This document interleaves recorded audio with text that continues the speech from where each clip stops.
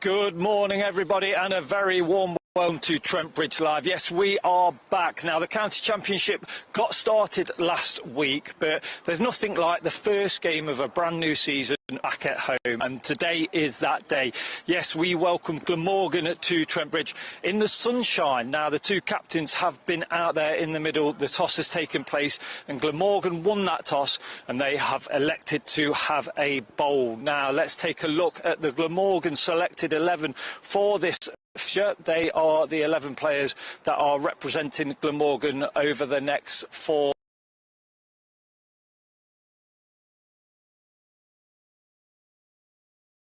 Crane. Now, if we take a look at the Nottinghamshire selected 11 for this fixture, you'll notice if you followed the game down, and he changes to the lineup for this game. Yes, experience. Ben Duckett comes in at number 3, and then obviously Josh Tong and Brett Hutton with Rob Board making way. To say that I'm going to win. Trent Boater. How are we, both? Hello, Aaron. How are you? Good to see you, mate. Let's just talk about obviously this fixture. Do you think Haas would have chose to do if he had won the toss? Look, I think we would have had a ball. Fresh pitch in April. It's a bit of a no-brainer. However, it's a lovely batting day, so we're not upset. It's a focused bunch of guys out there, and we're excited to get going, to be fair. And back at home as well, obviously we started our campaign down in Taunton. A tough place to go, Taunton, but so to collect 13 points from that fixture, 1 more point than we got last year. Positive start? I think so. I think if you look at it, it was under some serious pressure, which we haven't taken, but to come up with a solid draw away from home at Somerset is a good result. Yeah. Moving on to this game, you know, Glamorgan they'll be up for it. You know, coming up from second division, they're a well-run club. You know, with the new coach, and it'll be exciting. Exciting. Yeah. It's just on that, obviously, a new, like you say, promoted last year, coming up into Division 1 cricket. A challenge here at Trent Bridge. They've won the toss. I mentioned there when we looked at their selected 11, a lot of talk about Asa Tribe. They're opening the batting. Just obviously from that point of view, obviously we'll see that later on. But their team, what do you look for in their team? What do you see in their team that can potentially cause us, you know, problems over the next few days? I think they've got a few talented players there. You know, they always have. And they deserve respect. However, as usual, we focus most probably 20% on the opposition, 80% on ourselves, and I think as long as we remain focused and we look for some hard work during this four-day game, I have no doubt that we can turn them over. Well, let's talk about the 80%, that being us. 3 changes to the side that obviously face Somerset.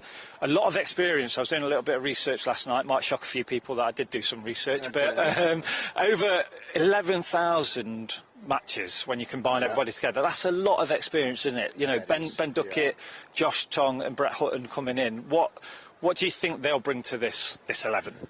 I mean, exactly that. You know, they're international players. You know, and you know, Ferguson overseas. You know, so listen, we're bringing some real class and quality.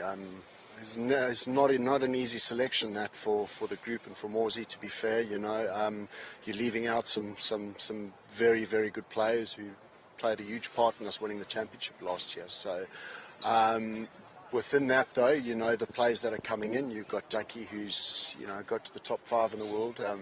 So there's high expectations on him as an international player, and Tangi's a match winner. And Fergie as an overseas is right up there himself. So yeah, it's a nice position to be in. However, that doesn't mean that we just got to expect it to all of a sudden happen. We've lost the toss. We've got to now focus right back down to this first over of the game, really. Remain nice and calm and focused, and let's get going.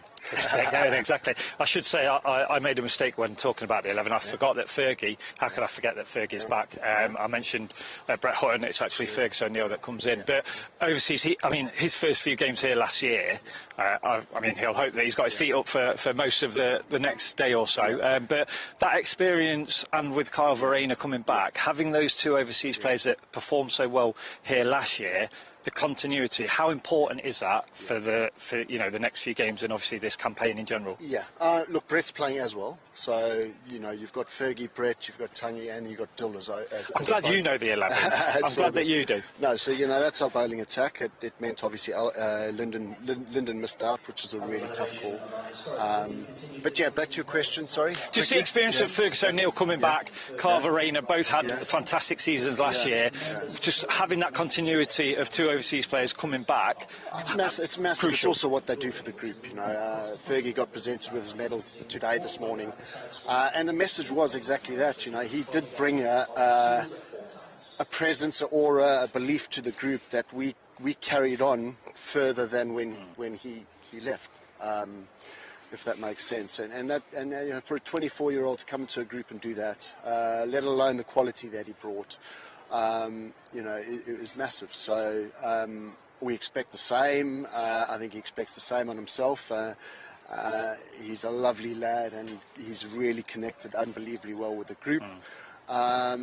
And Carl the same. Carl's just a really, really nice, there's not many nice South Africans, but he's one of the nice ones. No, but Carl's been a beauty. He's fitted in unbelievably well within the dressing room, and is a quality class player. Yeah. And then just finally, you mentioned looking at this, the first over, the first session. We always say that on any game really, that first session on day one is so crucial. What lies ahead for Haas and Ben Slater in this first few overs, do you think? What have they got to get through? Oh, look, I mean, without going through any cliches, the reality is they're two very experienced opening batters. However, there's going to be some good balls flying around in April. It is what it is. It's one of the really tough jobs within the county season, early season, opening the batting. So. Look, they've got to trust their defence as usual. They've got to stay nice and positive though, and put the bad ball away, and simply try and take one ball at a time. And you want to try and extend that partnership as long as we can. Let's get going. You're excited, aren't you? Everybody's excited to have cricket back here at Trent Bridge. Now, the bell has just rung, which means that we're about 5 minutes away from the start of play. So I'm going to now hand over to your commentary team, and it's a very delightful thing to be able to say good morning to Dave Bracegood. Or would you like to say good morning to Dave? Good morning, Dave. What a wonderful man. I've got rid of my orange boots. You'll be happy in my shoes. That is very disappointing. Right, let's get started then. Play will be underway very, very soon with Nottinghamshire batting.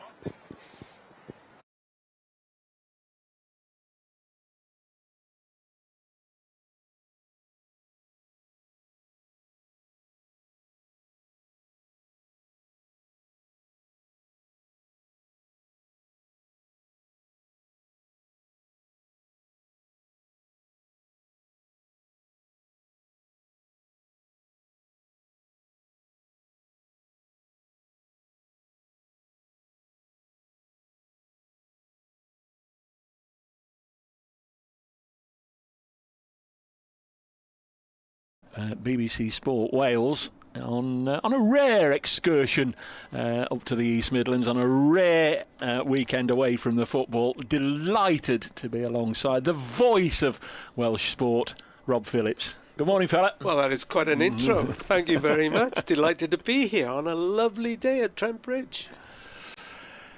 Both sides with a draw last week. Notts were away at Taunton against Somerset, 13 points. Glamorgan at home to Yorkshire, a match you also covered, 12 points. So a solid start on their reintroduction to Division 1, but Glamorgan make one change for today, Rob. Yes, Zainul Hassan, the batsman, comes in for Sean Dixon, who didn't have a great time against Yorkshire.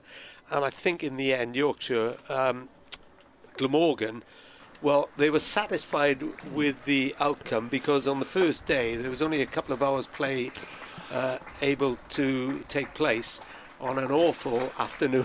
We waited until about 4 o'clock before play started, and they were 28 for 4.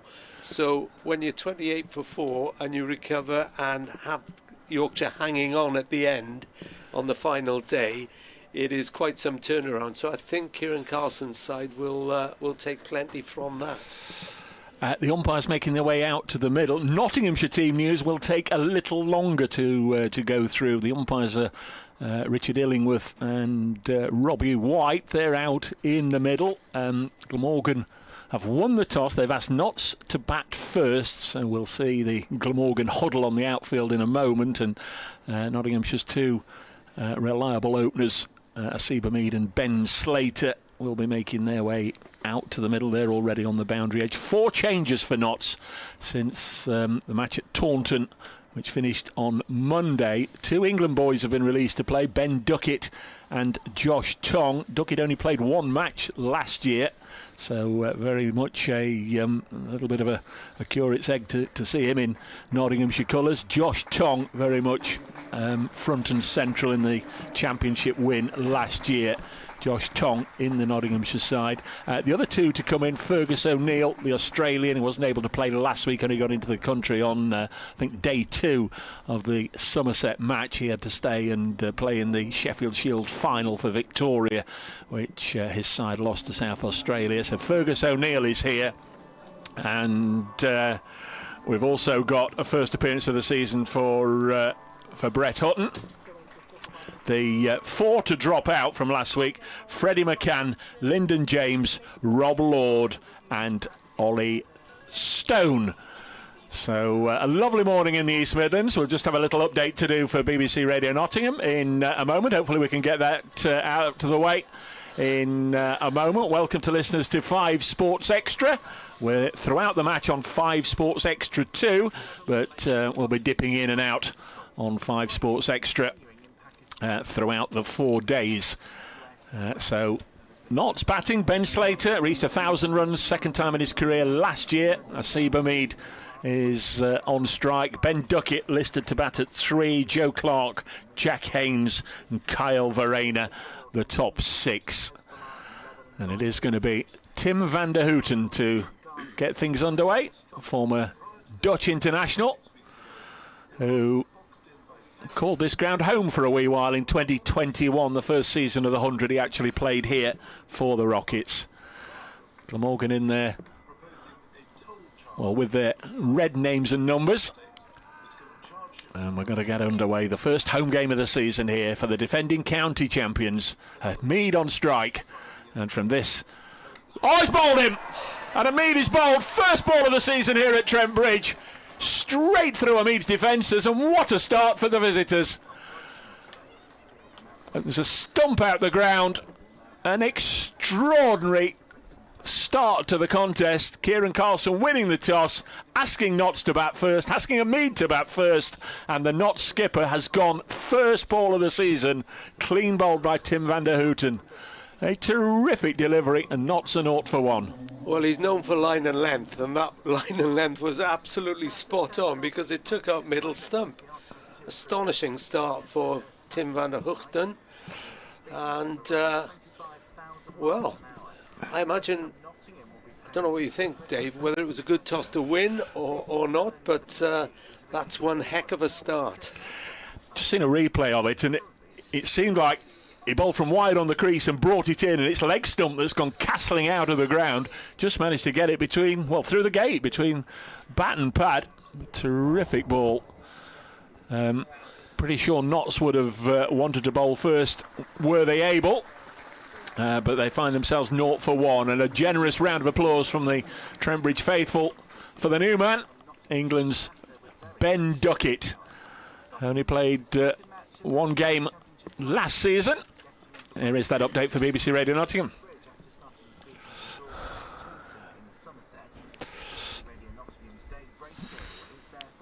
And what a dramatic start we've had to this game. 1 ball bowled and Nottinghamshire 0 for 1. Their captain, Asiba Mead, has been bowled first ball of the new season here at Trent Bridge by Tim van der Houten. Lovely pitched up delivery, knocked back the leg stump, and Notts a 0 for 1. Notts have made 4 changes. Ben Duckett just making his way to the middle. He's into the side. So too Josh Tong, Brett Hutton and Fergus O'Neill. McCann, James, Lord and Stone are on the sidelines. Notts 0 for 1.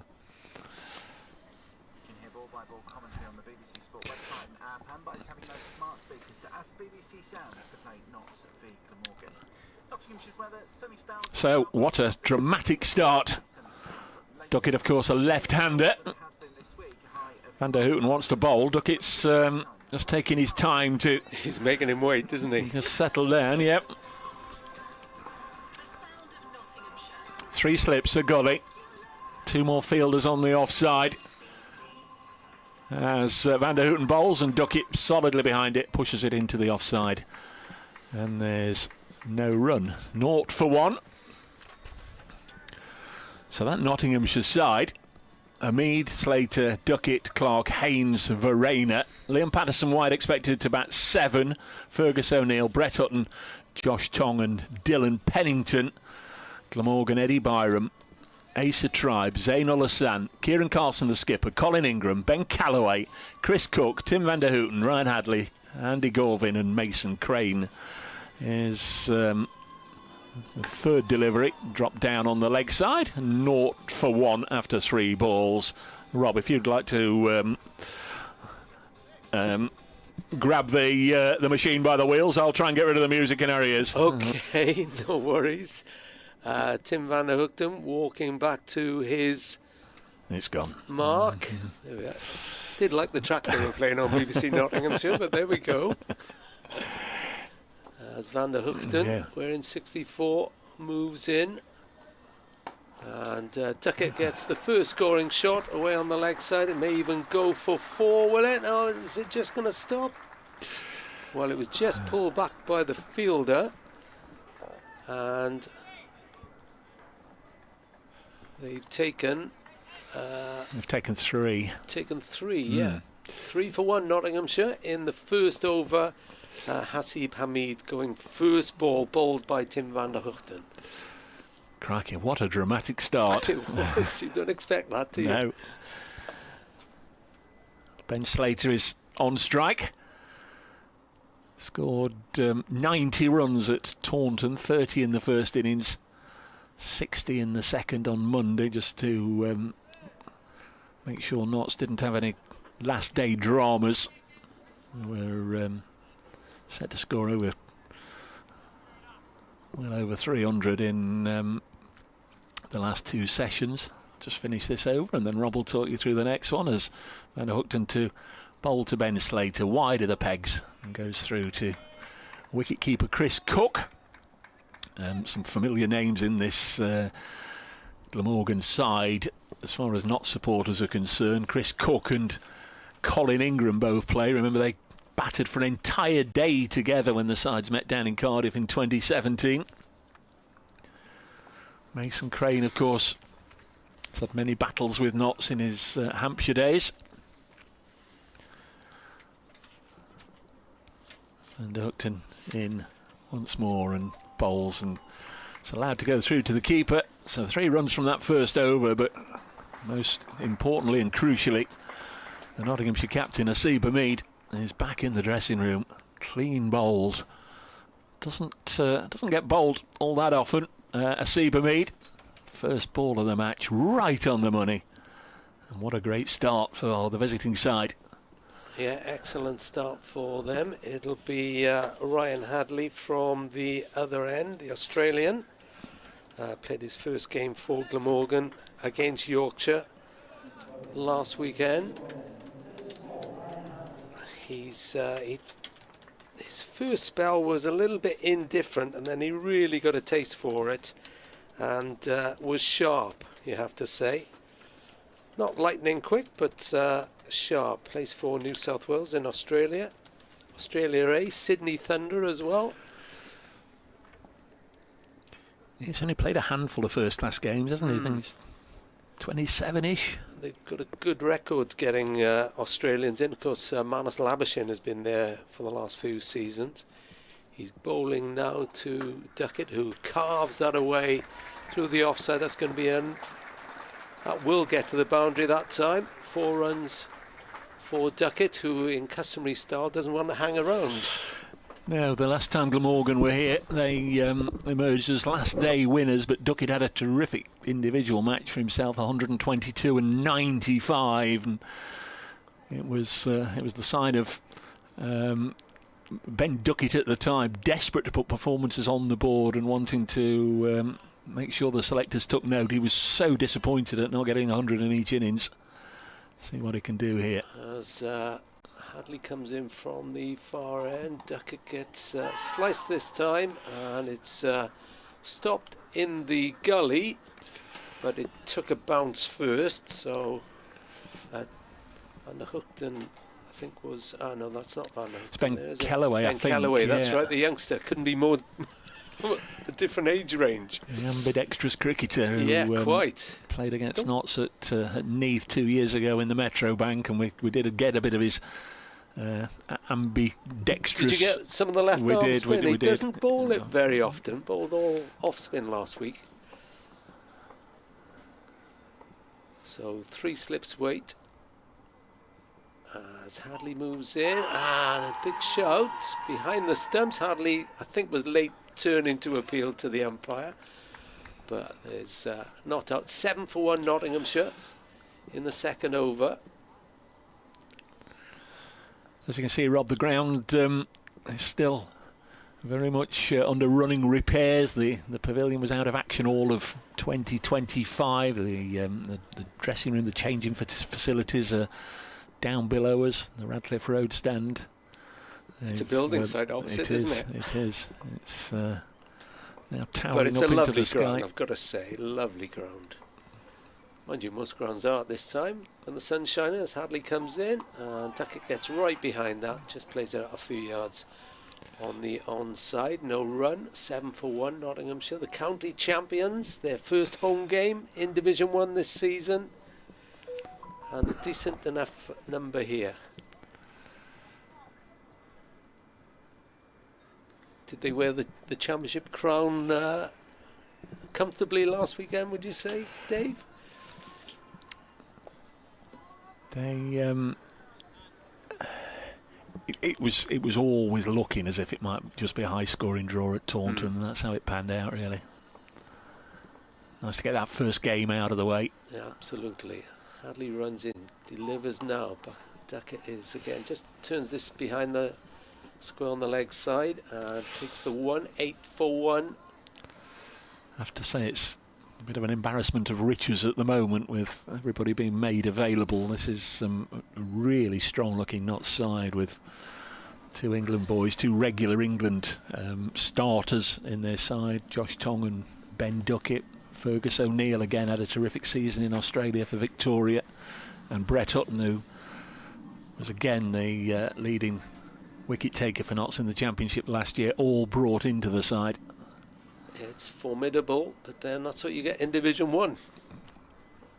And Glamorgan are very happy to be here, and actually don't have a bad record recently on this ground, as Hadley comes in again. Slater just shouldered arms, and it goes through to Chris Cook. No run. 8 for 1 after 2 overs. Nottinghamshire on a lovely day here at Trent Bridge. Surrey have also lost an early wicket. Dominic Sibley out to Josh Hull at the Oval. Surrey batting there against Leicestershire, 14 for 1 early stages. Essex, who had a good win against Hampshire last week, playing Somerset this week. Essex batting their 11 without loss.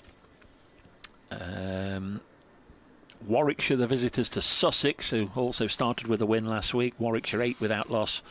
And Hampshire are batting at Headingley against Yorkshire, yet to put a run on the board after 3 overs. There's Van der Hookton in to bowl to Duckett, solidly behind it and blocks. Play underway in all 4 matches as well in Division 2. Durham 12 without loss, batting at Bristol against Gloucestershire. Northants 15 without loss, batting at Canterbury against Kent. Lancashire at home to Derbyshire. They've lost the wicket of Luke Wells early on. They are 7 for 1, Lancashire versus Derbyshire. And Worcestershire at Lords, the visitors, Worcestershire 10 without loss. All the scores, all the updates as they happen on the BBC Sport website and app, and you can get the commentary, links to the commentary as well. Edged again, I think there's more pad than bat from Duckett, falls shy of 3rd slip. Again, throughout the game, all 4 days, assuming it goes all 4 days, there will be continuous commentary on 5 Sports Extra 2, and it will be one of the featured matches on Sports Extra as well. obviously Kevin Howells will guide you to where the action's happening over the course of the long weekend. Umpire at this end, Richard Illingworth, standing with his left arm out, just holding Van der Hoogten up because Duckett was taking his time again just to settle. And he's playing this one up to mid-on, and there's no run. Andy Gorvin doing the fielding there. Feature of Van der Hoogten is he does try and make you play every ball. His accuracy is one of his great strengths. Been around a while now, of course. Tim Van der Hoogten, he's 35 now, but still strides in with great alacrity. Not the longest approach. Tall man. Comes in on a slight angle. Shoulder doing a lot of the work. That's a good delivery just outside the off stump, and Duckett pushing down a line of off stump. I don't think he went hard at the ball as it goes through to Cook. A lot of pressure on Glamorgan's bowlers here from an individual point of view, because I've not done any research over the few days off between leaving Taunton and starting this one, but last week's match down at Taunton, Somerset not a single no ball bowled. It almost felt like we were not seeing a county championship game. 4 solid days, almost uninterrupted play throughout, not a single no ball as Duckett drives handsomely through extra cover over the netting area. Those cut wickets away to our right and away for 4 towards the William Clark stand. Lovely shot from Ben Duckett, his second boundary. He's scored all of Nott's runs there, 12 for 1. You've seen enough cricket in your time, Rob. You'll know that a full day of cricket without a no ball in the county championship is a rarity, but a whole match, I assume it's not the rarest of thing. We're at a look it up, but I can't recall There were a couple in the Glamorgan Yorkshire game, I can tell you that. Lovely shot from Ben Duckett, tucking into his work. Van der Hoogten bowls and beats him on the outside this time. Very much looked as if he played at that one. End of another tidy over from the tall, fair-haired Dutch international. Van der Hoogten 2 overs 1 for 7. Nottinghamshire 12 for 1 here after 3 overs. And delighted to have you along. If you want to get in touch, got the old Twittery thing, the X thing, @Brace Cricket. Also, in light of popular demand after 20 years, we're going to give it a try for this game. I've got a tablet.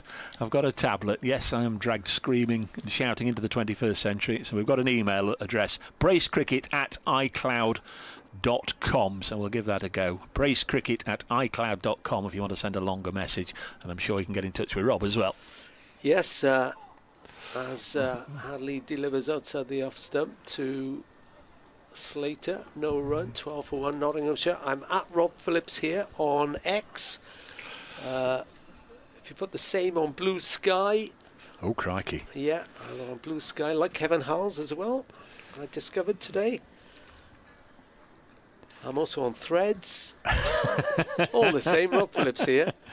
And of course, regulars will know there's a Glamorgan cricket email that if you want to bring up anything to us, you can email us on that. As Hadley comes in, took an edge, and he's caught in the slips is Slater, and Glamorgan have their second wicket. Slater goes for a duck, and it's 12 for 2 here at Trent Bridge. Yep, terrific stuff from the Glamorgan bowlers to put the ball in good areas there, and Ben Slater just having a little nibble to second slip low down. Asa Tribe catching it. It was one of those we're looking, obviously from our vantage point in the Radcliffe Road stand, sort of looking down on it, Rob, and first slip dived to his left, and third slip sort of was moving to his right, totally obscuring Asa Tribe low down, but then they all went up to celebrate. The first indication that he'd clung on cleanly. So Slater faced 5 deliveries at the crease, quarter of an hour, and Not's in a bit of a pickle here. At 12 for 2, Ben Slater caught Tribe, bowled Hadley naught. But I should remind you again, Glamorgan were 28 for 4 this time last week, actually later in the day a week ago, and recovered sufficiently to post 300 in their first innings and then make Yorkshire sweat on the last day, so they'll be taking nothing for granted as Joe Clark makes his way to the crease. First wicket today for Ryan Hadley. He, as I said, in his first spell against Yorkshire, took a while to settle down, but took for the 3 for 62 and then 3 wickets in the second innings as well. And he generates a bit of pace when he gets going. Good catch by Tribe, who has got plenty of pressure on him, of course, with being mentioned in talks about England openers. Ben Duckett will have something to say for that, I'm sure, although he doesn't appear to be the England opener under most pressure. That is Zach Crawley, I'd say. But Tribe, one of those up-and-come, had a really good England A tour in the winter with in Australia, had a ton there, and he's a promising player. A Jersey boy. He is indeed, yeah. So Hadley against Joe Clark, who faces his first ball, right-handed Joe Clark. Hadley balls, and Clark fends it off into the onside, no run, and Nottinghamshire, the champions, 12 for 2. Dramatic start, yeah. I think I said it was second slip. He's actually at third, isn't he? Kieran Carlson's at second. Colin Ingram at first. Yes, with regards to Tribe, I think all cricket watchers are sort of tuned into the fact that he's a name that's been mentioned in dispatches. It'll be interesting to see how he goes converting from Division 2 runs to Division 1 this season. Absolutely. Hadley balls from the far end again. Just whistles past the outside of Joe Clark's bat. I think he played at that one. Went through to Chris Cook, the wicket keeper. There was a bit of interest in that. A couple of oohs and ahs. Mind you, they do it for every ball these days, don't they? Pretty much, yeah.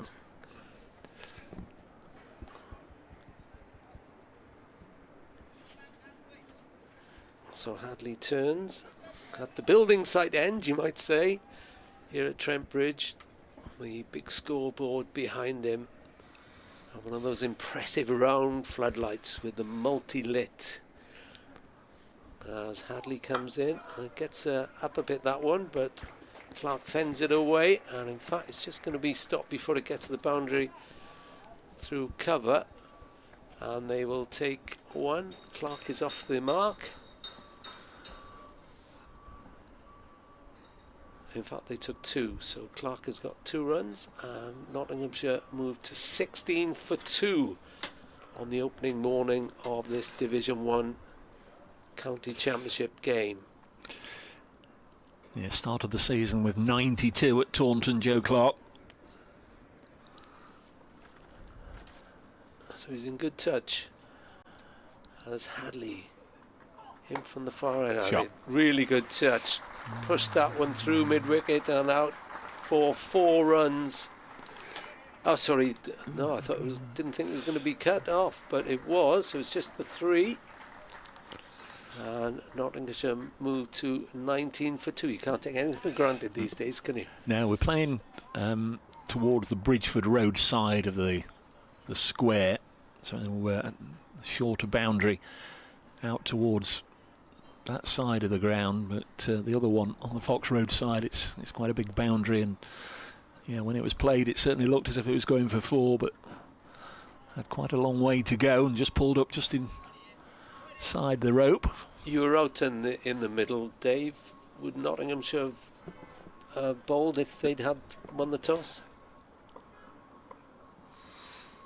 Hold that thought as Hadley comes in, and Duckett pushes that through the onside. He's left-handed, of course, and he's going to take 2 runs, and Nottinghamshire will go to 21 for 2.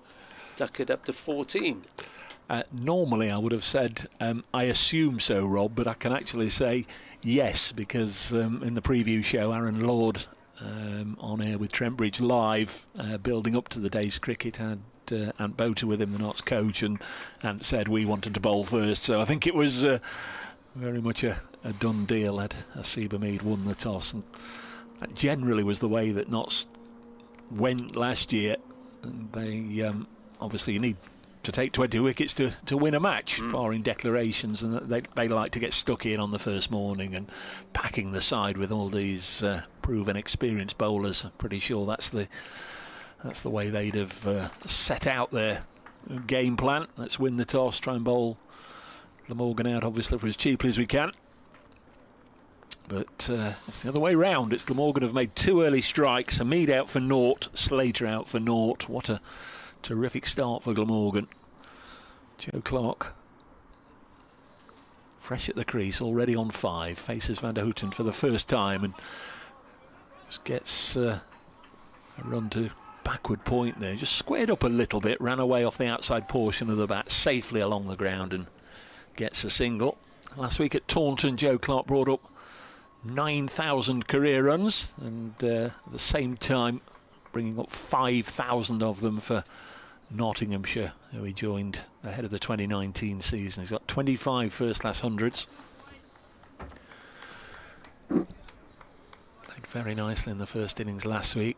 Was dismissed by the young left-arm quick that Somerset have got, Alfie Ogborn. Went 8 shy of 100. Duckett back on strike. Van der Houten bowls and Duckett just turns this to leg and there's no run. Yeah, well, Clark was born in Shrewsbury but went to Llanfellin High School. At least that's how I say it. It certainly wouldn't be how I say it. Whether he says it like that is another thing, of course. Shrewsbury is very close to the Welsh border. It's border country. So he may well have gone to school in Wales. Well, we might even claim him. Next ball wide of the off stump and through to the keeper. I think he went to school in Shrewsbury because over the winter winter job covered Mansfield Town, and his big mate is Will Evans, the Mansfield Town striker, and they went to school together. And right. The Llangenwydd Eusebio, I believe that's he's called. Was that Will Evans? Yes, Will Evans, yeah. Former Newport County player. Indeed. Van der Houten again, wearing 64. Balls to Duckett, turns this to mid-wicket. Probably only a single yet. It will be. Duckett's come out as he normally does, playing very positively, looking to crack on with things. Celebrated his 30th birthday over the winter now. 43 test matches for England, averaging about 40 in test cricket, and at first class level averaging close to 43, but averaging 46 for Notts. So he began with Northants. Joe Clark on 6. Partnership Notts will hope is in the early stages, worth 11 as he turns this to leg and there's no run. Lovely day in the East Midlands, some wispy cloud around. We're not bathed in sunshine, but it's just a very pleasant day. They warn of perhaps the odd shower over the weekend. Let's hope it stays away. They were warning us of all sorts of perilous weather down at Taunton last week, but it didn't really materialise. Not to any great extent. We're still playing till after 5 o'clock on the last day. Van der Houten in again. Clark leaves it alone as it goes through to Chris Cook. We're through 5 overs. Been playing for 27 or so minutes. Nottinghamshire 23 for 2. Asiba Mead bowled Van der Houten for naught, first ball of the match, and then Ben Slater fell, caught at third slip from the bowling of Ryan Hadley. Good catch by Asa Tribe. 23 for 2. Do you think Ben Duckett feels any pressure at all, Dave? As I say, he doesn't appear to be the one under most scrutiny for that England opening role. I don't think he'd admit to being nervous. I notice he's been working with the England physio, hasn't he, over the winter to get even fitter. And of course, he signed up for the IPL and then pulled out. At a reasonably late stage, said he doesn't want to do that. He wants to play for Nottinghamshire. Ryan Ryan Hadley, 1 for 14 off his 2, comes in again, and Duckett slices that away through the offside. I don't think that's where he was playing it. He's run through for 2 though, and he doesn't hang around, Ben Duckett. 25 for 2, he's on 17 from 19 balls. As Hadley goes back to his mark. Still 3 slips. And a gully. There's a backward point as well. Waiting for the nick from Duckett. Hadley over the wicket. Bowls, and Duckett gets everything behind that. Picked up a few yards from the bat. I have an email, Rob. Crane. All right. I have an email. Good morning, Nigel. You have the honour of being the first to get in touch on the new email address, bracecricket@icloud.com. Dave, this makes life so much easier for me as I can't get into X now, not that I ever really used it. Greetings from a sunny but not that warm Wirral, Nigel. Lovely to hear from you, Nigel. Yes, so many people have said, oh, please, can you get an email address? So well, I've got another one for you, glamorgancricket@bbc.co.uk. So if you want to get in touch with us, do so as Hadley comes in, and Duckett in the air, but a despairing dive by Eddie Byram on the onside, and it's gone through for 4 runs. I don't think he was ever going to get there, but he made a valiant effort for it, 29 for 2. And Duckett moves to 21. That one through mid-wicket. Yeah, it's a run of ball 21. He scored 6 runs in this over. The 2 on the offside, it sort of looped straight to where extra cover would be, but there wasn't an extra cover. That was in the air. And this one, as you say, certainly interested Eddie Byram. He flung himself to his left at almost by the square leg umpire. Couldn't get there. Hadley tries again. Duckett this time crashes it, hooks it around for another 4 runs, 2 successive 4s. Duckett has got the taste for Hadley at the moment. He moves to 25, Nottinghamshire 33 for 2. Yeah, we're in the 6th over. The only downside with getting a Mead out first ball was that it's got Duckett out there quickly. Yes, quite. But you'd rather be bowling at him early on, wouldn't you, while you've got the new ball in your hand and the bowlers are fit and fresh. But you've got to pitch it up a little bit more than that one. It was a half tracker and Duckett was all over it. Got the treatment, didn't it? Certainly did. Hadley again. And this time Duckett fends it off square leg and just ambles through for 1. 34 for 2 now. And he moves to 26. Very nice this morning to catch up with both of the scorers. Roger Marshall doing it for Notts. Andrew Hignell out there in the middle for Glamorgan. As I say, we don't paths don't cross too often, Nottinghamshire and Glamorgan, or haven't in recent years. So nice to catch up with Andrew. Match referees Peter Such.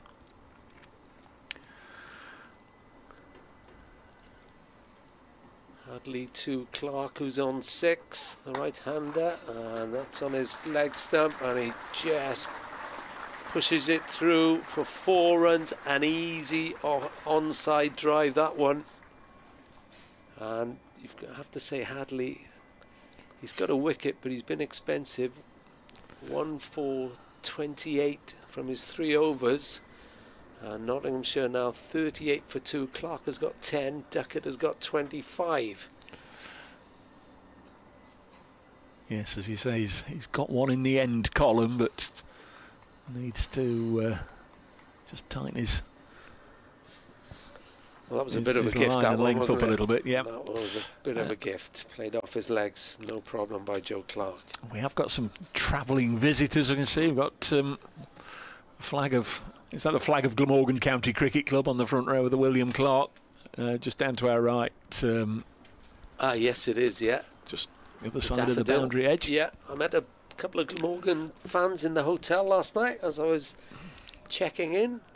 one, a former TV director of mine, big Glamorgan fan, was sat in the freezing cold at Sophia Gardens last week. Was in pretty good mood. 38 for 2.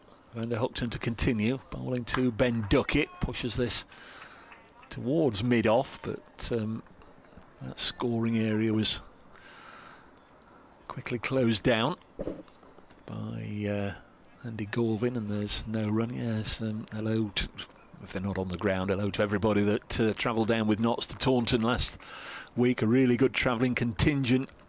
Was a little disappointed Easter weekend that there weren't that many inside the county ground Taunton last week. Very much expecting it to be almost rammed to the rafters. Van der Hookton bowls turned by Ben Duckett towards mid-wicket. There's no run. Very early start. In fact, last weekend, the 3rd of April start, the earliest ever start to the county championship. So coinciding with Easter, other people might have had other plans, but attendances were a little disappointing, I think. There's Van der Hookton in again, bowls and beats Duckett on the outside through to Chris Cook. The issue with our commentary position, Rob, is that we can't see. I mean, if you look to your right, actually, I was going to say you can't see, but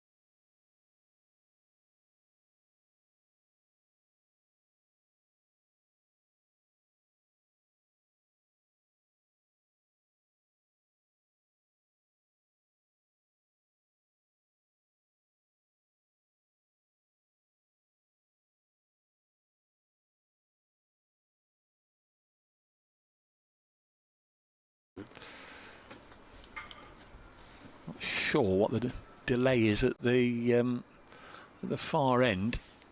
Umpire we're getting a helmet. Waiting for a helmet to be brought out for Eddie Byram. He's obviously been getting himself ready for the new bat, just to pop in there at square leg. I've had a text, an email from Thomas Mahoney on the Glamorgan cricket. Wait for you to describe this ball. It's Van der Hookton in bowls, pushed into the offside by Jack Haynes, no run. Thomas says, hi comms team, love the coverage so far. Weird not rooting for Duckett as normally following England. I'm begging him not to hand over his wicket too early, but as a Glam fan, I'm hoping for exactly that. Well, you've just got your sort of wish, Thomas. Nice to see a half-decent turnout considering it's a chilly early April weekday. Best wishes and up the Glam, says Thomas.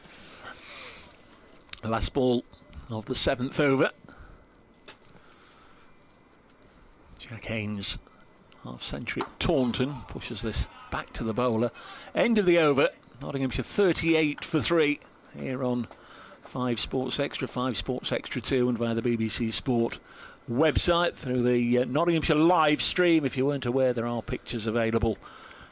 Just go to the Nottinghamshire County Cricket Club website, trentbridge.co.uk, and they'll steer you from there towards the live stream. Rob Phillips will continue and slotting in alongside from BBC Sport for the first time this season. The man who's named, I always call you this, the man who's named after 2 former Test match captains. Nasser Hanif is with us. Very good morning, Nas. Let you and Rob talk it through the next few overs. Hi, Nas. Good morning to you. I'll let you carry on with proceedings for the moment, and then I'll catch up after this over. So Hadley in from the far end, looking to build on his 1 wicket, played away by Joe Clark. It's all been happening this morning, hasn't it? It has. It's been quite an opening. 38 for 3 Nottinghamshire. Yeah, I wasn't expecting this. 3 wickets. And a run rate of 5.30 this morning too. Well, as I said, Ben Duckett hasn't been hanging around, no. as his customary style. Hadley has been very expensive, 1 for 28 from his 3.1 overs so far. But if he gets Joe Clark, they'll take that. Clark drives that straight back to the bowler. Nice one-handed catch by Hadley. It's a big day for Glamorgan, playing here at Trent Bridge against the champions. It's the sort of game that they worked so hard for last season when they got promotion from Division 2. I guess it's the ultimate test, isn't it, to play the team at the very top last season, and hoping to emulate that as well this season too. And on a test match ground as well, which always makes a difference. Hadley in from the far end, Clark gets that the way to mid-on, where it's dealt with by Van der Hookton. No run, 38 for 3. Yeah, Van der Hookton, he's looked really good this morning, hasn't he? He is such a stingy bowler, isn't he? Yeah. He looks a huge giant of a man, doesn't he? Absolutely massive. I wonder whether I might be trying to interview him at the end of the day. He's got 2 for 9 from 4 overs at the moment. It'll be a big disparity in height as Hadley comes in, and Clark turns that away on the onside through square. Yeah, it's interesting as well, isn't it? The sort of contrast between him and Hadley on the other side, who's gone for a few runs, but still taking a wicket, but still much more expensive. He's a strapping man. I did interview him last week, actually, Ryan Hadley, after his first few wickets for Glamorgan. Really nice guy, really typical Australian. I don't know about you, but I don't think I've ever come across an Australian who doesn't talk well to the media.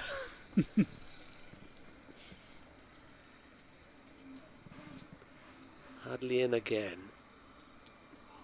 And Clark sliced off his bat that time to point. No run. This is better, more accurate from Hadley. Yeah, it's incredible, isn't it? 3 batsmen all out this morning. Hasib Hamid, Ben Slater, 2 ducks there, and then Ben Duckett aiming to get on with things. But a few of those shots that he did play were a bit risky, and in the end he succumbed to one of them, didn't he? He did, yeah. 38 for 3. Hadley again in, and Clark waits. It got up that time, but he's dealt with it. Pushed it through for 4 runs. Just through the covers. Nobody, 2 fielders did give chase, but it was pretty forlorn. So Hadley's spells is over, really, conceding a 4 off the last ball. 4 overs, 1 for 32. Nottinghamshire 42 for 3 with Haynes yet to score, and Clark on 14 from 14. Yeah, these 2 batsmen, 50s in the previous match, so Nottinghamshire will be looking to these 2 to try to stabilise things, I guess, at this stage, with the score now 42 4-3, and it's Van der Hoogten. I think that's the correct pronunciation, I hope it is. It's all sorts. My Dutch is not what it was, it's fair to say. With a 64 on his back as he comes in to bowl. First ball of a brand new over, and he bowls, and this one is played and missed outside the off stump and through to the keeper, Verena. No run. I once asked Ole Gunnar Solskjaer when he joined Cardiff City how you say his name, and he said, well, if you want to do the Norwegian, it's Ole Gunnar Solskjaer, something like that. My Norwegian is not what it was either, but he said, honestly, just call me Solskjaer. In fact, just call me Ollie. Apologies to those who were listening last week, because I told the same story, probably in the same circumstances, but it's true. As Van der Hoogten comes in again, and he bowls. His next delivery is a played and missed, and it's gone past the outside of the bat of Haynes and through to the keeper again. And Uzanaza, as is per usual, from the slip cordon, but no further additions to the Nottinghamshire total.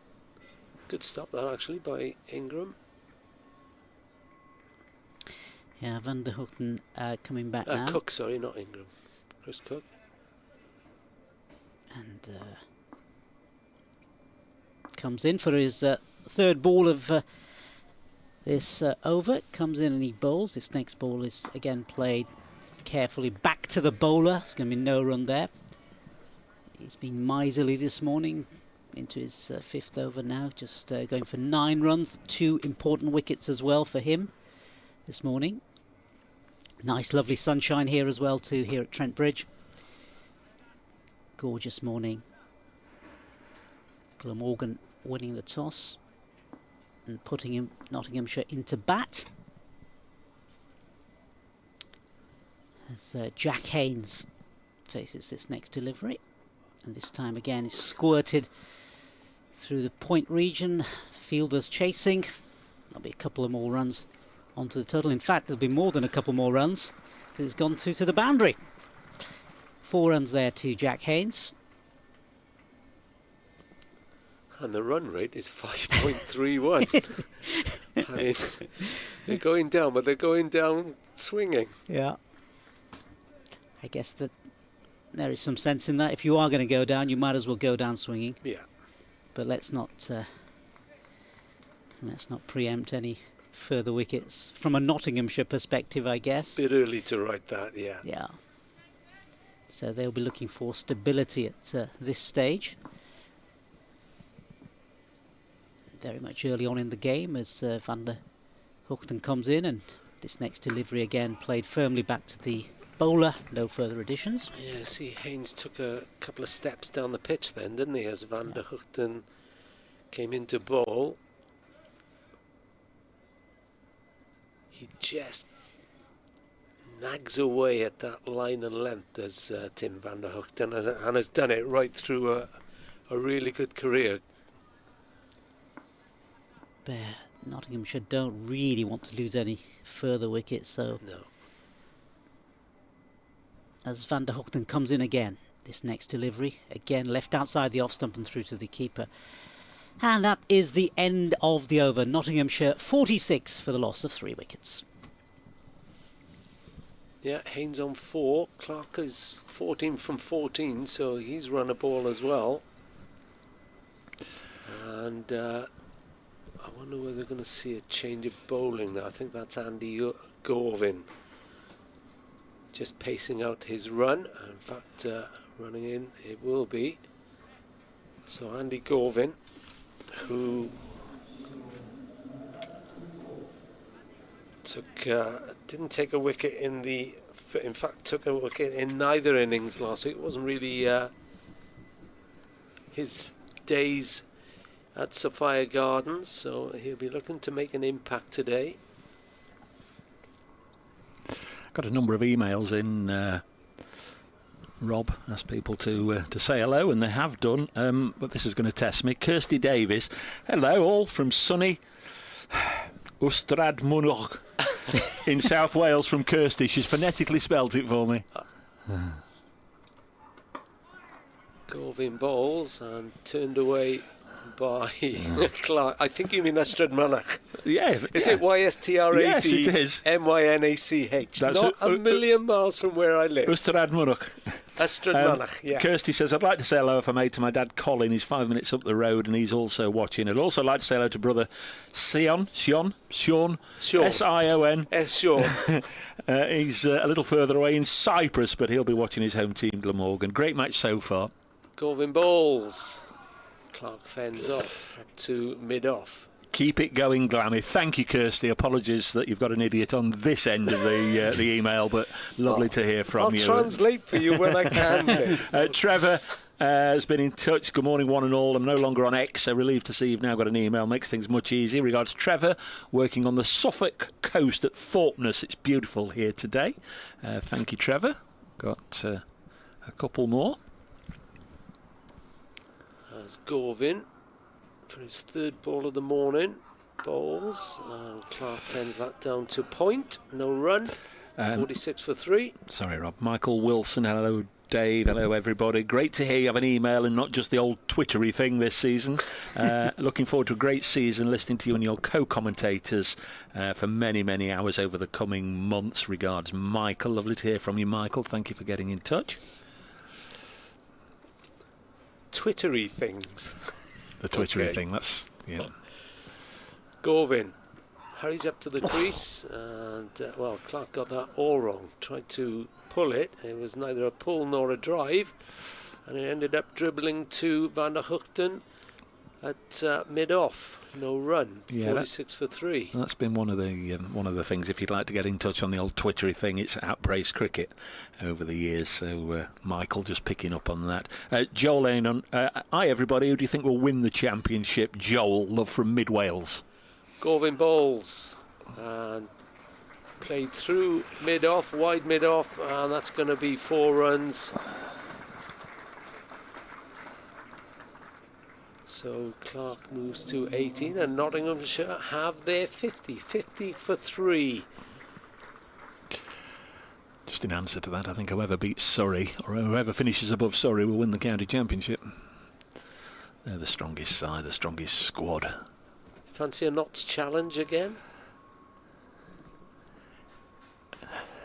At 50. Oh, sorry, I'm putting you on the spot there. It's going to be the availability of the key players. Yeah. They've not made really any significant changes from the side that won it last year.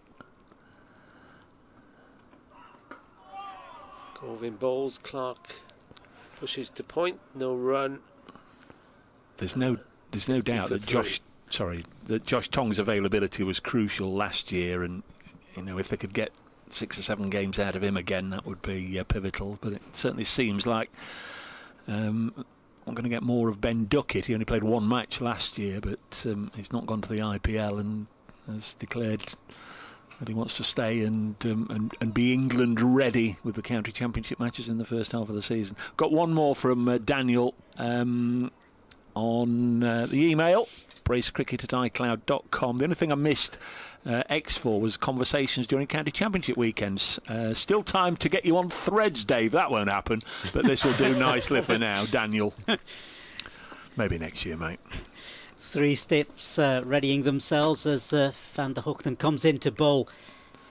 his brand new over. The first ball is played leg side by Haynes. It's just a minefield for me, all this technology, and we've got the Twittery thing, we've got the Radio Nottingham, we've got the connections, all the radio connections. We're trying to make ourselves heard on the live stream as well. We've got my phone keeps going off with various messages from HQ, and just always considered that an email would be one extra chore, but we've got the email as well now. Van der Hoeken comes in again. This next delivery is left outside the off stump by Haynes. No run. Nash, you with us? Did you have a game last week? Did you follow from afar? No, I followed from afar. I was reading about it as I was travelling in this morning. Actually, keeping abreast of things, keeping abreast of that draw. So it's your season debut. It's my season debut, and Nottinghamshire's first home game debut, Yes. and an amazing first ball. Steady. I'd forgotten about that. He won't invite you back. But I know the other thing, I'll mention it after this ball from Van der Hoeken comes in. This next one is played. Shot. In fact, played down off his feet and through the onside for 4 more runs. Beautiful 4 there from Haynes. Jack Haynes taking him on to 8. Yeah, I was thinking as poor old Hasib Hamid was out for naught. I was also here last year when he made that double century. Do you remember that? Yes. Amazing. Of course, I remember that. I can't remember his innings this morning. I was thinking, Yes. I was here for the sort of the highs and the complete Yes. high and the low, wasn't I? Really, certainly this morning. But That must have been. I think he got 2 last year. Actually, I don't know if that was the Yeah. Somerset one. So we were talking about that last week. Yeah. So as Van der Hoeken comes in again and he bowls this next ball, and this one again is pushed out into the offside. No run there. And I think he was out for run out last year. Yes, yeah. From memory. Yeah, he was. Jack's been in touch with a Glamorgan slant, if you like. Morning, Dave. Morning, everybody. Probably too early to tell. How Mason Crane worthy would you say this pitch is looking likely to become as the match wears on? Thanks, Jack. He's a good bowler, Mason Crane. He had a isn't he? really good opening. yeah. Loads of wickets, didn't he, in the last 5 game? for 55. Yes, he could turn it, Jack, on a dance floor. Don't worry about that. As here comes Van der Hoeken, and he bowls, and this one again played out in front of him by Haynes. Just no run off that delivery. 54 for 3 Nottinghamshire. 1 ball left in the over. I've got a Mason Crane anecdote, actually, after this ball. Mesnil's been in touch. Waves, he says, from Normandy. Lovely to be able to watch Glamorgan in Division 1. Enjoying the comms and the attempts to pronounce Welsh place names. More, please. That's it's Chris at the bottom. He's got Mesnil. Mesnil Man as his email handle. That's Chris. Lovely to hear from you. As Van der Hoeken comes in to complete his over, and this one again a play and a miss outside the off stump through to the keeper. No run at the end of the over. Nottinghamshire 54 for 3. The 2 Jacks are in. Jack Haynes is on 8 and Jack Clark has made 18. My Mason Crane anecdote from his Hampshire days from my good friend Luke Fletcher. Came into bat about number 8 or number 9. Bowling at one end is Mason Crane. Bowling at the other end, and his retired hurt already 2 or 3 batsmen is Tino Best in his wildest. Samit Patel comes down to greet Luke Fletcher and says, Mason Crane's turning it square, mate. If you face Tino, I'll look after Mason Crane. And Fletch was already quivering at the thought of Tino Best, who greeted him with "Morning Shrek, I'm going to get you," or words to that effect. It was the end of the over. Mason Crane bowled Samit next ball. Fletch didn't stop laughing for 10 minutes. Andy Govin just... So these are the 2 guys that made 50s in the previous match, didn't they? Jack Haynes and Jack Clark. Yeah, 92 to Joe Clark and 55 to Haynes. We've got a hold up here. Kieran Carlson and the umpire. Oh, it's all friendly because Kieran Carlson he'd be sent off in football for that, Rob, wouldn't he? He's patting Richard Illingworth on the shoulder. Yeah, don't know what that was about, really. I've got no chance with the next email, Rob. Absolutely zero chance, and that's why he sent it. I've got one from Thailand as Govin comes into ball, and straight back from Clark. No run. Can you read this 54. one, because it may as well be in a foreign language. Hi Dave and team, Glamorgan from Rhiwabon up in North Wales, and if you can manage to pronounce that, the next village is, I can do this one actually, the next village is called Rhoslanachrigog. Enjoy, up the glam. No wonder you didn't want to try it, Dave. I've been to Barry. Gorvin in, and this time good pace on that. 3-2 Chris Cook, but Clark just left it, and Nottinghamshire are 54 for 3. What an eventful start we've had. Had one from David Watts watching from Chiang Mai. Great start by Glamorgan. Well on the way to my hope for 5 wickets by lunch. If you wonder where Chiang Mai was, he says, hope the weather stays dry for you over the weekend, though it's pretty chilly here by Thai standards. So I think he means Thailand. As Gorvin comes in again, and slashed. Didn't really get hold of it, Clark. Plenty of intent, but straight to point. No run. Very hot, 41 to 42 degrees centigrade here. So watching with AC and fans on. We're not quite doing that here, but it is a nice morning here in Nottingham. Yeah, got the windows open. Yeah. Fresh air. It's clouding over a little. As Gorvin tries again. This time gets up, but it's pulled down on the leg side. In fact, it was no more than a push, but it raced to the leg side boundary for Clark. And that's 4 runs. 58 for 3 now, Nottinghamshire. They were 38 for 3, so a useful 20 runs. Clark is on 22, and Haynes is on 8. Tell you what, it's been a heck of a morning. They're going along at 5 and over, or 4.97 to be exact. There's not been that many dot balls. 3 wickets have gone down, but plenty of runs. Gorvin once more. This time it's pushed through the covers to extra cover, and just the 1 run. So Clark goes to 23. Nottinghamshire 59 for 3. I do like the floodlights here at Trent Bridge. They're the round ones with loads of lights in, aren't they? They're so evocative, I think. If floodlights can be evocative, do you know what I mean? There's a Glamorgan link to them as well. Oh, I'm all ears as Gorvin runs in from the far side, and this time Haynes gets a solid bat on that. That's out through the covers. Just the 1 run for Jack Haynes. He moves to 9. And the score to 60 for 3. There's 6 of them to commemorate Sir Garfield Sober's 6 sixers at St Helens in 1968. Right. Sober's, well, they're very impressive too, as was that 6 sixers. It's just a great bit of footage, isn't it? It is. Everybody, I think, across the world is so grateful that BBC Wales were there that day to film it. And it was Wilf Wooler, I think, commentating, if I remember right. It's gone all the way down to Swansea. It has. Down the Mumbles Road. There'll be a bowling change here. Going to be an update for BBC Radio Nottingham listeners. I'll just look after this, Nas, and then bring you back in. We have got a bowling change. It's Hadley who's switched from the pavilion end, the Stuart Broad end. 4 overs, 1 for 32. Got a wicket early on, but as evidenced by those figures, he's leaked a few runs. He's bowling to Jack Haynes, who's on 9. Hadley, the Australian bowls, and straight away a rotation of the strike as Jack Haynes whips this off his hip away on the leg side. A very good morning as well to our production crew, producer Kirsty and able assistant Aaron for looking after things with the live stream. Got a big monitor this year. We had a little tiny one, Rob, last year. Little tiny screen, but got a great big one. Might well take that home after the match. I was going to say, it's like a cinema, that, isn't it?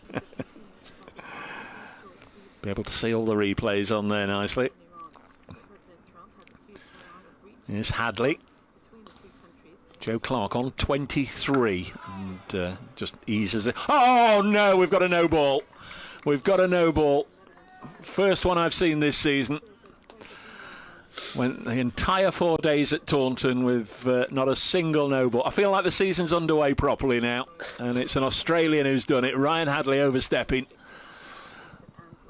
2 to the total. 63 for 3.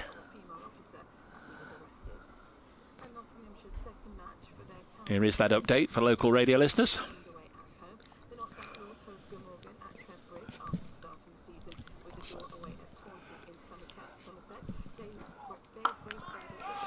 It's been a drama-filled opening hour, actually. Nottinghamshire put into bat a 63 for 3 at the start of the 13th over. The day couldn't have got off to a worse start for the home county. Asiba Mead bowled first ball of the match for naught. His opening partner, Ben Slater, followed also for naught. Ben Duckett, the England man, a bright and breezy 25 from 27, but he's gone as well. Not 63 for 3 in the 13th over.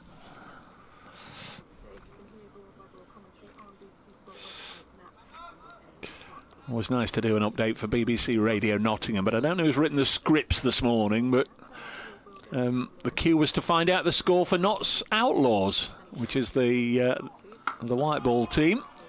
As Clark pushes us into the offside.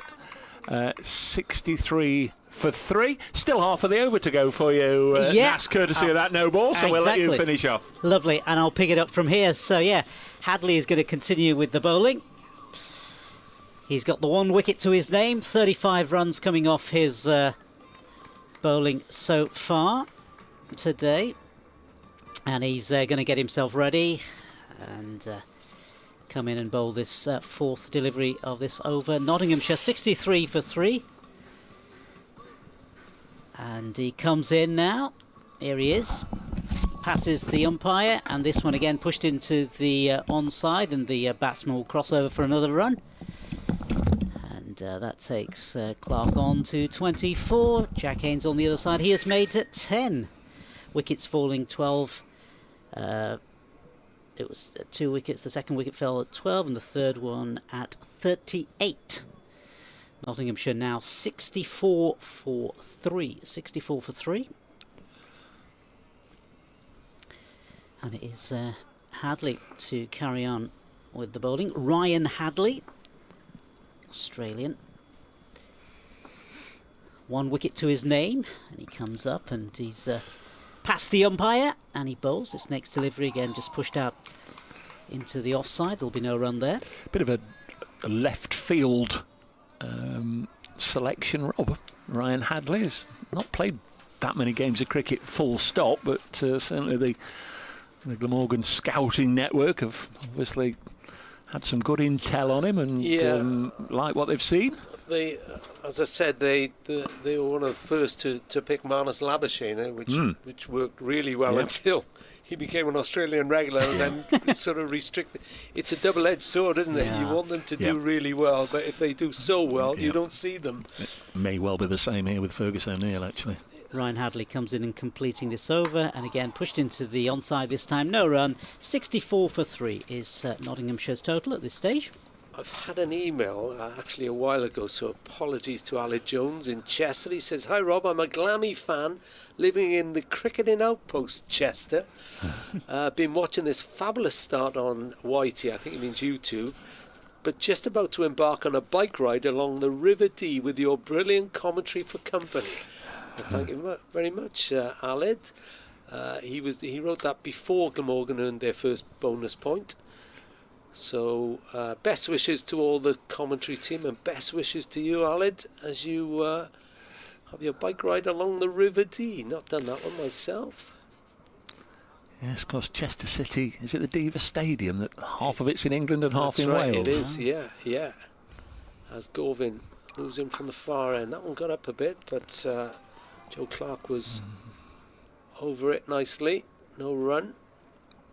64 for 3. Clark on 24. Haynes on 10. Of course, the big Chester derby is Wrexham.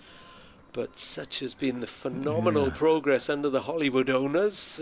They've moved well clear of Chester now. As Gorvin, plenty of pace in his run-up.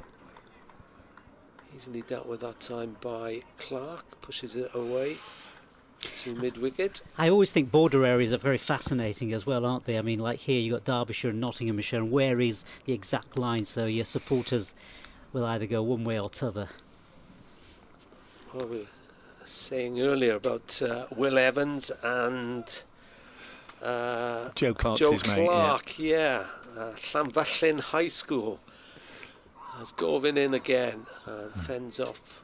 There's Clark, no run. Once more, same place actually, out to mid-on. If they're really good, we claim them.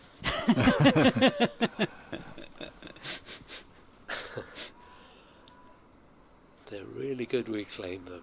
Both all sports, cricket, football, rugby. And actually, where I drive, Govin's running in, and Clark was still putting his gloves on. So he about turns. Got a fair bit of pace then. When I'm driving from South Wales up to Wrexham, I have to go into England, up the borders that way to get there. He's come up to the stumps, hasn't he? Yeah. Yeah, Govin. Cook felt that. Behind the stumps, it went through everything and dribbled through Cook. Well, it really hit through Cook, but he took all the pace off it, and it was collected at first slip by Ingram. He's rapid to keep up to, I would say, up to the stumps, but Can't tell from. Oh, he is wearing a helmet, isn't he? Yeah. he is, I was yeah. going to say. Yeah. Clark likes to get well forward and maybe even bat out of his crease. That's clearly been done to keep him back there. Govin again. Clark hits the stumps that time with a firm drive, which I think would have beaten all the fielders and gone for 4 had not those 3 wooden pegs been in the way. Yeah, you're a keen football man. I know, Rob, you'll hear a bit of noise on Sunday afternoon because just over the road behind us, Forest are playing Aston Villa. You'll if it's a normal match day here, you'll get any number of spectators in up until about half an hour before kick-off in the ground wearing red, and then they'll Disappear to the football. Yeah. Govin in once more, and it's through the batsman again. And Cook collects that time. Well, I just think the presence of Chris Cook up to the stumps maybe had a little bit of an impact then on Joe Clark. He seemed a little bit wary of it and didn't go down as I said, he was moving forward, wasn't he, previously in the previous over. Also, I think Govin's bowling well. He's dropped onto a good line and length. He has. He's actually shaking his head there, Chris Cook. I don't know if he's got one on the finger end or what, but he's just having a little word with Colin Ingram, shaking his head about something. Well, injuries do happen. So Johnny Bairstow ruled out after a couple of hours of day 1 last week for Yorkshire with a thumb injury. Went sprawling across to save the ball and didn't look good afterwards. Yeah, so it's the Australian Hadley who's going to come in and bowl now. 34 on his back, and he comes in and he's past the umpire. This next ball is pushed into the onside. No run there. 64 for 3 Nottinghamshire. There's been a wicket in every game in Division 1 actually. Essex 46 for 2 at home to Somerset. We know the score here. Surrey 47 for 2 at home to Leicestershire. Warwickshire 31 for 3. They're down at Hove against Sussex. So Sussex, like Glamorgan, have got a bowling point already. Hampshire 30 for 1 at Headingley. Division 2, Durham, their openers together, 89 without loss at Bristol. Northants 69 without loss at Canterbury. Lancashire 50 for 2 at home to Derbyshire, and Worcestershire 51 for 2 at Middlesex. 3 slips await, and wicketkeeper, of course, as Hadley comes in. Next ball, this again attempted play off his legs. No run through to the keeper, no additions to the total. Lovely when there's a full complement of 9 matches, isn't it? And they're all playing. Paul's been in touch. Loving the commentary and the live pictures. Just wonder if anybody's watching from... well, what is it, Rob? Lamfairpooth, Guinness, Thank you, Paul. Go. Try that. And that's an approximate pronunciation. Thank you, Paul. It's more pain for you because you've had to write it, Paul, than me. So have an hopeless attempt. Easier to pronounce. Ryan Hadley comes in and bowls this next ball, and this again played down the leg side. Attempted play down the leg side, sort of no further additions. Cook may have a bad thumb, but he's still diving around behind the stumps, isn't he? Had to go twice out to the leg side. Yeah, and he's taken his glove off, wearing the white gloves. I always think they look nice, the white keeper's gloves. Just got one on the left fingers. It's a nice bit of sunshine on the square and just on the wicket as well, actually. Lovely bit of sun shining on the middle of the pitch as Hadley comes in. And he bowls this next delivery, and this one again left outside his off stump and through who's and ours, as is per usual. 64 for 3, no further additions. Lunch at 1 o'clock, of course, about 45 minutes or so away. And there'll be some Friday fish for you lucky lads today. I saw the menu up in the lift. 5 or 6 choices available. I was told that this was one of the best food grounds, media food grounds. And you know, one of the reasons I'm remorseful that the fact we don't have a reverse fixture is the supply of Welsh cakes at Sophia Gardens whenever we go down there. Hadley comes in again, past the umpire. This next ball again outside the off stump, past the batsman's outside edge and through to the keeper. He's bowling better from this end, isn't he, Hadley, than he was from the far end. He's got a good line again, and he's troubling Haynes. Bit of lift on that last delivery as well, off the pitch. Yep, certainly did. If you are back in Cardiff, Dave, Cardiff Market, there is a Welsh cake store, and I'm reliably informed that it is the best place for Welsh cakes. Apologies to any other suppliers who make them, but that's the word on the street. Hadley past the umpire. This next ball again played into the leg side, no run. One of the other reasons, apart from the football, I used to enjoy going to Ninian Park when Cardiff City played there, was that you would know, Rob, on the spread right from end to end on the roof of one of the stands, but visible from in the ground, was braces, and then underneath bread. Braces bread. I don't know if that's still going in. Yes, it is. South Wales. I'm bread. sure other bread is available, but you know, absolutely. That's obviously my nickname, or has been over the years, or one of many. But braces bread on the stand. Rob Palin's at it now. I should say thank you for getting in touch, Rob, but I'm not sure. Great to have county cricket back on after a long winter. Loving the commentary as a neutral listener. Dave, have a go at saying this is Rob in Ystrid Ginlace. Ystrid Ginlace. Yeah, there we go. Thank you, Rob. Thanks for getting in touch. Is this the most Welsh names you've ever had to pronounce, Dave? Apologies. As Gorvin starts a new over. Slashed through the covers for 4. Through point really by Clark. Convincing stroke that one. Gorgeous sound, for wasn't 3. It was lovely sound on the bats. Played with real confidence and aplomb there. I've done my time in Wales. Had a little bit of a previous life at RAF St Athan. Passed my driving test in Cardiff, actually. Gorvin bowls, and this time Clark just parries it down to Ben Kellaway, the ambidextrous Ben Kellaway, as we said earlier. Phil Vaughan, dear Dave, Rob and Nas, many thanks to you and to all the commentary teams this season for bringing us all the great entertainment in such an informative way. I only rediscovered county cricket in 2018. Now it's my favourite format. I'm at home all day, so with the three of you until stumps. Be back with you in a second because there's more. You deserve a medal. That's Gorvin bowls. This time he strays down the leg side. Lovely. And that's turned away convincingly for 4 again. And Clark moves up to 32. Nottinghamshire recovering from 38 for 3 to 72 for 3 now. Yes, beautifully played off his hips, wasn't it? Somewhat reluctant to say what a lovely shot, but it was. Phil continues. I still don't understand really the logic of 16 points for a win and 8 for a draw. I think you had a chatter with Anthony about it last weekend, Dave. I've no social media thingies or whatsits. Praise be for the email. Phil Vaughan in Exeter. Thank you, Phil. Going into Clark again. That time it's much straighter, and Clark can just fend it back to the bowler. It's been a bone of contention for donkey's years what the right combination of points for a win and points for draws is, and it's been thrashed from pillar to post. If there's less points for a draw, they think teams will play harder for a win. But anyway, for the last few years, it's dropped on this: 16 for a win and 8 for a draw. Garvin hurdles towards the stumps.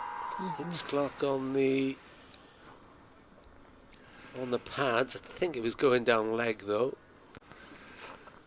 I think last year we could have done with less points for a draw with all those Kookaburra matches, 4 Kookaburra matches. I mean, Notts played 4 high-scoring draws that don't think any of them got into second innings. I did hear a suggestion last week that it should be 5 points for a draw rather than 8. Yeah. Although I would say Kieran Carlson did try and go for the win with a declaration last week as Garvin bowls, and Clark parries it down straight. No run, 72 for 3. Clark 32, Haynes on 10. Lovely to have you with us. The headmaster's in town, so we're all on best behaviour. Kevin Howells, lovely to catch up again with Kevin, who was here for the last round of matches last year, Notts getting over the line to win the first title since 2010. Nasser Hanif's with us from BBC Sport. Rob Phillips is our Nick Webb this week. Can we call you that? I'm sure Nick is listening. He said he would. He hasn't sent me a text correcting me on anything yet, but look after yourself, Nick. Last time I saw Nick was at the Knoll at Neath in 2024, and I left my notebook there. Nick kindly posted it back to me. Very, very kind indeed. So it's Hadley to come in and bowl. First ball, brand new over, and this outside the off stump and through to the keeper. 3 slips next to the keeper, and no further additions. He is pushing it through quite nicely, actually, Rob, isn't he, Hadley? There's a little bit of pace there. Cook's a respectful distance back. He is. I was saying previously, I think he's found his line better from this end than he did the far end. I don't know whether you know better than me on this, Dave. Is there a slope from one end to the other, or not appreciable? Not appreciable. There's a slight slope up to the square, if you like. Over the years, all the loam and everything has made the square just slightly higher, so there's a little bit of elevation at each end. He's in again, and this next ball again, he's squared up, and an appeal, and no further additions there, and it's gone to third slip. I thought that was bat. I mean, if the finger had gone up, it would have shown my eyesight, but I thought it was bat, and I don't think he fully went through with the appeal. No. So squared him up a little bit. But in the early part of this match, it was Hadley who was being taken for runs, wasn't he? But he seems to have turned that round. As Rob says, perhaps it is the change of ends that's helped him. On the Welsh Cakes front, I've got very good news for us all, particularly you, Dave. At the end of this over, I shall exclusively reveal what's happening on the Welsh Cakes. That's something to look forward to. Is there a courier on his way right now? Not quite on his way, but you never know. Hadley's going to come in from the Radcliffe Road end, and he comes in and he's past the umpire now, and he bowls, and this one is pushed into the leg side, and they'll collect another single. Ben Bonney, brackets Gaza Goat on X, says, Rob, I'm planning on attending Sunday, weather permitting, or Monday. If TB will let me work from the stadium, shall I bring some Welsh cakes? So I think the unanimous decision is yes to that, isn't it? Yeah. My word. Yes, Ben, if you're coming up, then please bring some Welsh cakes with you. Our new favourite correspondent.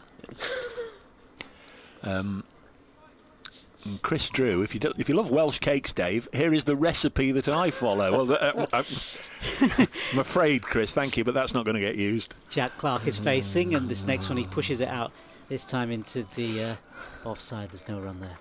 Although I could suggest to my good lady you have a look at Chris's recipe here. Well, I read that there are There's some Welsh cakes with chocolate and cherry. I'm not having that. Welsh cakes are currants. A little bit like the... I'm a traditionalist when it comes to Welsh cakes. A bit like the hot cross buns this year. They all seem to be all different flavours, Salted didn't they? caramel. Yeah, all sorts of things. Yeah, no, I'm very much old school on hot cross buns. Maybe it's my age. As Hadley comes in and he bowls this next ball.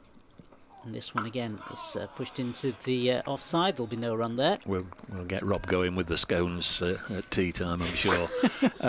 Nick Bond's been in touch. Early morning watching for me from Long Island. Great show, watching from America on the Notts Trent Bridge YouTube channel. This is my first season watching first-class cricket, and I've chosen to follow Glamorgan, as one of my best friends is of Welsh extraction. Though he said, as his family's from northern Wales, Glamorgan might as well be in Cornwall. My question, is there anything you found difficult to appreciate in this format when you first started watching that you've grown to love through the years of watching? It's a good question. So he's a new fan of four-day cricket. Were there any nuances that...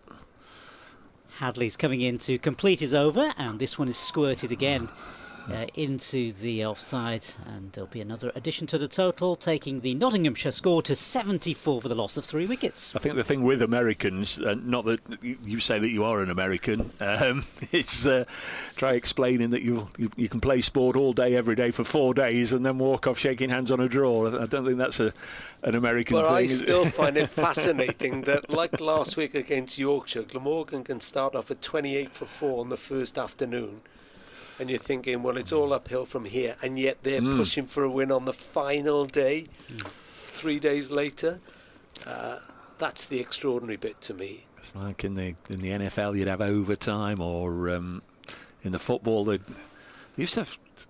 I don't know if they have a penalty shootout. They used to have sort of a variation on a penalty shootout, running from the halfway line, didn't they, to sort the football matches? So Clark faces. He's on 33. Gorvin comes in from the far end. He's bowled him. Clipped the top of off stump, and Joe Clark's resistance is ended, and Nottinghamshire lose their 4th wicket for 74 runs. And it's looking like a really good toss for Kieran Carlson to have won. His bowlers have delivered. They've shared the wickets around now. Van der Hoogten 2, Ryan Hadley 1, and now Andy Gorvin in on the act. Nottinghamshire 74 for 4. Yeah, your correspondent coming on day 4. Just might want to check where we are in the game, actually. By that stage, Joe Clark out for his shirt number 33. Just pushing at that one again with as you said, with the keeper standing up. Just eased him a little bit out of his comfort zone, but he's got a good ball there. There's no doubt in that. I think it unnerved him, didn't it, Dave? Yep. That was the word I was looking for. I think it really did unnerve him because he seemed so solid, Nas, before that. Yeah, and they say there's always bad moments to lose wickets, but half an hour or so just before lunch.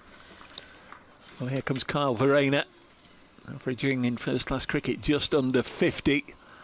One of the best wicket-keeper batters in the world, and he was the one that pulled the ball away for 6 to get Notts mathematically over the line to win the championship last year. I imagine he was the toast of many. He was, and it followed a couple of months after he hit the winning runs to guide South Africa to the World Test Championship as well, of course. So he had a fine season of reaching milestones, but a wonderful fella, Kyle Verreynne, terrific keeper, and very, very, very useful middle order bat, if that's not put the mockers on him. Out a lot earlier than he would have expected. No Lyndon James in this round of matches. Notts have made 4 changes, so expecting Liam Patterson-White to come in at 7 rather than 8, and then they'll all hutch up 1. Fergus O'Neill back. He'll bat 8, Brett Hutton 9, Josh Tong 10, Dylan Pennington 11. So I won't say the end is completely in sight yet for Glamorgan, but they've made good inroads. And in fact, they've got them in scorecard order. They've got 1 to 4 out already. They have.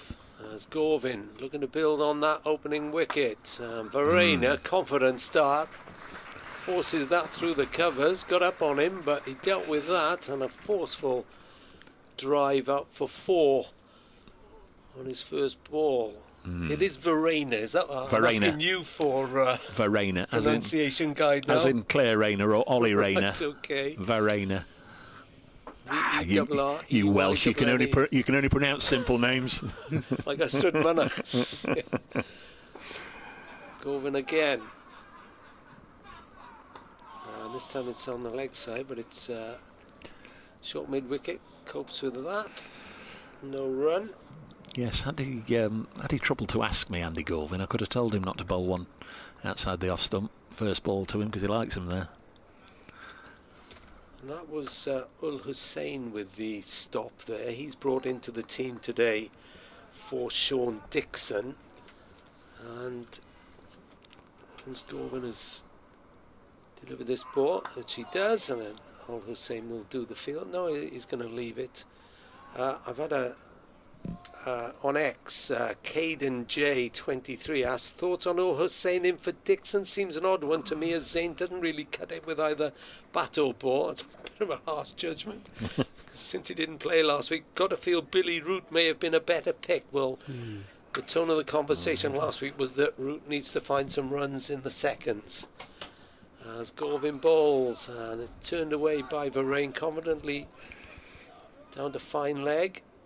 He's going to get 2 for that. He's off to a good start. 6 from his opening 4 balls, and Nottinghamshire moved to 80 for 4.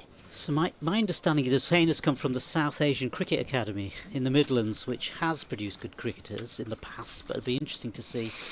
It's very much a new organisation, just developing players, isn't it? So interesting to see how he gets on. Balls, that was uppish, wasn't it? Was uppish to what it was. Bahrain got everything behind it, but it was in the air for a while, that one. Yeah, it fell well short of mid-on, but had he chipped it back to the bowler, it would have been a really comfortable caught and bowl. It was that sort of height. It was in the air for a long time. Nottinghamshire 80 for 4 after 90 minutes play this morning. First home game of the season for the defending champions. They're a side-on look of that last wicket to go down. Second time this morning the stumps have been hit. Asiba Mead has bowled first ball of the day, and Joe Clark in the last over that we saw there. 80 for 4 after 18 overs. It's Hadley who's going to carry on and continue past the umpire, and this next ball is played leg side, and the batsman will run through for a single. Yeah, Ul Hussain was born in Islamabad. He's 25. As I said, didn't play last week against Yorkshire. Did play 14 matches last season. Averaged 21.87. Highest score of 65. We shall see how he copes when Glamorgan bat. Yeah, it's going to be Hadley now to carry on, and he's past the umpire and bowls its next delivery again. Flicked leg side. In fact, it's gone past the fielders there, and it's going to race to the boundary. 4 more runs there for Verena. He sort of strikes me as one of these diminutive batsmen. He's probably a really good puller. He doesn't lack confidence, does he? No. He's just a very, very good cricketer as well as being a super bloke. Really is. Gone to 10 from just 6 balls. As Hadley comes in again. Past the umpire. This next ball again, this time it's played in fact into the offside, and the batsman, he will pick up another boundary. So 2 fours in succession from Verena. Keeps that run rate ticking. It's been healthy all morning. He's got 4 test centuries, Kyle Verena, from 31 test appearances for South Africa, best of 136 against New Zealand. Yes, averages 48 in over 100 first-class matches, best of 216 not out. 2 tons for Notts. And here he is again. Verena facing up to Hadley, and this time squirted again into the offside, this time straight to the fielder there. There'll be no run. Of course, in the South African ranks you have Quentin de Kock, so presumably if he hadn't been around maybe he would have got a few more chances. Well, when de Kock initially decided he was going to step away from international cricket altogether, didn't he? And then belatedly he's decided he's going to come back for white ball. He played in the ICC World T20, but it's Verena who's taken over the gloves in the red ball game. So here comes Hadley again, and this next delivery is left outside the off stump through to the keeper. They've had all sorts of different other options in the short format. Ryan Rickleton, cat wicket for a while, but they've got de Kock back for the T20 and the 50 over stuff. And Verena continuing as the Test wicket keeper.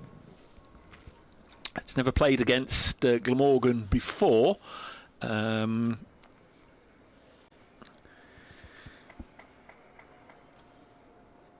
then he faces up. Next delivery, 3 slips. And sort of fourth-ish slip in there as Hadley comes in again, and this next ball is uppish, but played into the sort of square. Sort of 89 for 4 Nottinghamshire. End of the over. At the other end, Jack Haynes has played 5 first-class matches against Glamorgan before, not yet reached a half century, but did get a ton in the Metro Bank competition against Glamorgan last year in Cardiff, a match that Notts won, having lost at Neath the year before when Eddie Byron got a ton. Yeah, as I said, they've got a fairly decent record here at Trent Bridge. Won the Metro Cup, didn't they? Metro Bank in 2024. They won the One Day Cup in 2021 here when they beat Somerset. And they won here in 2022 by 7 wickets. Kieran Carson got 47 not out. As Gorvin looking for his second wicket. Balls played away by Haynes up to mid-off, no run. Eddie Byram, the aforementioned, collects that one. Just the 2 slips now, as the field is a bit more spread. Mid off, mid on, short mid wicket. As Gorvin bowls from the far end, and that goes straight through. And Cook collected behind the stumps. Gorvin just curtailed a little shout, thinking it may have got a nick. Yes, the sides haven't played that much in recent times. In fact, Notts haven't beaten Glamorgan in the Championship since 2007, when he played 3 matches since then. Glamorgan winning here in 2022. This is the 58th scheduled home meeting in Nottinghamshire, all at Trent Bridge, bar 5 played at Worksop. Gorvin bowls, and again it goes past the bat of Haynes. Cook is fielding with some aplomb behind the stumps. Really good this from Gorvin, isn't it? It is. He's found a bit of rhythm now, which he didn't really do at all against Yorkshire. Batsmen really having to think their game now, with Cook standing right up to the stumps, right into the batsman's eye line as well. Maybe talking to him as well as Gorvin bowls. Haynes gets a bat out to point this time. It's strange, isn't it, how the presence of a wicket-keeper right up to the stumps to a medium-fast bowler just changes the mindset a little. Yeah, and you have so little time anyway, don't you, in order for you to get bat onto ball, and that will give you even a smaller amount of time to react, and react quickly. 89 for 4. Gorvin 1 for 24. Beautiful shot. That was a lovely straight drive by Haynes. That's going straight to the boundary just below the big scoreboard. And that takes Nottinghamshire to 93 for 4. Haynes moves to 16. I've already mentioned Billy Root this morning, a recent player who's played for both counties. Of course, Sam Northeast, who's now moved on again. It's pretty much done almost a full circle of county championship sides. He had a 2-match loan spell here 3 or 4 years ago. Gorvin once again. He's done that a couple of times, hasn't he? Running in, and Jack Haynes just not ready, pulled away from his stumps. This time Gorvin got all the way. Had to pull out. I think before them, Alex Wharf, of course, now very much one of our senior umpires. Had spells with both counties, having begun at Yorkshire. International umpires, not Alex Wharf. As Gorvin bowls again, Haynes slashes that square of the wicket. Will it be cut off? It will be on the boundary. He's going to scamper through for 2. 95 for 4. Haynes up to 18. At least they're getting on with it, everybody. You understand the Cardiff Yorkshire game didn't get going until after tea, did it, on the first day? No. But we're rattling along here, rattling along in other places as well on this first day of the new round of matches. At Chelmsford, Essex 63 for 2 against Somerset. Surrey 84 for 2 against Leicestershire down in London. Slow going for Warwickshire. They're 38 for 3 at Sussex. Van der Hoogten's back into the attack from our end of the ground. Hampshire 56 for 1 at Headingley. In Division 2, Durham's openers, Alex Lees and Ben McKinney, have put 120 on for the first wicket at Bristol. McKinney is 74 not out from 75 balls. Really talented young player. And it's the Dutchman, Van der Hoogten, who's going to come in and bowl this crucial period just before the break. And this one again pushed into the onside, no run there. Another opener going well is Ricardo Vasconcelos of Northants, which I love saying. You can't say Ricardo Vasconcelos enough times in a day, can you? He's 56 not out. Luke Proctor 32 not out. Northants openers 94 without loss at Canterbury against Kent. Lancashire 62 for 2 against Derbyshire. Derbyshire's side this season almost made up of former Nottinghamshire players. I think there's 4 in their ranks. And Worcestershire 65 for 5 at Lords against Division 2 Middlesex. Van der Hoogten past the umpire. Next ball again played into the offside. There'll be no run there. Picked up by the fielder. We may not have to wait until Sunday for the Welsh Cakes, by the way. Oh. The order has been placed, and Ben Bonney says might be able to get up to tomorrow, I suppose. Do hope he's not going to come just to deliver some Welsh cakes to the commentary box. Much that we appreciate it, Ben.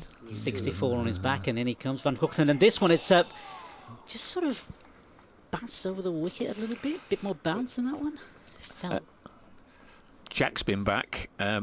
Dave, on the Zainul Hassan debate, does Rob think Ul Hassan offers a very similar role with the ball to Gorvin, wicket to wicket at no particular pace, and therefore Sean Dixon might feel a little disappointed to be dropped after just one game, his debut last week? That's Jack. We've not seen him bowl yet, have we, Zainul Hassan? No, actually, he just collected the ball then and practiced a bowling swing. We shall see. Van der Hoogten comes in. This next delivery just played out into the onside, no run. In fact, he's warming up with a couple of... he is definitely coming on the ball. So, who was that? Jack, was it? Yes. I think we'll be able to judge him more in the next few minutes, I would suggest. I think it was a selection issue from Jack, really, feeling that Sean might be a little disappointed. Sean Dixon, one game on debut. He's currently fielding it mid-off as Van Hoogten comes in. Next ball again played, and it's caught square at point, and it's Verena who's gone. crucial moment in the game here. Nottinghamshire losing their 5th wicket, 95 for the loss of 5 wickets. Kyle Verreynne, he was in there for 17 minutes. 15 balls he faced, there were 3 fours in there, a strike rate of just over 93. Yeah, hit it to Ben Kellaway. Really solid catch. He sort of went down on his haunches, bent his knees, took it very nicely indeed. At point went very quickly, but Verreynne didn't keep it down and knocks a half the side out for 95 before lunch. This was a great toss for Kieran Carlson to win, and as he turned to Asiba Mead and said, "We'll have a bowl," he would have absolutely been then licking his lips at the prospect of his side going to work, and they've gone to work well, particularly Van der Hugten, who's now got 3 of the 5 wickets to fall. And Liam Patterson-White, another lefty, on his way out to the middle, with Notts needing a partnership. Yeah, desperately in need of a partnership here, Nottinghamshire, because coming in and reading about what seems to happen here at this ground, and obviously Dave will know more about this than me, is that batting second is the way to go, and certainly batting first. Nottinghamshire in all sorts of problems at 95 for the loss of those 5 wickets. It of course started early doors with the loss of Hasib first ball, and then of course Ben Slater as well. He was out for a duck too, and then we saw Ben Duckett come in, hit a few shots. He was out quite cheaply, and then Kyle Verreynne just in the last few minutes. Well, that is a dangerous man to get rid of, Kyle Verreynne. Yeah. And Tim van der Hugten, what a performance on the opening morning.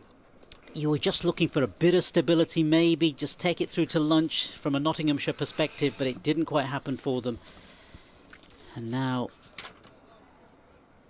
Jack Haynes is still there. He's on 18, and he's been joined by Patterson-White, who'll face this next delivery from Van der Hugten. 3 wickets to his name, as this next one's left outside his off stump and through to the wicket-keeper. Don't necessarily think it's been devilment in the wicket. It is offering a little bit, obviously, for the bowlers, but they've put the balls in the good areas. But it's been a very positive approach from Notts that, in 1 or 2 instances, has resulted in their downfall. They have looked to try and rattle along at a healthy run rate. They're still going at more than 4.5 and over, and half the side's already gone. 95 for 5. They did look to play positive cricket last year, which contributed to a great number of wins, get the game moving forward, but they'd have, I think, much preferred to have got it moving forward with a really solid partnership. And here is Zainul Hassan coming into the attack. Just quickly, another email in from Mark at bracecricket@icloud.com. Discussion around whether any young 28-year-old cricketer would know who Tom Selleck is. He was introduced to a generational younger audience as the recurring love interest of Monica in Friends. However, my 29-year-old daughter had no clue who Magnum PI was. Enjoying the commentary, Mark, Buckinghamshire. Have we mentioned Tom Selleck this morning? Did I blank out for that one? Not me. No, I didn't mention him either. Hasib Hassan bowls his first ball from the far end.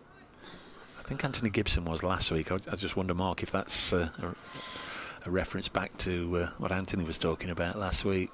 Trying to think of a connection between Tom Selleck and cricket. No.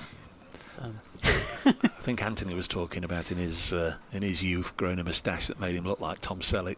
Well, Hassan in and sliced off the edge of Jack Haynes' bat. Goes down through point for 2 runs. Nottinghamshire have they've gone at a pace, but they've paid the price as well. 97 for 5, as we're not too far away from lunch here at Trent Bridge on the opening day of this County Championship Division 1 game. Ul Hassan into Haynes again. Straight back that time, just forces Ben Kellaway to run in on the offside. Shies at the stumps, but no chance of a run out there. They took the 1. 98 for 5. Been some new changes here over the winter. We've got a new head groundsman, Andrew Selway Duncan, in charge now. We've got a new chief exec, Richard Kenyon. One or two other small changes, but one thing that doesn't change is that the cricket is always entertaining here. There's always something to watch. Seldom does it lapse into any dull periods. We've got a left-hander, Liam Patterson-White, and Kieran Carlson, perhaps going on a punt, has put himself straight in at leg slip here. He has. He's quite an enterprising captain, Carlson. As Ul Hussein bowls, and that's a straight drive which is cut off at cover by Eddie Byram. No run.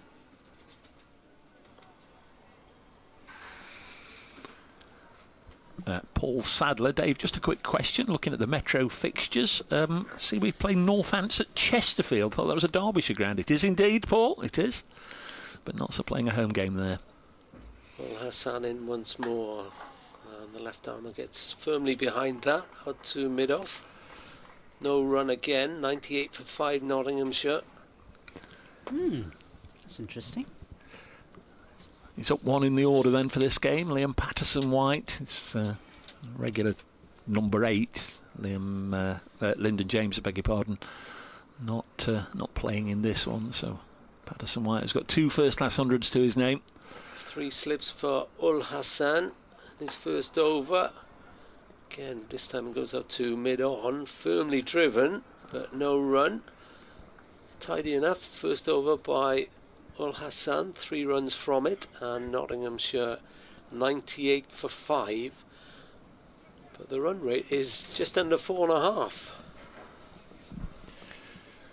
Yeah, certainly they've got on with it this morning, Nottinghamshire.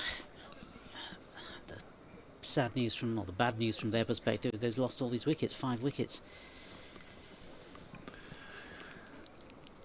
Yes, I think it's difficult when you have got a top order on paper of Hamid, Slater, Duckett, Clark and Haynes and Verena to say that the bowling is Nottinghamshire's strong suit, but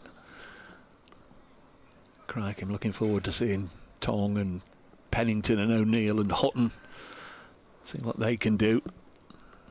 Struggle to think of not sending out a stronger quartet.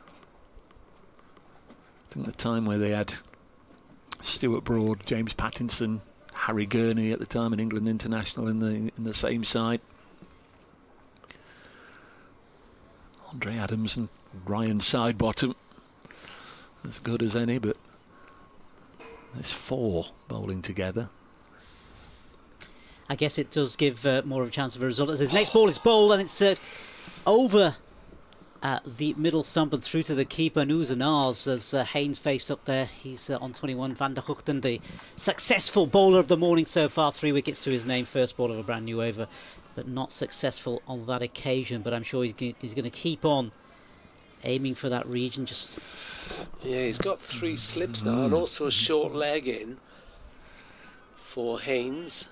Very much enjoying himself, isn't he, Van der Hoogten? Certainly is. He comes in past the umpire this time, and this next one again is played this time into the onside, and it's going to squirt along, and it's not going to get to the boundary. It's going to be pulled in well inside the boundary, and the batsman will collect a few more runs as we approach 100. In fact, we are there now. 100 for the loss of 5 wickets. So certainly the wickets have come, and the runs have certainly come as well this morning. Nottinghamshire 100 for 5. It's a good effort to get 100 in the first session whilst losing 5 wickets in the process as well. That will all be the only downside to this. 100 for 3, perhaps a bit better than that. But anyway, in comes Van der Hoogten. This next ball is just squirted out towards point. Picked up by the fielder there. No run. Yeah, certainly if they're going to get interested in batting bonus points, the lower order has certainly got to play a role. 3 slips, wait. Well, there was some thought that Glamorgan are a bit short on seamers, but they've delivered today. Van der Hoogten. This next ball is played carefully, correctly. Back to Zainul Hassan. I must mention the post I've had on X from Neil Thornycroft, who is Newport County fanatic. Welcome to the online cricket commentary, Rob. Great start today. Good Glamorgan performance will set me up for tomorrow when Newport have a huge game against Harrogate. Ooh. Ooh. Van der Hoogten comes in. He's past the umpire. This next ball again. Oh, it's sort of bobbled a little bit. It appeared to bobble just over the batsman's bats. Yeah, there's those two, Barrow, Tranmere. You'd say it's two from those four, wouldn't you, really? You would. Newport just outside the bottom two, but massive. At one stage last Saturday, they were in. Last Monday, they were in the bottom two, but then the other sides capitulated around them. We've been here before, of course. It was Notts County who they beat to stay up in 2017 in the Great Escape. So the man with 3 wickets to his name,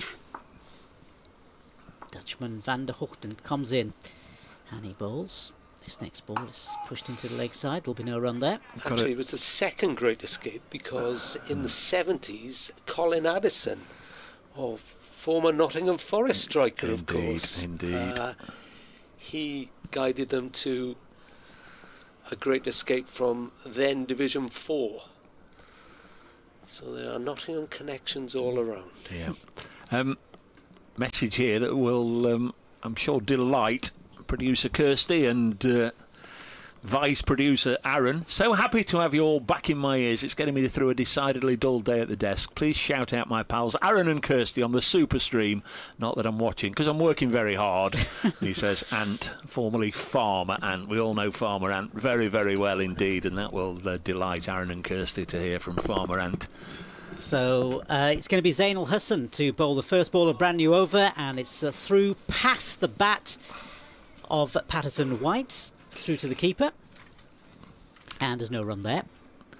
Yes, lovely to hear from Ant. Just a few minutes left now before the lunch interval.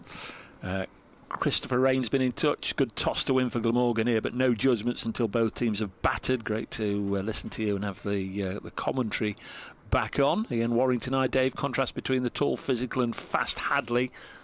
Zainul Hassan in again from the Stuart Broad end. That one pushed out for no run. Replaced by Van der Hoogten and the short bustling Gorvin. Both getting help off the wicket and some low bounce. Thank you, Ian, for getting in touch. At Brace Cricket on X and bracecricket at icloud.com on the email. So it's 3 slips now. All wait for Zainul Hassan to come in and bowl. And he is in again, and this one is left outside the off stump. Yes, our recent correspondent said some low bounce. That one scuttled along the ground, didn't it? Mark the Mod is on tour, he says. Morning, Dave. I'm at the Oval today. I'm on tour. Come on, Notts, though, listening to us. That's Mark the Mod. Lovely to hear from you. Never watched cricket at the Oval. Never. A joy. It's a pain to get to, whether you're going by train, plane or automobile, but once you're there, it's a joy. Zainul Hassan in again, this time pushed out into the offside. No run there. Well, not that we don't delight in seeing you turning up here, but I'll say to the people who allocate your fixtures, hey, get me down there. Get me down to the Oval. Yeah. I mean, jumping on a train and coming here, jumping on a train going to the capital, there's no difference, mate. No. Get yourself sorted. We are 4 minutes away from lunch, so we'll see this over out. I suspect one more. Zainul Hassan in again, and this time again it's pushed into the offside. Squarish, no run there.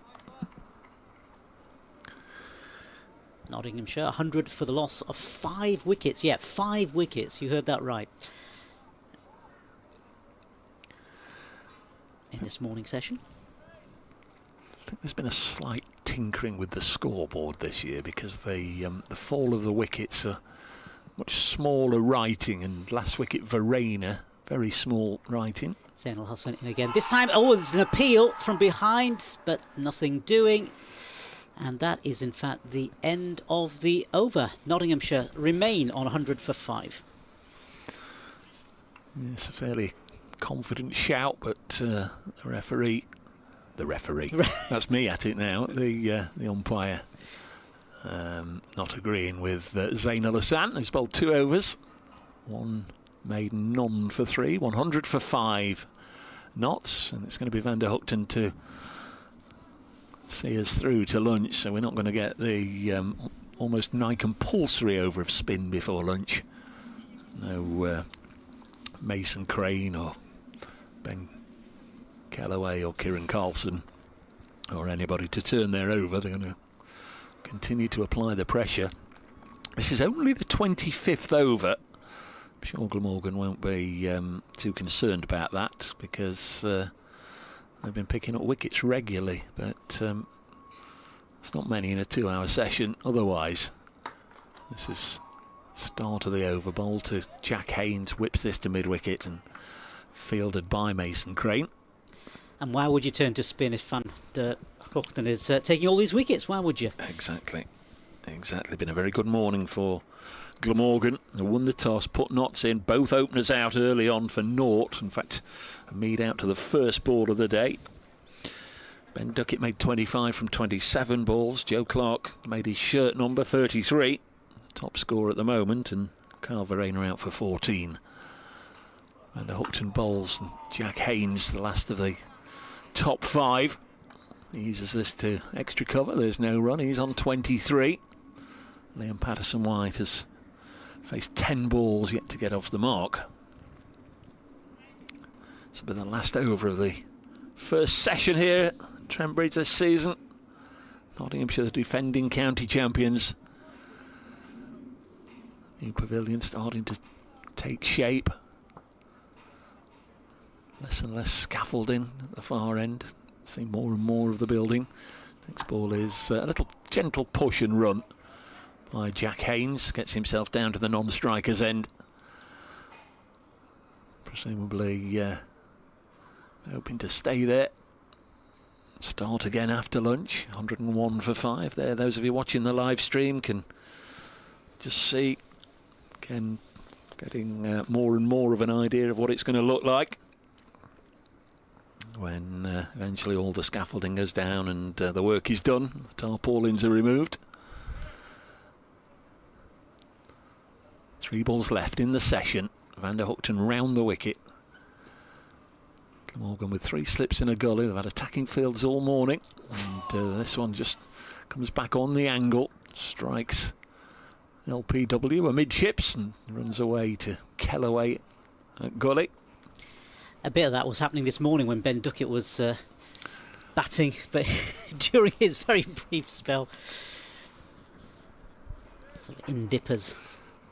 Certainly rattled along this morning, Duckett, and that may or may not have been part of the reason for his downfall. It was a really good catch from Gorvin, running back from mid-off. Ball almost got over his head, but managed to catch it, diving backwards. Patterson-White turns this gently up to mid-on. In fact, the ball doesn't reach Hadley at mid-on. Stops halfway there, and Byron comes across and picks it up. 101 for 5. Session's going to finish in just a moment. We're into the 1 o'clock news on BBC Radio Nottingham. Thanks to Rob and to Nas for their company this morning. Last ball of the session, 101 for 5. Van der Hoogten bowls, and Patterson-White keeps it out, and that will be lunch here at Trent Bridge on the very first morning. Very much Glamorgan's session. I'll be very, very pleased indeed with how things have gone. 3 wickets to Van der Hoogten, dismissing Hamid, first ball of the day, Ben Duckett and Kyle Verreynne. 3 test players. Ryan Hadley removed Ben Slater for naught, a catch at third slip by Asa Tribe. And the other player to be dismissed was Joe Clark, bowled by Gorvin for 33. Lunch then at Trent Bridge on the first morning, and Nottinghamshire go to the interval on 101 for 5 after 25 overs. Very much hope you've enjoyed this morning's coverage. We'll all be back in about 40 minutes' time, and we'll be happy to bring you the afternoon commentary then if you're able to join us.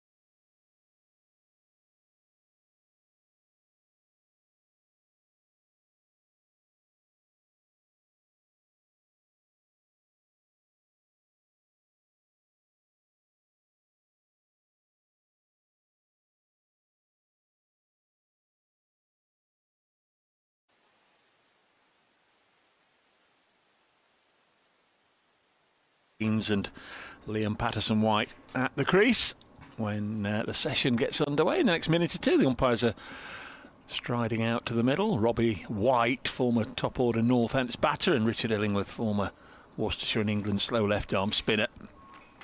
They're leading the players out. So Nottinghamshire need a partnership. Glamorgan very much in need of more of the same. Welcome to everybody joining us once again, or for the first time today, on 5 Sports Extra, 5 Sports Extra 2, or via the BBC Sport website through BBC Radio Nottingham, BBC Sport Wales. I'm Dave Bracegirdle. Kevin Howells is in the building. So too Nasser Hanif from BBC Sport, and also alongside, hopefully suitably fed and watered from with our visitors this week, Rob Phillips. Good afternoon, Rob. Good afternoon, Dave. I was told that it was a lunch well worth having here. The hospitality was very good, and it did not disappoint. They've looked after you, have they? They have indeed. That's the main thing. Well, what a morning for the Welsh side. More of the same from them. Will no doubt appease their supporters. Nottinghamshire will be looking for, as I've been saying for a while, or I've been saying for a while, they need a partnership. Do you want to get underway with Mr. Ulasan from the far end? Yes, 2 overs for him, just 3 runs conceded. He's bowling now to Jack Haynes, who was a long way out of his crease then, and cut it away down towards third man for a single. 102 for 5 now, Nottinghamshire, and Liam Patterson-White will take strike. One thing that was noticeable, Rob, during the luncheon interval, several members of the Nottinghamshire coaching staff were down peering at the wicket, without standing on it of course, particularly at the far end, as if maybe one or two had just caused a false shot. As Ul Hussain comes in, it's played out to square to point, no run. Ryan Hadley, who took a wicket this morning, is stood there next to the umpire. 3 slips for Ul Hussain, who's not express delivery but quick enough, as Patterson-White faces. Plays it firmly down the onside to mid-on. No run again. 102 for 5 Nottinghamshire. Before lunch, Tim van der Hoogten was the star, really. Bowled Hasib Hamid first ball. And if you talk about prize wickets, he took Ben Duckett, beautifully caught by Andy Gorvin. And also the dangerous South African wicketkeeper Carl Verheyen, caught by Ben Calloway, that one, as Al Hussain comes in again. No run, out to point once more. More work for Ryan Hadley. Yes, 3 wickets to Van der Hoogten, all test players and decent test players at that. So he was very much the man of the morning session. It's going to be a long period between lunch and tea. 39 overs to be squeezed in. We might have, of course, we might lose 2 between a change of innings if that happens. A long way away from that, though, as Al Hussain bowls. Shot for LBW, but no movement from the umpire. They've got the ball in the right areas, other than some loose balls to Duckett, or at least Duckett made them look loose. Because he was sprightly for his 25 or 27 balls. But overall, they bowled a decent line and length, and an effective line and length of Glamorgan. None better than Van der Hoogten, 3 for 20 from his 9. Al Hussain looking to follow that. It's pushed away through square leg down to deep square, and just the 1 run. And Patterson-White is off the mark, 103 for 5. Yeah, it took him 18 balls to get up and running. He'll keep the strike, courtesy of that single from the final ball of that over. It appears there's one spot, as you said, Yeah. Dave, at the far end that they were looking ruefully at, I think it's fair to say.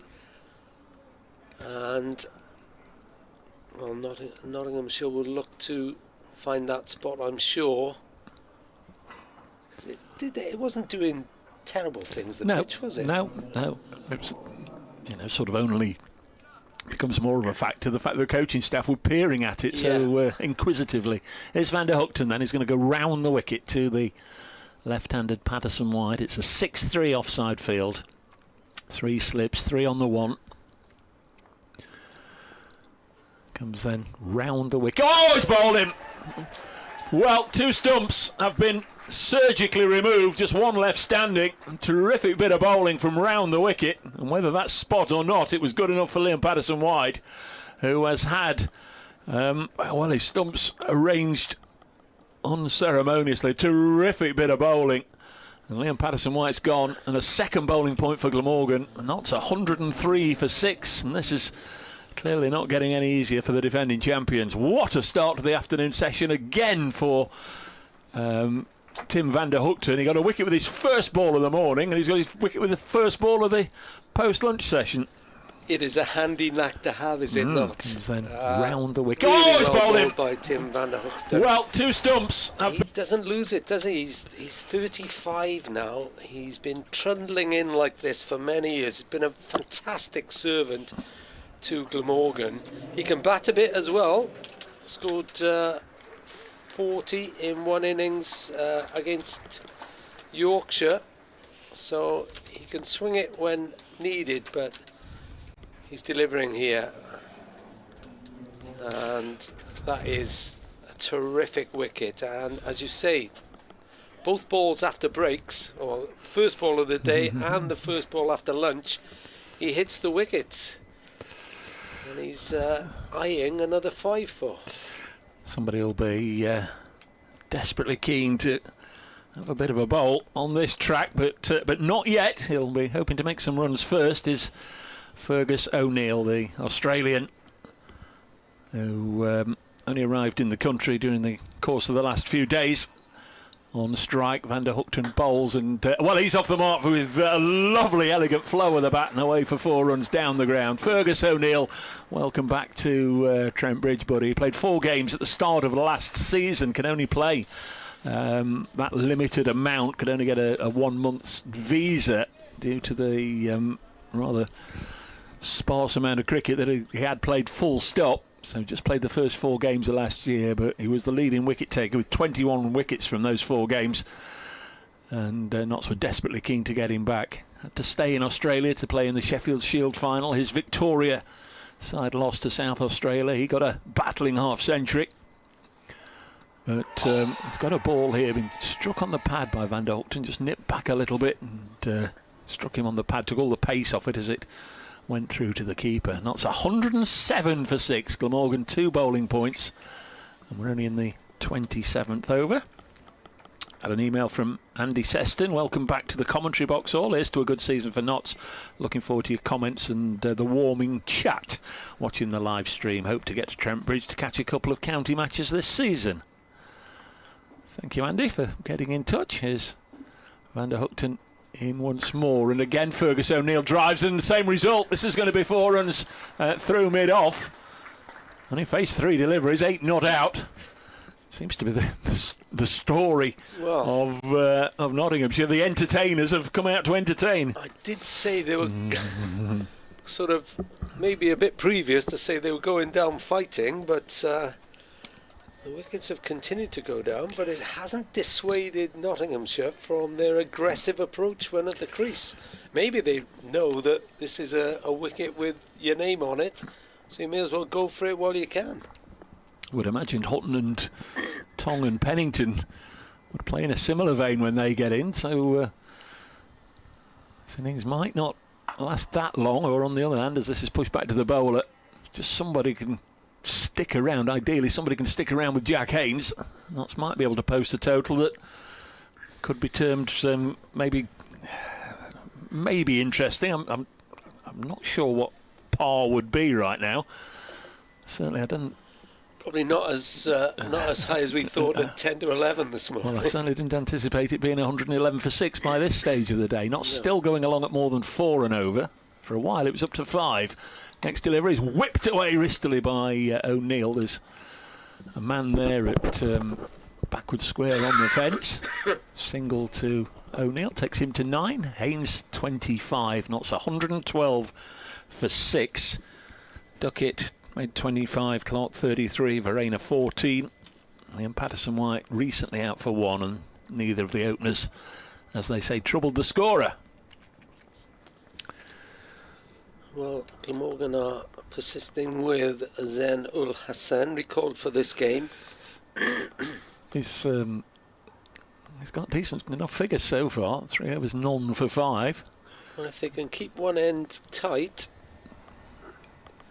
that will suit them. Fergus O'Neill to face. He's looked really confident.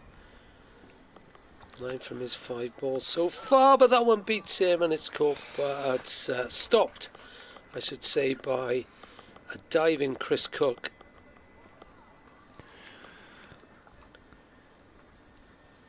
Yes, good work That by. went past the outside edge, I think. Yeah, good stuff from Cook. Yeah, he's had to look lively on a couple of occasions. Wondered about maybe damaged the hand at one stage. He was looking gingerly at it, but he's okay. Hussain comes in again. Another firm drive by O'Neill, but that is straight to Mason Crane. No chance for the leg spinner yet. He started off in fine form last week against Yorkshire. 8 wickets for the match.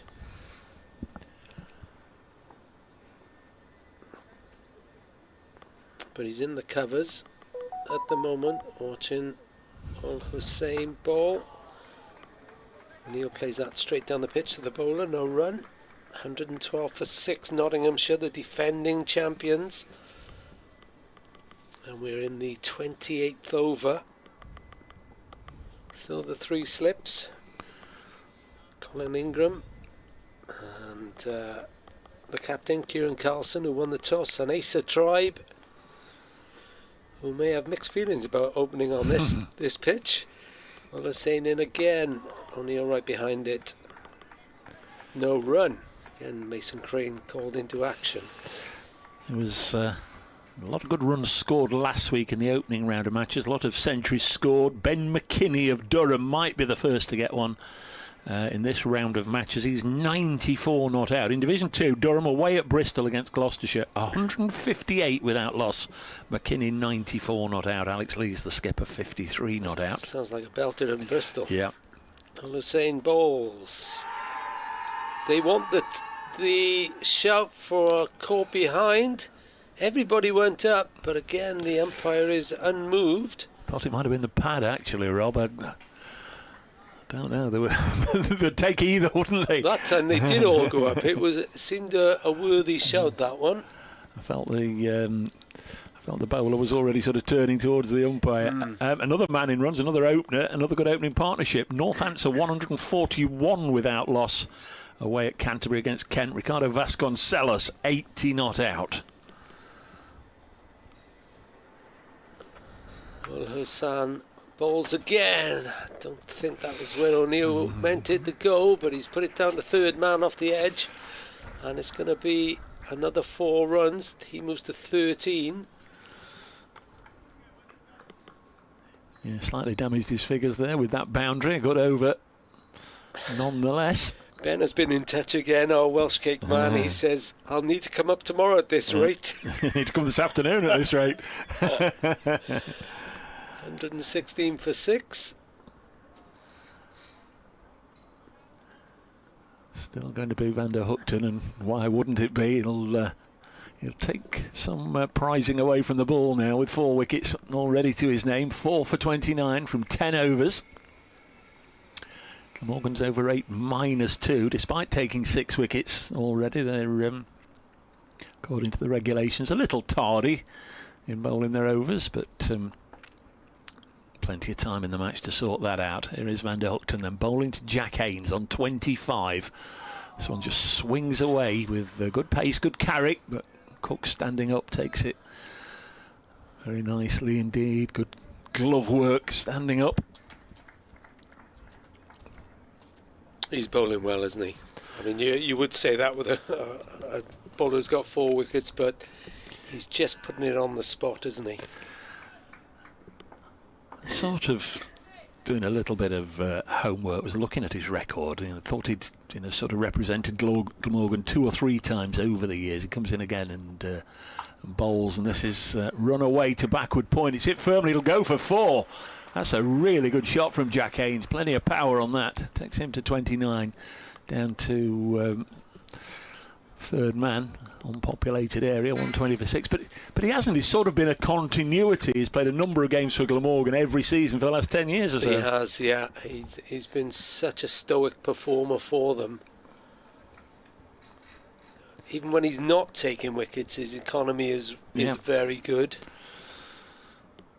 And he's 35 now. They'll hope he'll go to 45 the way he's going.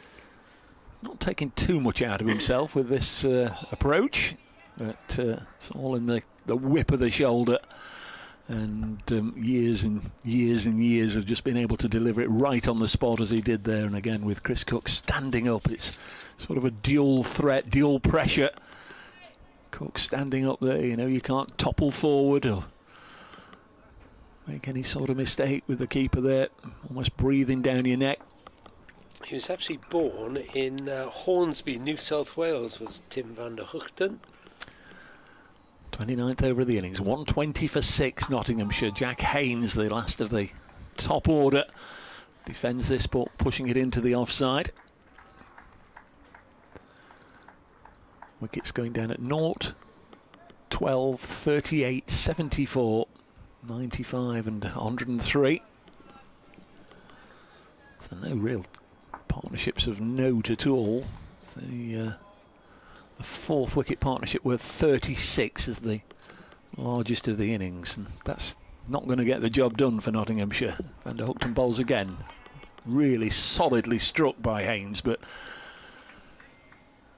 Hassan with a tumbling stop at wideish mid-off. He was a bit straight for the 2 O'Neill drives, wasn't he? But he was moving across then to his left.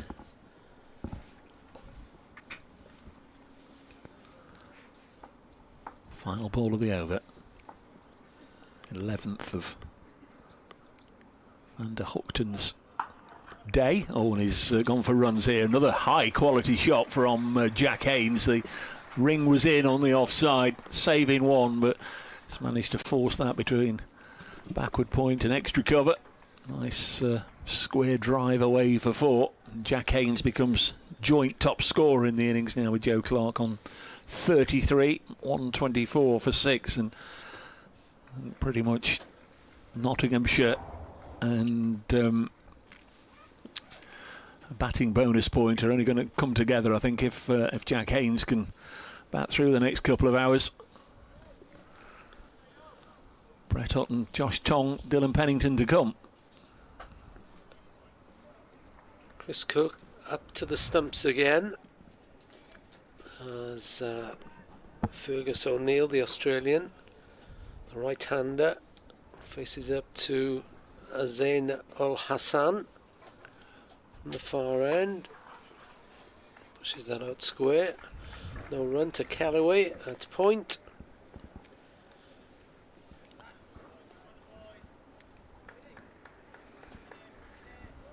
Did drop down to just 1 slip at one stage, but Kieran Carlson has got himself, Colin Ingram and Asa Tribe in a threesome now. 2 in the covers, 1 down at square leg, backward of square, as O'Neill fends this off into the onside, collected by Eddie Byram. Van der Hoogten removes his cap and gives the ball a rub on the back of his trousers. Important to keep the shine.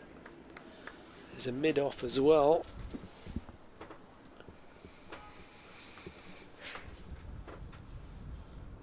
Watching Ul Hassan run in again. And that one got up, that did lift, and O'Neill was discomforted by that. I think it caught him on the top of the thigh, maybe.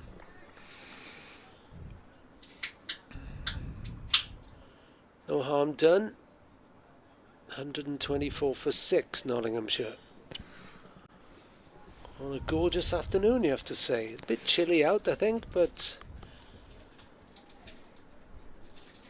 it's a nice weather for cricket. Hassan in again, and O'Neill clips that off his legs, out towards wide mid-on. Just the one run. Nottinghamshire 125 for 6. At Rob Phillips here on X if you want to get hold of me. And I should tell you as well, there's the Glamorgan cricket at bbc.co.uk. We've had people from far and wide, Thailand and Wales as well, in touch today. Delighted to hear from you. Al Hassan bowls, and Haynes just tees it off into the offside. Man on the cover boundary comes in and just takes the one. 126 for 6. Mark's been back in touch on the email, clearing up the Tom Selleck confusion. I was listening to you and then mowed the lawn with it still on, but couldn't hear the commentary whilst the lawnmower was on. And when I came back, Isabel Duncan was talking about Tom Selleck. Then he realised that listening on 5 Sports Extra, Kevin Howells had switched the commentary to the Oval. As that latest delivery is down for 4.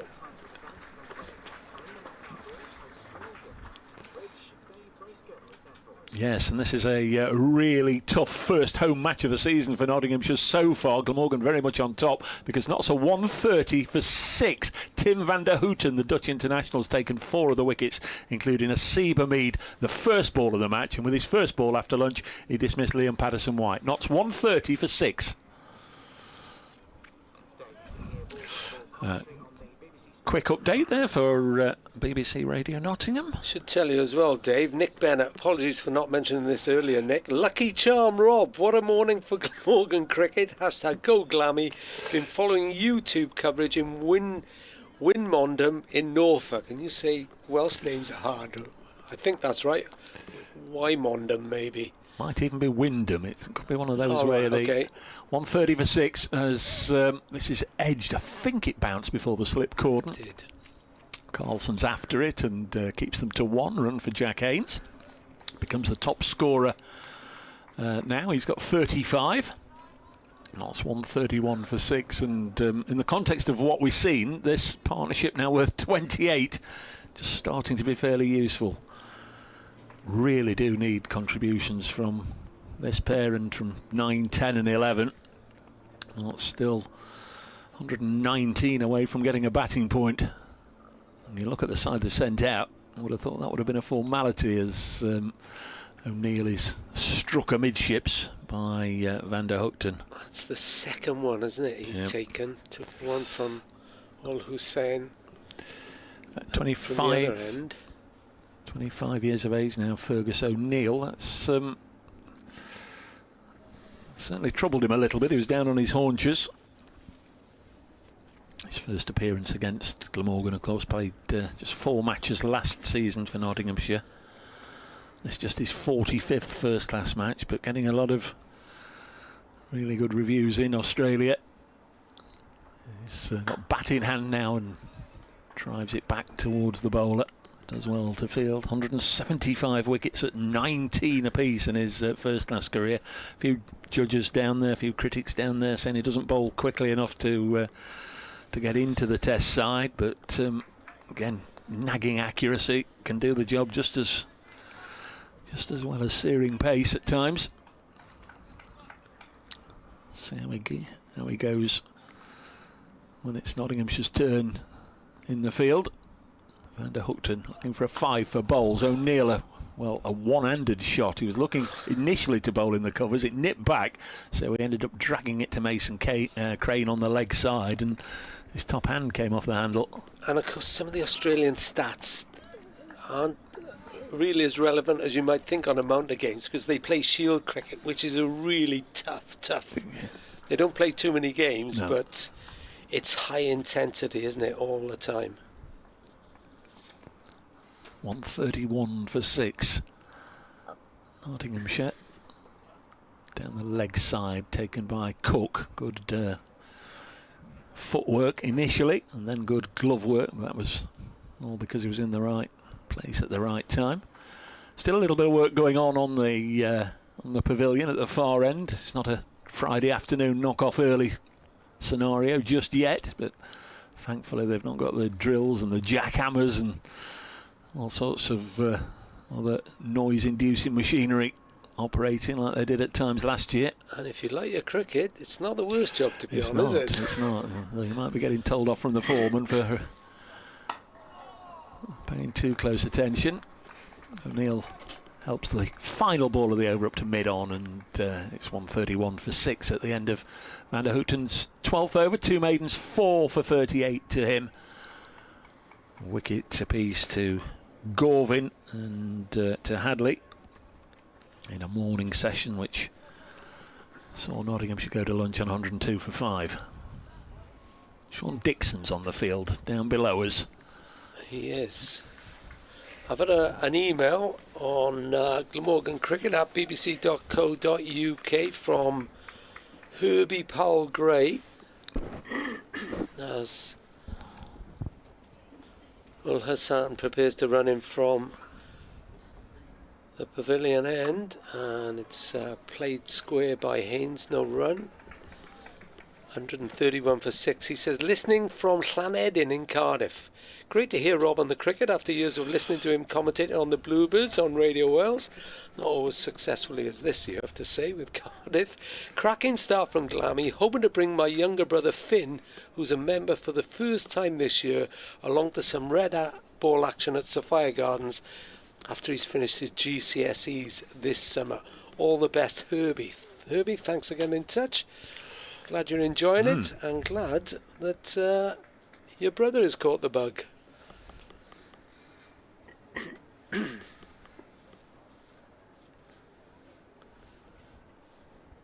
Ul Hassan in again. Did that come off his pads, or did he just get a tickle on that? I think it's pad, the umpire already. Yeah, the umpire. Sort of a pre-signal signal when they start moving their hand. His hand lowered down to his leg, didn't he? And not much we can do about this, but Andrew Ponsford from Newport says, any chance you can raise the camera at the end? Tim Van Hookten is bowling. We can't see the stumps through the umpire. Which I suppose is a fair point. Maybe somebody on the stream will listen. Ul Hassan forces a defensive shot from O'Neill. Well, no, I think it's from this end with Ul Hassan bowling, and that is because we haven't got a TV gantry at the other end. We've got our static camera, Wilson, and maybe just Spence at this end can get a little shot of Wilson. There we are. There's Wilson, the static camera. Well, there's nowhere really to hang it on any higher. Ul Hassan in again. And I think O'Neill pulled out of that. He went to cut it and then just allowed it to hit the bat and drop down. He's keeps touching his right leg as well. I think he's been bruised there a couple of times. That was good work from Spence, who's on our gantry just in Fair front play. of us now. Spence and Barney, they've sort of been here from the start. Ul Hassan in again and forces O'Neill to cover up, and he's bowling a good length is Ul Hassan. 5.5 overs, 1 maiden, none for 15. I think Nottinghamshire and then Glamorgan were the first two sides to sort of introduce the live stream, and the link was Michael Temple, who was head of the media team here, and introduced it here in 2012, 2013, and then moved to Glamorgan to work for the great Hugh Morris and introduced it there. And others have caught on. Ul Hassan in again, drive firmly through the offside, but stopped in the covers. No run again. Ul Hassan, 6 overs, none for 15. He really is keeping that end tied up at the moment. And Nottinghamshire 132 for 6.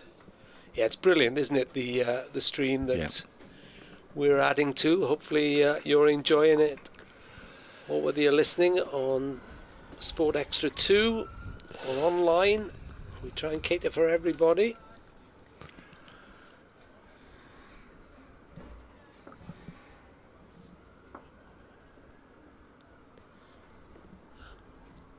Van der Hoogten in.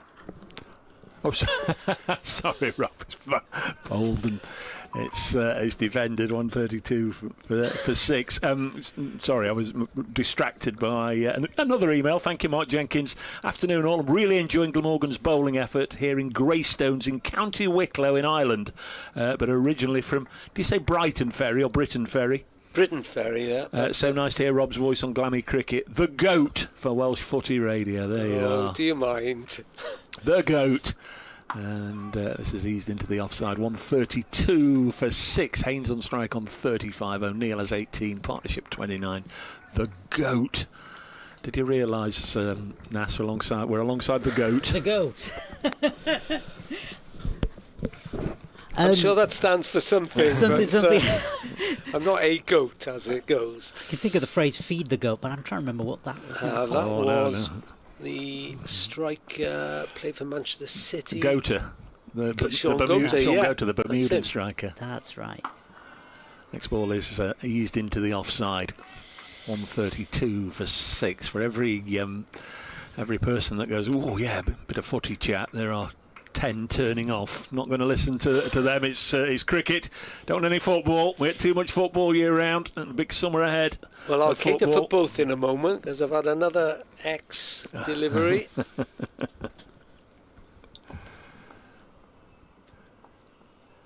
Van der Hoogten turns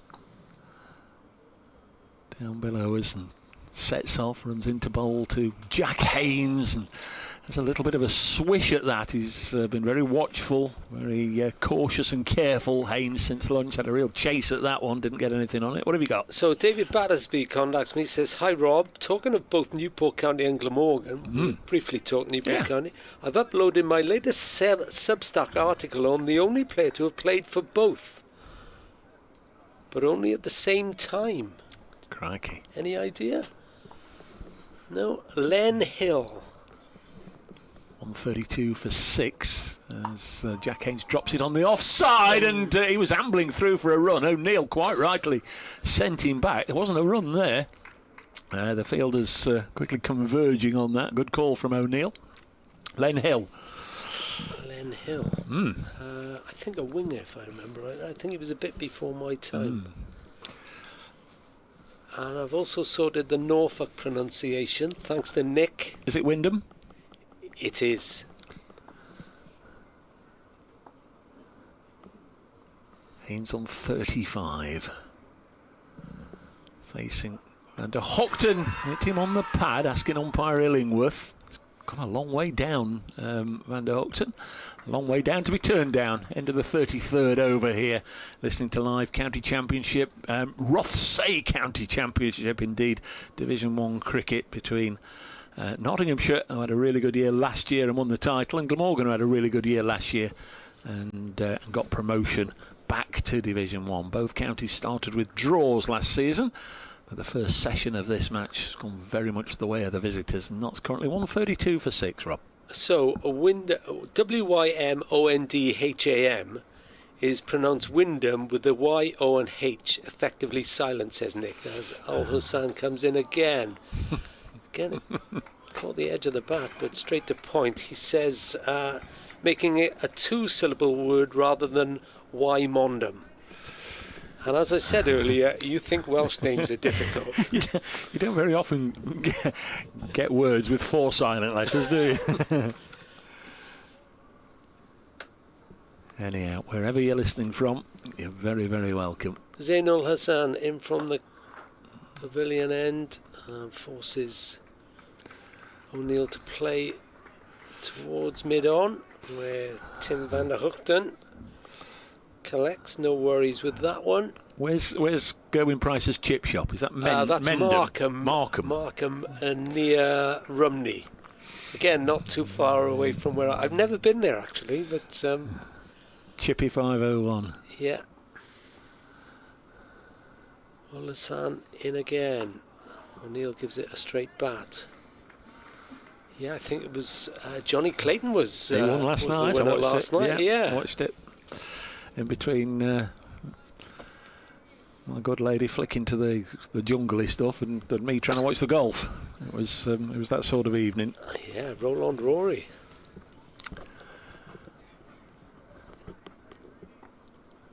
Grand National tomorrow. 132 for 6, Nottinghamshire. Zainul Hassan in again, and O'Neill stretched for that. It went past him and his bat. And Chris Cook collected again from stood up behind the stumps. There's no room for a mistake from Cook, is there, when he's that close? Not really. Century now for Ben McKinney. Durham are 200 without loss. McKinney 117 not out. Lee 68 not out for Durham. Rothesay in. O'Neill tries to get that through past Gully, but Asa Tribe is equal to it. Callaway went to protect him, ran on in case it went past the Jersey-born batsman. Yeah, you really are on a hiding to nothing, aren't you, stud? Literally, what is it, centimetres, inches behind the stumps. Yeah, and in a bit of danger as well. Yeah, exactly. That would be my prime concern, but he's made of sterner stuff than I is, Chris Cook.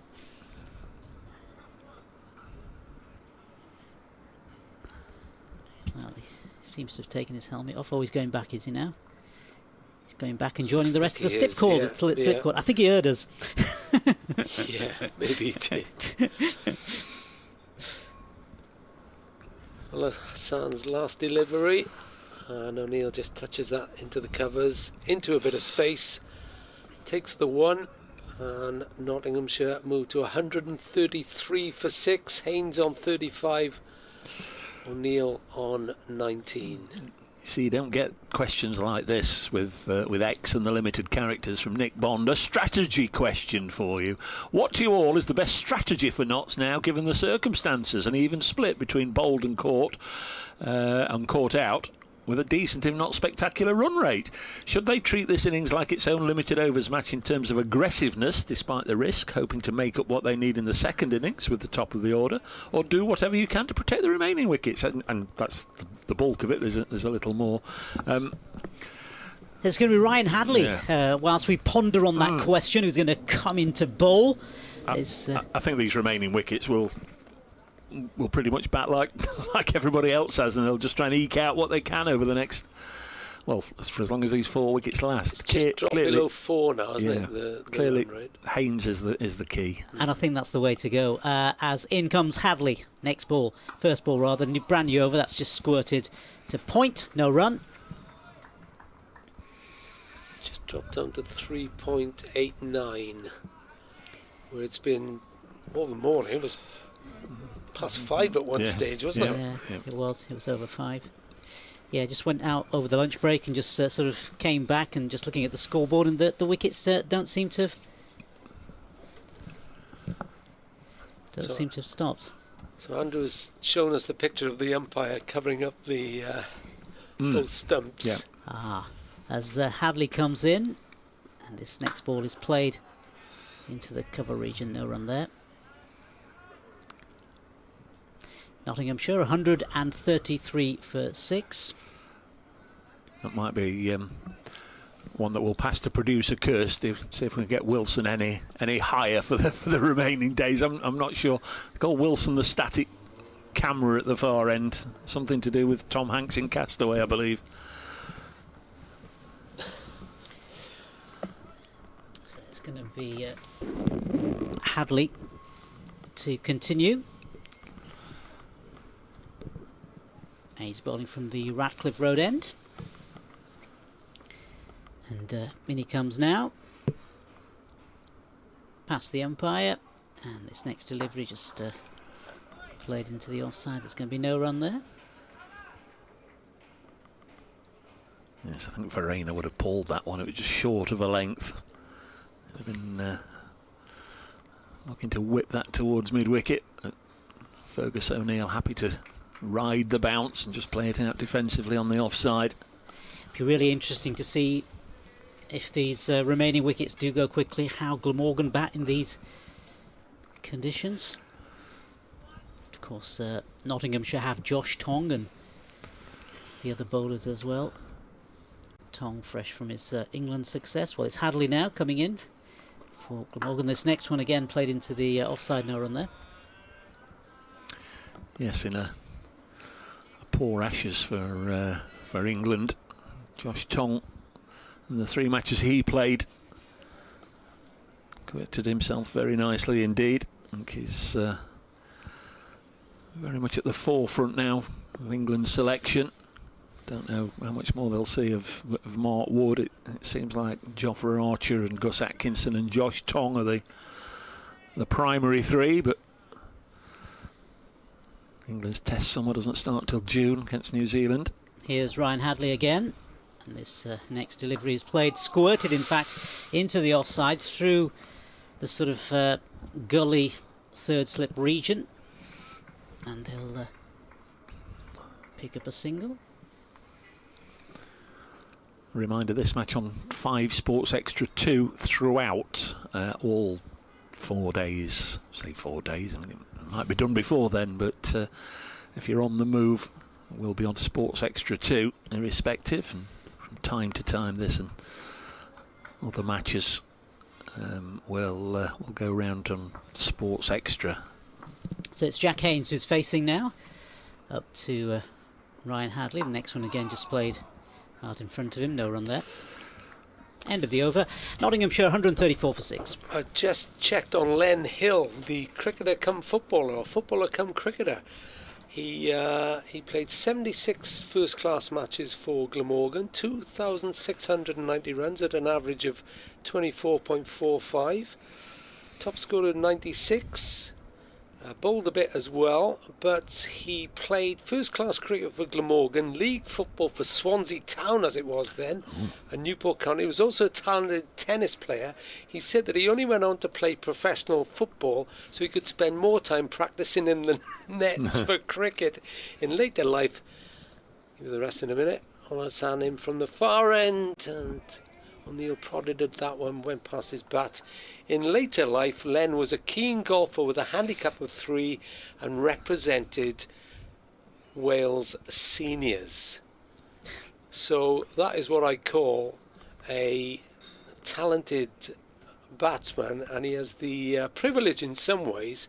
His first class debut came against Lancashire in 1964, scored 1 run on his debut, falling LBW to the Brian Statham as O'Neill plays that away on the leg side, no run again.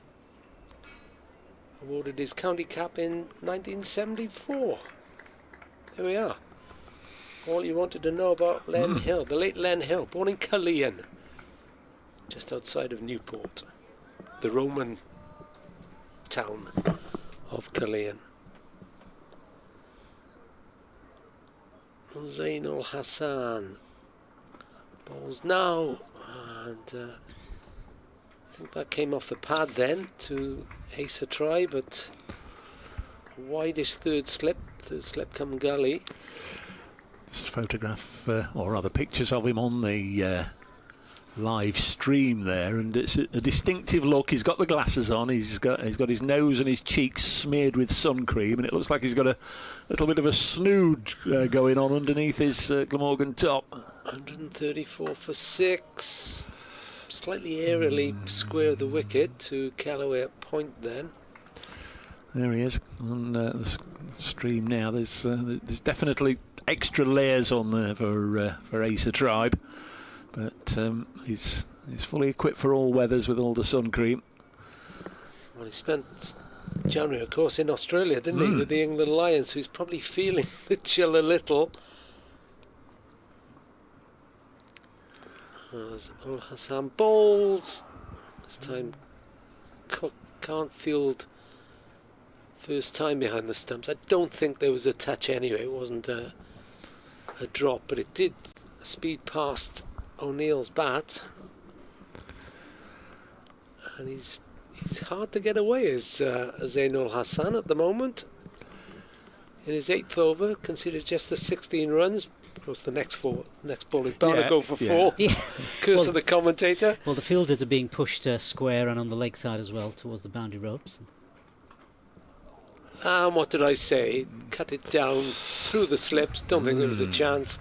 Carlson and Ingram both dived for it. I went straight through them for 4 runs. What did I say?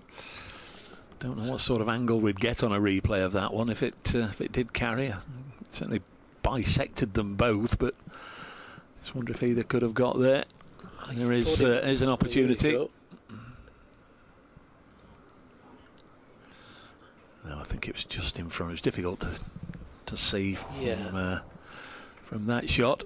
There's Asa again. I don't know. Is that a snood? Is that a snood? I think it is, yeah. Yes, definitely a snood. Definitely a white snood to go with the white kit. Dashing. Yeah, poor old footballers get a lot of stick for wearing those, don't they? Anyway, Ryan Hadley comes into bowl. First ball, brand new over. In he comes, past the umpire. First one is played leg side, flicked leg side, and they'll pick up another couple of runs. Well, the fact they've made it into 2 takes the stand to 37, and the relevance of that is it's the highest partnership of the innings.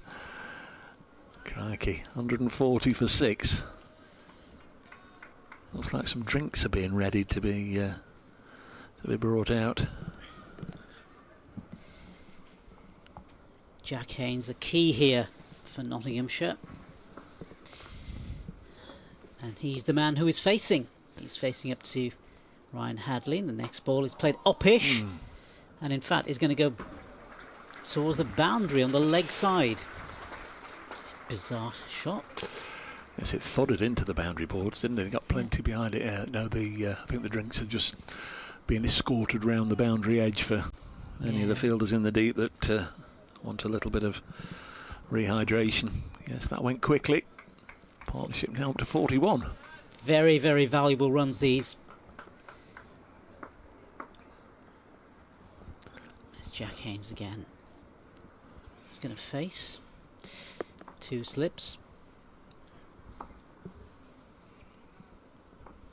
There's Ryan Hadley comes in again, and here he is.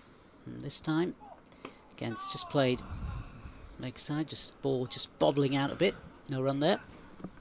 Gareth Jones has been in touch saying Lenny Hill was a great fella, but I, brackets, as an old codger, that's Gareth's words, not mine, can remember another one who played for Glamorgan and Newport County, Graham Reynolds, who did so while having a full-time career as a school teacher.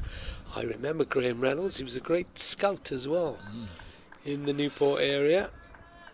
I guess it was an era, wasn't it? Up until maybe the 80s, I don't know, when people used to play professional cricket and football. Yeah. Here's Hadley. The Australian comes in to bowl, and this next delivery is pulled square and through mid-wicket for 4 runs. Yes, picked the length up very quickly there, Jack Haynes, and larruped it away onto the leg side for 4. Very useful runs. Yeah, there's been a lot of football cricketers over the years, but as the cricket season has got longer and longer, we've had less and less in recent times. Cricket becoming a 12 months of the year sport, really. If they're not playing, they're training or coaching. Haynes again, who's facing up to Hadley. This next delivery is played into the offside, and again the batsman will run through for another single. Yeah, the seasons were a lot more defined then, weren't they? Yep. In what we say is the old days. When Worcestershire came, was it last year? Ted Hemsley was with them. He played for Sheffield United and Worcestershire. He came up in the box here and had a chat. And at the time, Worcestershire had Jim Standen as well. There was Jim Coombs at Lancashire, and of course, possibly, as all Welsh football fans will know, the great Geoff Hurst played a first-class game for Essex. Hadley coming in to complete his over, and this one again is pulled, and it's pulled towards the boundary, and there'll be 4 more runs. And that gives you 153 to Nottinghamshire. 150 is up, and a partnership. It's a 50 partnership as well for the 7th wicket. An important partnership between these two, between Jack Haynes and Fergus O'Neill, certainly in the context of this game. Very much so. Had to happen sooner or later that somebody would stick around out there together. Of course, that's not to say that the next 4 wickets might go for spit, but Nottinghamshire in a better position at 150 for 6 than they were at 103 for 6. They're emphasised on the big screen there. Glamorgan winning the toss and electing to field. Yeah, valuable partnership between these two. Well, the counter-attack had to come at some stage, didn't it? Yeah, maybe the ball. They've been watchful but aggressive as well. Yeah. We're putting the bad ball away. Hadley's going at more than a run a ball now, 10 overs for 63. Olasan, he's been miserly. Let's see what Haynes can do. He's on 46, Rob. Yes, comes in again to Haynes, who fends it off. Will nip through for a quick single. Callaway did shy at the stumps underarm, but the batsmen were in. 154 for 6. Mason Crane's whirling his arms around like a helicopter. Do you know, I was just thinking maybe it's time for Mason Crane. Yeah, just try something a little bit different. He should be full of confidence after his 8 wickets in the game against Yorkshire. Olasan in again, and maybe just get the batsman to do something a little bit different and do some mistake.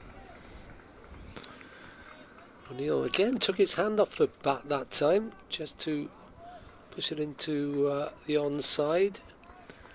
Meanwhile, Haynes is on his knees at the non-striker's end, and he's some sort of exercise. Well, I hope so. Extraordinary. pushing down with one arm and then lifting the other above his right shoulder. Thought he was digging for oil. Well, Hassan in again. This time it's pushed into the covers. No run. The aforementioned Mason Crane does the fielding. Just a reminder, if you want to add to the nonsense, we'd love to hear from you on the email, bracecricket@icloud.com, or on X @bracecricket. I think Rob's got an email address as well. Yeah, it's glamorgancricket@bbc.co.uk as Hassan comes in. O'Neill leaves that one. Cook took it shoulder height then. That's one of the difficulties, isn't it, in fielding so close up, that if it does bounce a bit, probably taking your life into your own hands sometimes. I've had an X off Keith Davis, Keefy from Usk. He is on X. Lovely to hear your dulcet tones on the cricket at Trent Bridge, as opposed to Rodney Parade. I don't know how to take that. Whether he's glad I'm doing the cricket and not Newport tomorrow, or whatever. Anyway, Olasan bowls again, and all O'Neill can do is push it into the offside. Crane fields again, and this time bowls the ball, as if to say to Kieran Carlson, I am here, you know, and I did some damage a week ago, which I'm sure Kieran Carlson is well aware of. And it does look as if Mason Crane he's either sending strenuous signals, or he's warming up for some action.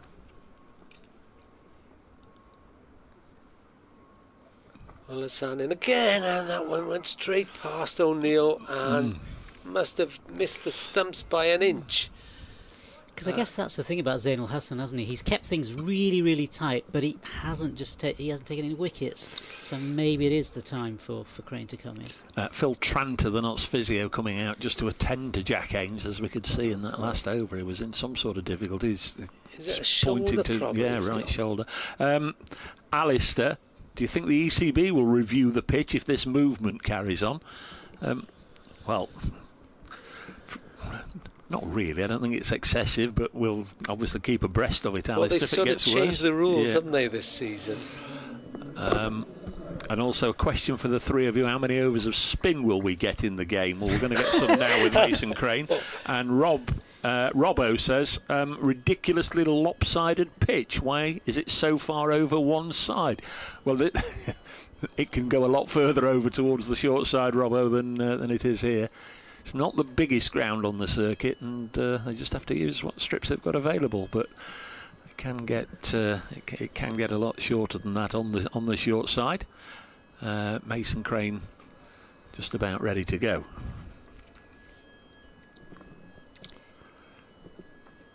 In he comes. Short run up, first ball, and that's just tickled down the leg side. The batsman will run through for a single. Nick Morrell, one of our regulars. The replay shot of O'Neill's 4 to bring up the 50 partnership was a thing of surpassing beauty. A boundary, cameraman right in line to see the ball from the middle of the bat to the rope. Well done, the cameraman. Thank you, Nick. They'll certainly rattle through the overs for Mason Crane as he comes in again. Hop, skip and a jump. In he comes. Next ball is again leg side. And it's played leg side, and it's going to race along to the boundary. So 4 more valuable runs to Haynes, and that's his 50. 50 there. A very, very valuable 50 in the context of the game. Jack Haynes off 71 balls and 8 fours in there. And a very useful strike rate as well, just over 70. So really, really good runs these from Jack Haynes, certainly in the context of this game. And certainly in the context of the match. 160 now for the loss of 6 wickets. And in comes Crane again. This next ball is halfway down the wicket. And I think he just about got away with that one. He's dragged him a bit short so far, hasn't he? He has. Which can happen with leg spinners once they... That's the difficulty, isn't it? Before they get into their groove. Yeah. It can be expensive sometimes. Those fingers need a bit more... getting used to before their bowlers. In he comes again. This one much fuller and a much better delivery from Crane. Sort of delivery he'll be looking for. And he'll just rattle through these overs really, really quickly. He's through 4 balls already. Comes in again. And this time he's past the umpire. And this next delivery. And that one squirted into the offside. And the batsman will run through for a single. Again, it was on the short side, wasn't it? It that was. Delivery. Yeah, the ball before that was probably the better one, a little bit fuller.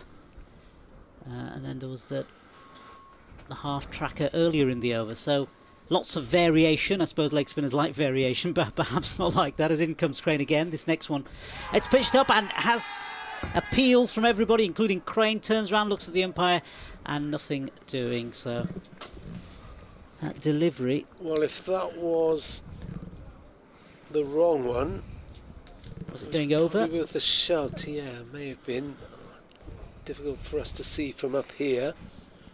So we're going to get a replay of that. Does mean it's the end of the over. Nottinghamshire 161 for 6. Jack Haynes is on 52, and O'Neill is accompanying him very well on the other side. He's made 29. It was a big stride forward by O'Neill. Good shout though from Mason Crane. 3 things happened all at once there. Jack Haynes reached 50. At the same time, my seat dropped suddenly to the ground. I wonder where you disappeared to. Well, it's in from the far end. Again, tucks up Haynes, who's on 52.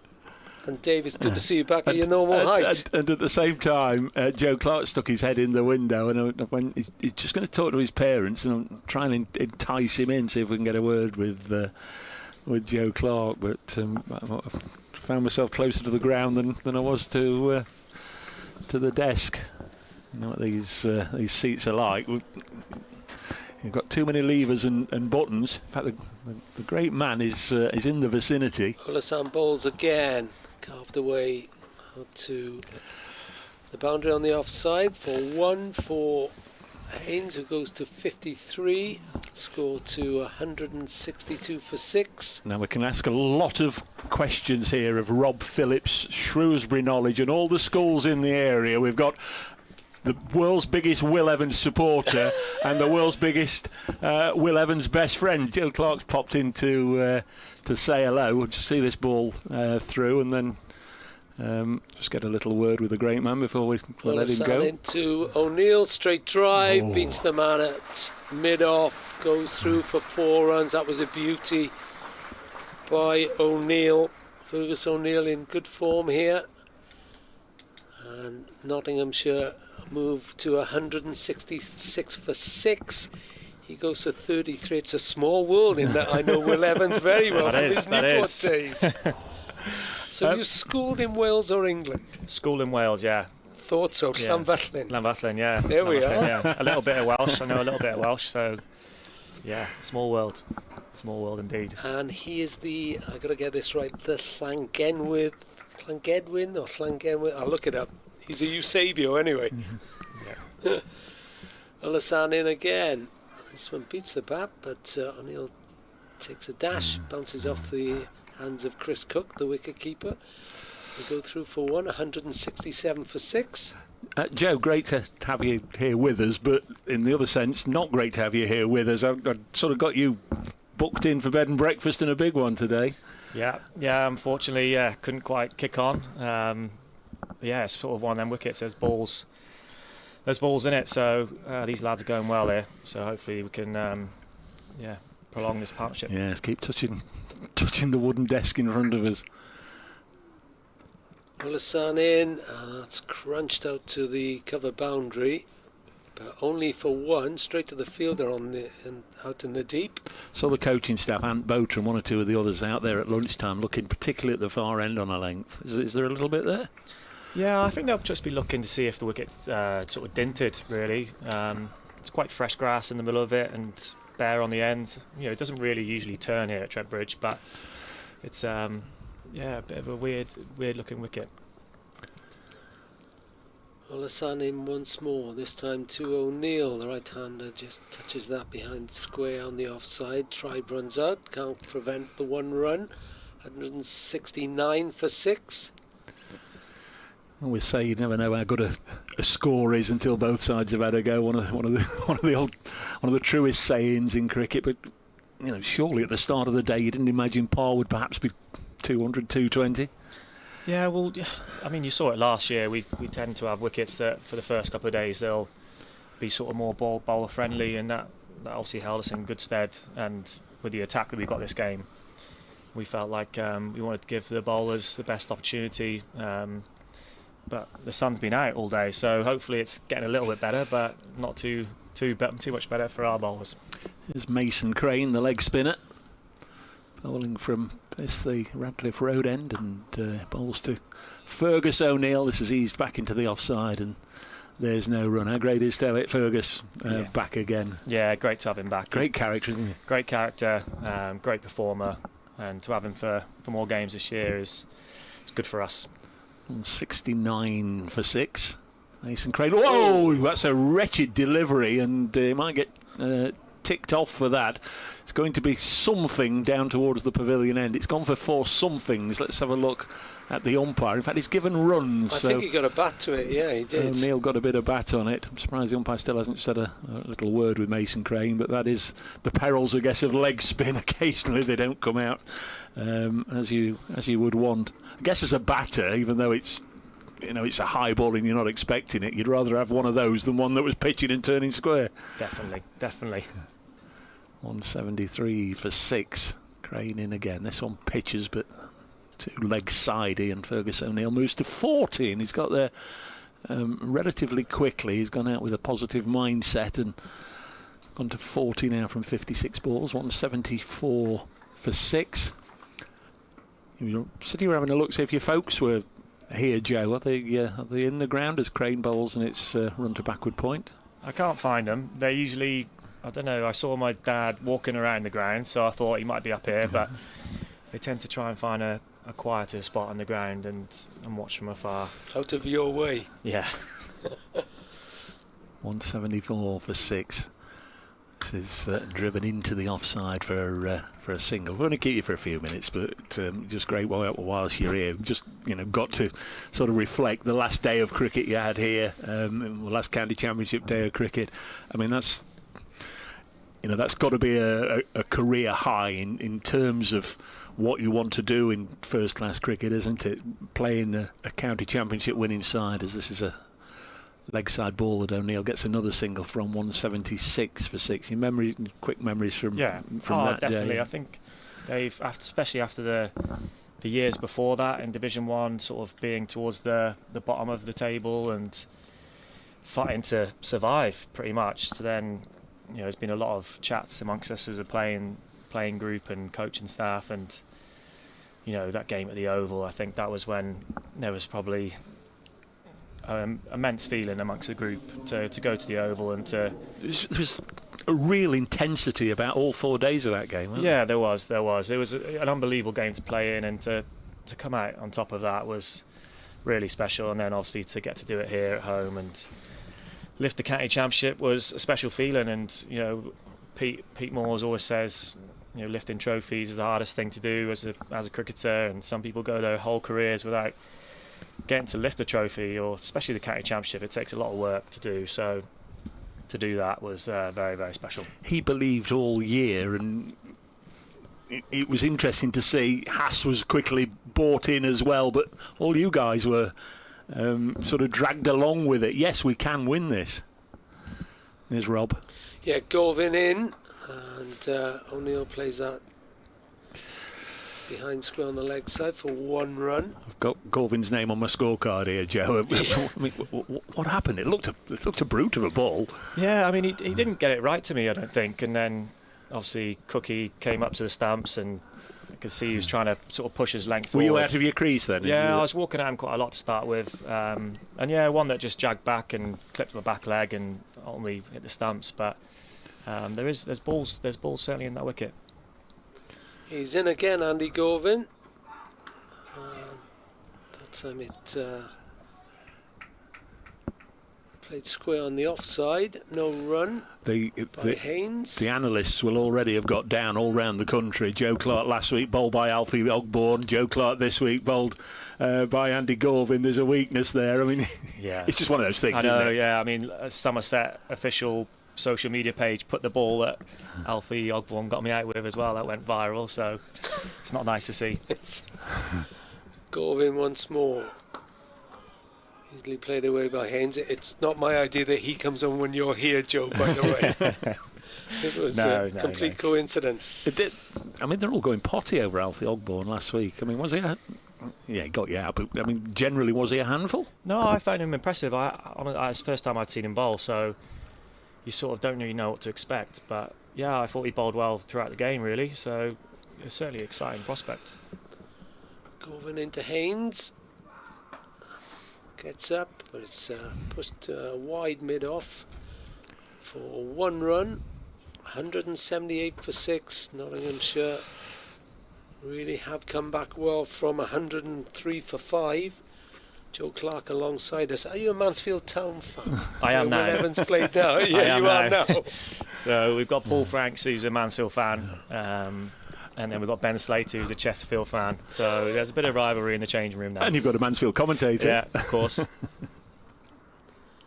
Govin, plenty of pace. That one just parried down. And of course, he scored against Arsenal. Scored against Manchester United for Newport. Yeah, when he was at Newport. He picks the big games in the FA Cup, doesn't he? Yeah, he does. He likes scoring against the Premier League sides. So, yeah, no, it's amazing, really. From a little school in mid Wales to us both being in the Nottingham area playing professional sport now is pretty special. Didn't you tell me he was a useful cricketer as well? He likes his cricket. I wouldn't say useful. Are you listening, Will? Govin bowls again. That's sliced behind square through the slips. No chance to catch that one. That's 4 runs to O'Neill. He goes up to 46. Haynes is on 56, 182 for 6. But one little school like that. Yeah, I mean, we didn't play cricket in school. That was a thing. I mean, more of a rugby school, of course. Yeah, of course. Being in Wales, but we had 1 game of cricket, I think, my whole time in school, and I'd been begging the head of sport to let us play a game of cricket. So we went and played one, and I was out first ball. So he said, I'm not sure there's a career in it for you. But yeah, and obviously Will, he went to Cardiff Uni, and I don't think he probably thought that a football career was on the horizon for him. So he's done very well to be in the position he's in now. There's Mason Crane, 2 more overs, is that right, Joe? Yeah. This is drilled down the ground. So why cricket? Where do you fit in with all the Clark brothers? Are you the oldest or the middle or whatever? Did one of them start before you cricketing? Yeah, my oldest brother. I'm one of 4 boys, so third in age, and oldest brother got into it, and we sort of all followed really. It was You all played for Shropshire? Yeah. Good grief, that's incredible. 183 for 6 and it's defended on the offside. How many together at once? I think I've only played with my nearest in age brother for Shropshire, but we all played for our local side at Oswestry together. Yeah. And Worcestershire obviously keep an eye on Herefordshire and Shropshire as this is run to backward point. Is that how it started? Yeah. There was sort of programmes with sort of Worcestershire and Warwickshire that sort of fed into the local minor counties, and Worcestershire had a connection with Shropshire, so that's where that link came from. Fergus O'Neill on 46, played very nicely indeed, pushes this out gently onto the leg side. Got Joe Clark with us, the Nottinghamshire batter. Spent the winter working for Peter Moores for a change, down with the Melbourne Stars, who still haven't won the Big Bash, have they?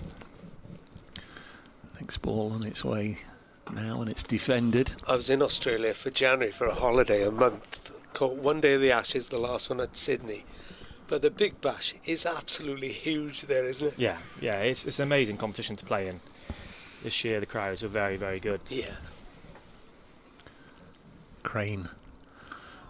Plenty of whip there. There's one that spins away from O'Neill, cuts it to backward point, end of the over. 183 for 6 after 43 overs. Notts. Jack Haynes has 57, Fergus O'Neill 46, and they put 80 on. And just like we're doing here, they get the stars into the commentary box. So Yeah. you know, Steve Smith turned up, and they do whoever. it. Yeah, they do it very well. You got Ricky Ponting, Yeah. Adam Gilchrist, Michael Hussey, a lot of the very famous ex-cricketers on the commentary, and they're at most games. So the Stars are the ones that play at the MCG, because there's 2 Melbourne sides, isn't there? Yeah. And as Dave was saying, they're yet to win it. I think they're the only team to not have won it. So What a ground, by the way. I know, it's an amazing ground. I had my Amazing. pictures taken by Dennis Lilly and Shane Warne, the statues. As Gorvin comes in from the pavilion end, and that's nicely driven away by Haynes for 1 run. 184 for 6, he goes to 58. It's just a sensational sort of... Well, I mean, there aren't any bad sport places in Australia. No, the grounds are amazing. I mean, the MCG is very special. I remember when I first went there and walking out from under the tunnel, and you sort of feel like a gladiator, almost like going up, and the magnitude of it is incredible. And you've got the Aussie Rules Stadium, the tennis there as well, going in. Fended off by O'Neill, no run, 184 for 6. It's just a magnificent sporting venue, isn't it, all round? Yeah, definitely. I mean, when you compare it to coming to Trent Bridge, obviously completely different, but I find that all the grounds in Australia are very different. Adelaide Oval has got a bit more of a cricket feel to it, but yeah, they're all just huge stadiums. I think we had one game with 70,000 there this time, which was by far the most amount of people that I've seen in the ground. Andy Gorvin sprints in. Oh, it's a firm drive. That's a lovely cover drive by O'Neill. It's a lovely way to get to your 50. He's done it in some style there. Fergus O'Neill, 50 in 67 balls in just as many minutes. 10 fours in the innings. And you said you welcomed him back, Joe, with open arms on this performance. Oh, definitely. I think this just shows what we'd done last year. We got ourselves into a few positions like we had done in the first session, and 2 players managed to put on a partnership and get you out of it. Gorvin again, halfway through his over. No run that time, played on the leg side. That's what struck me most about Australia, the obsession with cricket. Even every bar, you can get bars around here on test matches, and it'll be, and Wales as well, it'll be on. But in Australia, I was in Sydney, Melbourne, those sort of places. It's an obsession, isn't it? It's the main sport. Yeah. Oh, definitely. It was tough being an Englishman though, watching it in some of the bars. Gorvin, another lovely cover drive. Is that going to get to the boundary? Maybe just cut off. It is. but they go through for 2, and O'Neill moves to 52. Has the dressing room got some good tips for us? Grand National tomorrow, the Masters over the weekend. I would imagine there's a lot there's been a sweepstake for the Masters, and Jack Haynes, he loves his horse racing, so he's the man to talk to for some Grand National tips. But yeah, it's a funny old race, the Grand We were National. just talking about the darts last night as well. A Welshman winning that, Johnny Clayton, last night. They're going well, aren't they? Yeah, they are indeed. Final ball of Gorvin's over, and O'Neill covers up, no run. 190 for 6, Nottinghamshire. Joe, you know we really appreciate it when you spare 5 minutes or so just to pop in and say hello. And with you being in the dressing rooms at this side of the ground, it's sort of mutually beneficial, because we know this is a better view than really you've got from the balcony. And you all popped in plenty of times last year, and for as long as you're this side, please do it. Is there an update? Do you know when you're going back? Do you know what they? To be honest, I'm not sure. I'm pretty sure. Last I heard, they were trying to make it ready for the test match in June. Yeah. Looking at it from here, you wouldn't probably say that it'd be ready for then, but I'm sure they're working hard to get it done. I mean, I've seen the plans. You've been lucky since you've been this side, unbeaten. Yeah, won a title. Joe Clark, ladies and gentlemen, with us in the commentary boxes. Down the leg side, taken by Chris Cook. 190 for 6.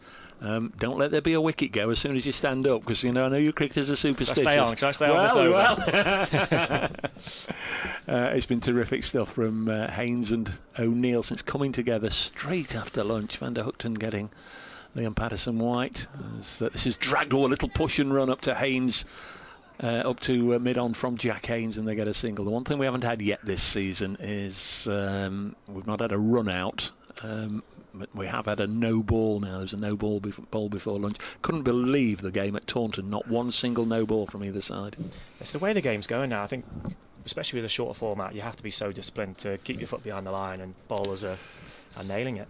Well, that line's been there for 150 years. It's defended, but they still ignore it and step over it. But, yeah, I just think it costs you too much now in a T20. These games are getting smaller margins, and to overstep, and the ability for the next ball to. Well, you're T20 skipper. Do you snarl at the bowlers? Yeah, no, because I would. Something we say, definitely. I bet you would.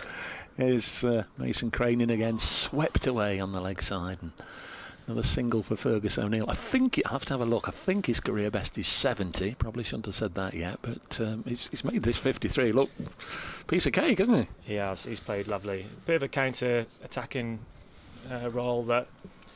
It's just put sort of, it's nice. I mean, Mason obviously bowled extremely well last week, but to have a spinner ball on here is nice for us, I think. Bowls again, Mason Crane short, and that'll be pulled by Haynes, former Worcestershire man. Good bit of fielding in the deep, and they'll come back for 2. Really good diving stop. Not sure who that is out there, but a good bit of work on the rope. 2 more though to Nottinghamshire's Jack Haynes, former Worcestershire teammate of Joe. 61 not out. All 4 of you playing in this game again. Mr. Pennington, Mr. Tong, Mr. Haynes, and of course Joe, former Worcestershire player. This is cut to backward point, and there's a single. End of the over. Thank you so much, mate. Thank you so much. Say hello to Llangedwin, Eusebio. He'll be impressed with that. I will do. Hopefully he's been listening, so I'll send on my best. All the best, Thank Joe. you for having me. Cheers, Joe. Thank you. Joe Clark just popping up to say hello. We always appreciate when Joe and the rest of them just spare a few minutes just to come and just give us a little bit of insight as to what's going on out in the middle. It's nice, Rob, isn't it? You are a man of influence, David. You really are. No, it was brilliant. Brilliant. And to think a little, as he said, a little school in mid-Wales produces 2 professional sportsmen like this, when some schools go for years and years without one. It's a tough gig. Like I said, we might miss the players a little bit when they move back to the pavilion on the far side, because you can't expect them just to, come round for 5 minutes or so. But it's a dual thing here, because they're downstairs. They get a better view if they come up, and there's the start of a new over. Lovely looking shot there, Rob.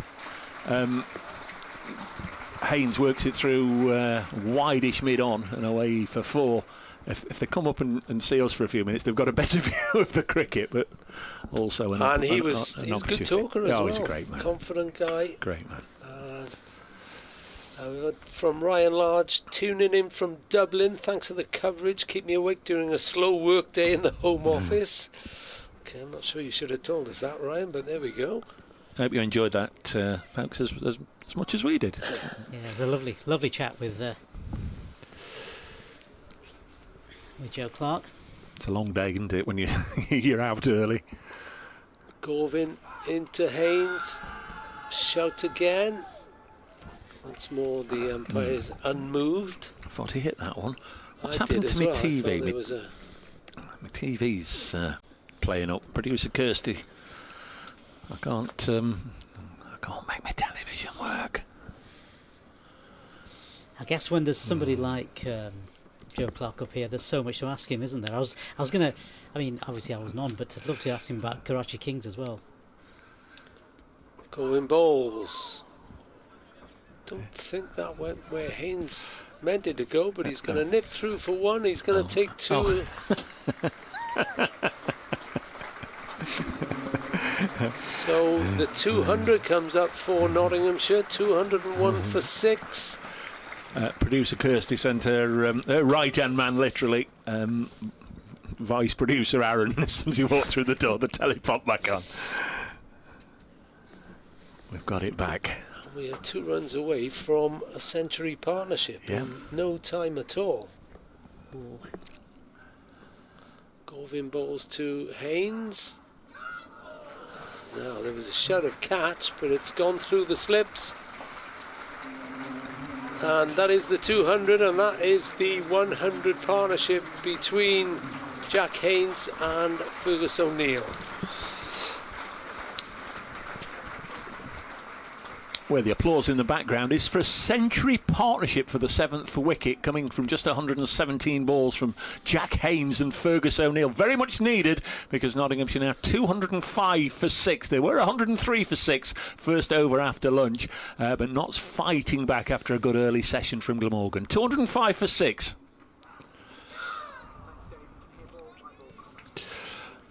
And the latest delivery's gone through to Chris Cook. One ball left in the over. We'll bring Nass in again. Quite pleasant out there, I think. The parts of the ground, of course, the stand away to the right, Rob, they call it the fridge because it never gets any sun. In there it'll be a little chilly. Down the leg side, worked away by Haynes for his 71st run, but I think most of the rest of the ground just getting a little bit of sunshine. So it's not the place to put up solar panels. No, it's almost almost a view right on top of the cricket there. They're very, very close to the action there in that stand. That's why a lot of people go in there, and obviously the higher you go, you've got a nice depth perception.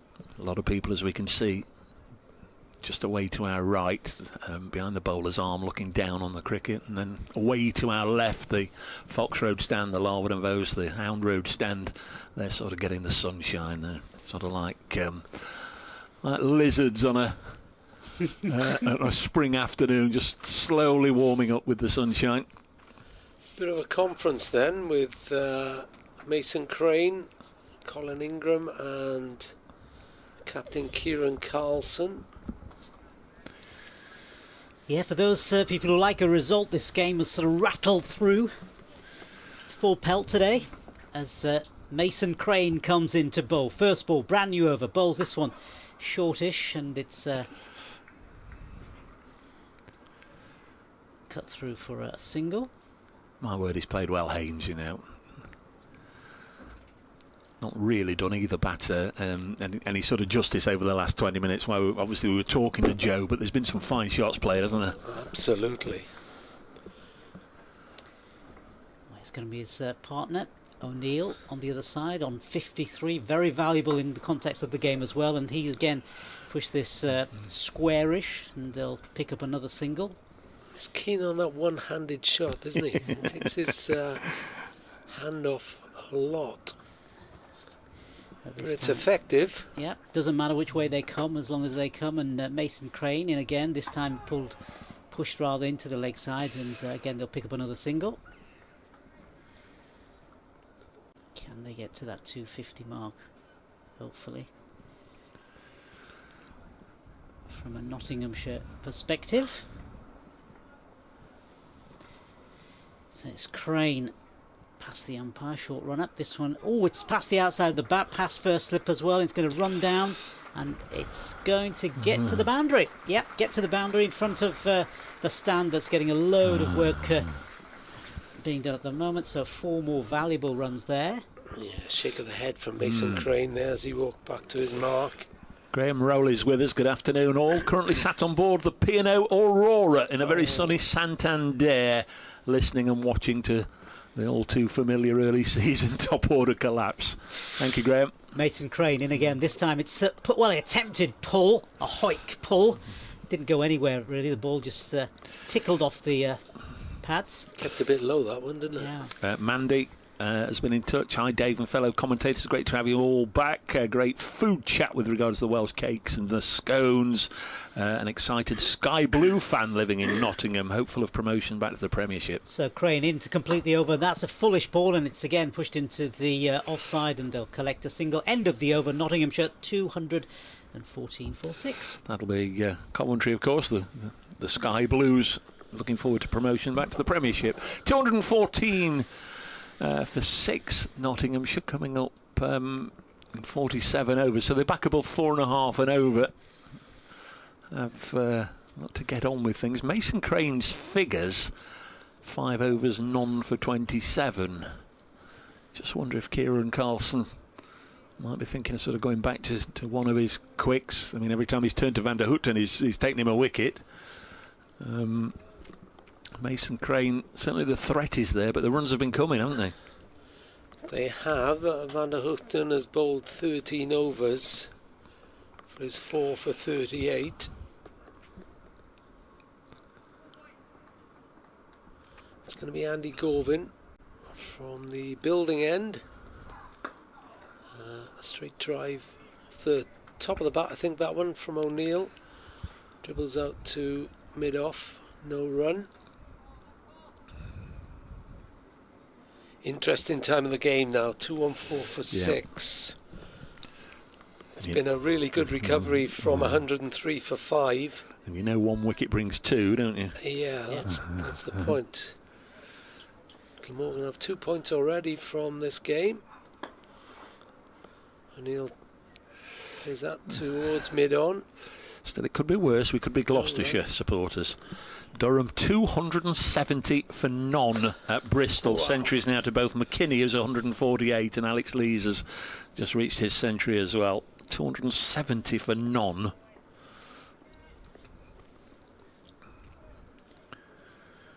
That is a dispiriting first day, is it not? Govin bowls. That one just got up on O'Neill. All he can do is tap it down on the offside. No run again.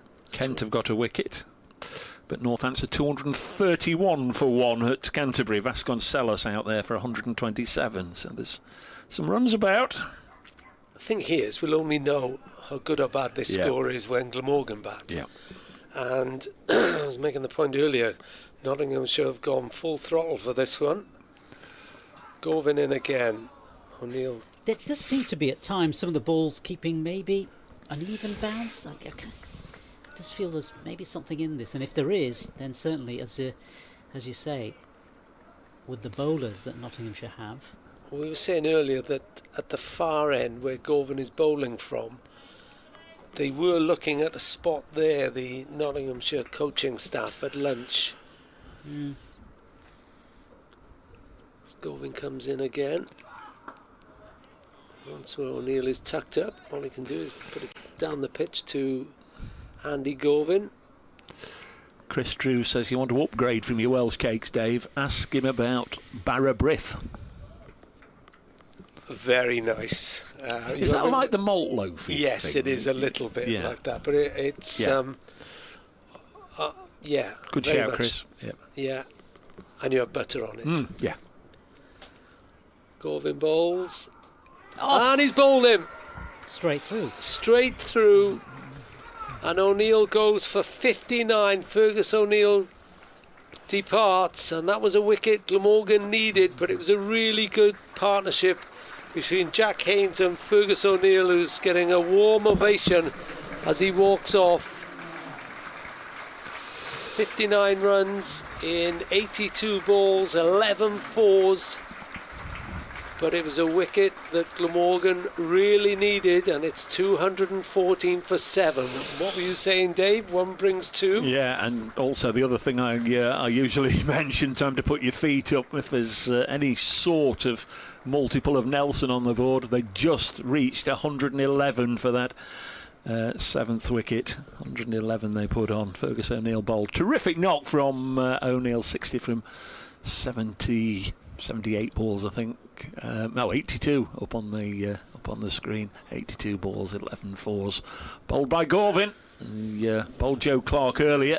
His second time hitting the stumps. In fact, was it Van der Hoogten's first ball of the day hit the stumps to dispatch Hasib Hamid. So Brett Hutton is the new man for Nottinghamshire. Didn't play last week. He's been getting over a bit of a niggle. Didn't go on the pre-season tour or play in either of the two home pre-season games. Just getting himself back to full fitness. Was in the squad for Taunton. Was one of the 12th men down there. Got lots of bowling practice in the lunch and tea intervals down at Taunton, and it's clearly good to go for this one. Leading wicket taker for Nottinghamshire last year, second time within 3 seasons that he's been Nottinghamshire's leading wicket taker. He was also 3 years ago he was the country's leading wicket taker, Brett Hutton, but Notts need him to do a bit with the bat right now. He's out there with Jack Haynes, who's on 73. Mark Hutchinson, Mark and Elaine Hutchinson have been in trouble. We're listening from La Cala on the Costa del Sol, enjoying the Notts recovering commentary. Big shout out to Lincoln City on achieving their promotion to the Championship and a current unbeaten run of 24 games. Yeah, absolutely terrific from Lincoln City and Michael Scabala, who I know had a great season. Mason Crane in again, first ball, brand new over. That's pushed down leg side, and they'll pick up another single. Yeah, it was neck and neck between Lincoln and Cardiff City a few weeks ago, but Lincoln pulled right clear, particularly after winning at Cardiff. And Cardiff play a big game against Bolton tomorrow. So it's Brett Hutton who's got a valuable, important job to do here. Help Jack Haynes on the other side as much as he can. And he's going to be facing up to Mason Crane, first ball. And this time he pushes, in fact, to leg side as well, and he's off the mark. Brett's 33 now, 103 first-class matches, 750s, best of 84, over 350 first-class wickets against Glamorgan. He's got a highest score of 61. Jack Haynes faces up to Crane, full toss, and that's dispatched for 4 runs. Into the offside, through mid-off, 4 more valuable runs. That's 2 waist-high or almost throat-high balls that Crane has bowled to Haynes, and they've both gone for 4. Yeah, full toss there. And Jack Haynes not going to miss out on that. Well, 33 balls, Mason Crane, and he's gone for 33 runs. Sharp contrast to Zainul Hassan, who was bowling quite tightly earlier on. But anyway, here comes Mason Crane again, and this next delivery, again, it's pushed out onto the leg side, and again, comfortable single there to the batsman.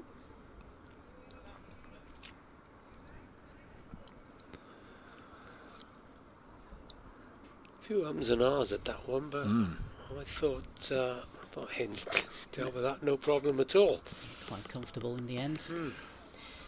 Crane in again. This next ball, again a full toss. Again it's dispatched into the offside, but this time they'll just collect a single. So yeah, a couple of full tosses in the over. Not really helping Glamorgan's cause. Already the lower order has scored more than the top order. Notts were 95 for 5. Yeah, momentum shift. Crane in again. This time pitched just over halfway, and again picked up a single as the ball is dispatched square, and in fact end of another over for Crane. And at the end of the over, it's Nottinghamshire who are on 223 for 6. A good recovery from them. And Jack Haynes is on 80. Yes, he's played very nicely indeed. If you're just joining us, a reminder that it's Glamorgan who won the toss at 10:30. That's Notts to bat first, and the very first ball of the match, a Seabermead, Nottinghamshire's captain, was bowled by Van der Hookton. His fellow opener Ben Slater also out for naught. Ben Duckett, cleared by England to play in this game, made 25 from 27. He was rattling along in 5th or 6th gear.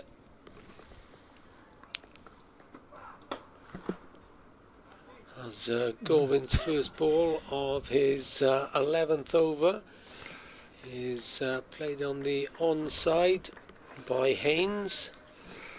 No run. Duckett out for 25. Joe Clark, who's just been up with us, made 33, bowled by Andy Gorvin. Carl Verena also out in the morning session for just 14, the South African. Gorvin into Haynes again. Shout as he delivered that ball. They've taken one. Stopped at mid-off. Captain couldn't pick it up cleanly, could he? No. 102 for 5, I think it was at lunch. Straight afterwards, Liam Patterson white out. Van der Hookton had got a wicket with his first ball of the morning session. He also got a wicket with his first ball of the afternoon session, bowling Patterson white for 1. And then that century stand, which has just come to an end, Gorvin bowling O'Neill for 59. Haynes has dodged a lot of the bullets out there. He's 81 not out, came in at number 5, and he's just been joined by Brett Hutton. Hutton takes guard now, batter loft, straight defensive, push into the offside, no run, 224 for 7. Leighton from Buryport now on the Wirral says, really enjoying the coverage today from all the commentary team. Pass on my thanks, please. Consider yourself thanks, gentlemen. Welsh food you've missed out, lava bread, yes, we've had that one, and Welsh cockles, especially being from Llanelli. Have you tried either? Well, I've tried both of those. That's Nas in a minute, as Govin comes in. No, I can't say I've tried either of those. Turns it away. Oh, cockles with Really? vinegar and I like a cockle. Gorgeous. I didn't know the Welsh had their own cockles, but yes. mussels, cockles, whelks, walking along the seafront. Yeah, we've done all that. And lava bread. And lava bread. I've not had it in Wales, but I've had it in down in Devon. They have their own recipe for that in Devon. Hutton waits again as Gorvin steams in. Full face of the bat. Sun's just gone away now. It's been a little bit cooler, just a little bit, but that'll help the bowlers, certainly this afternoon, if Nottinghamshire get into some of these Glamorgan batsmen, if it comes to that. Cloudy conditions.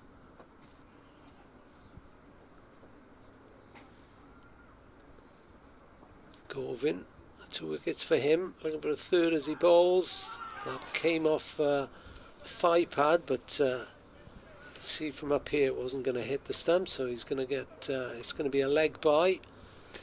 And the score moves to 225 for 7 with Andy Gorvin, 11 overs, 2 maidens, 2 for 53.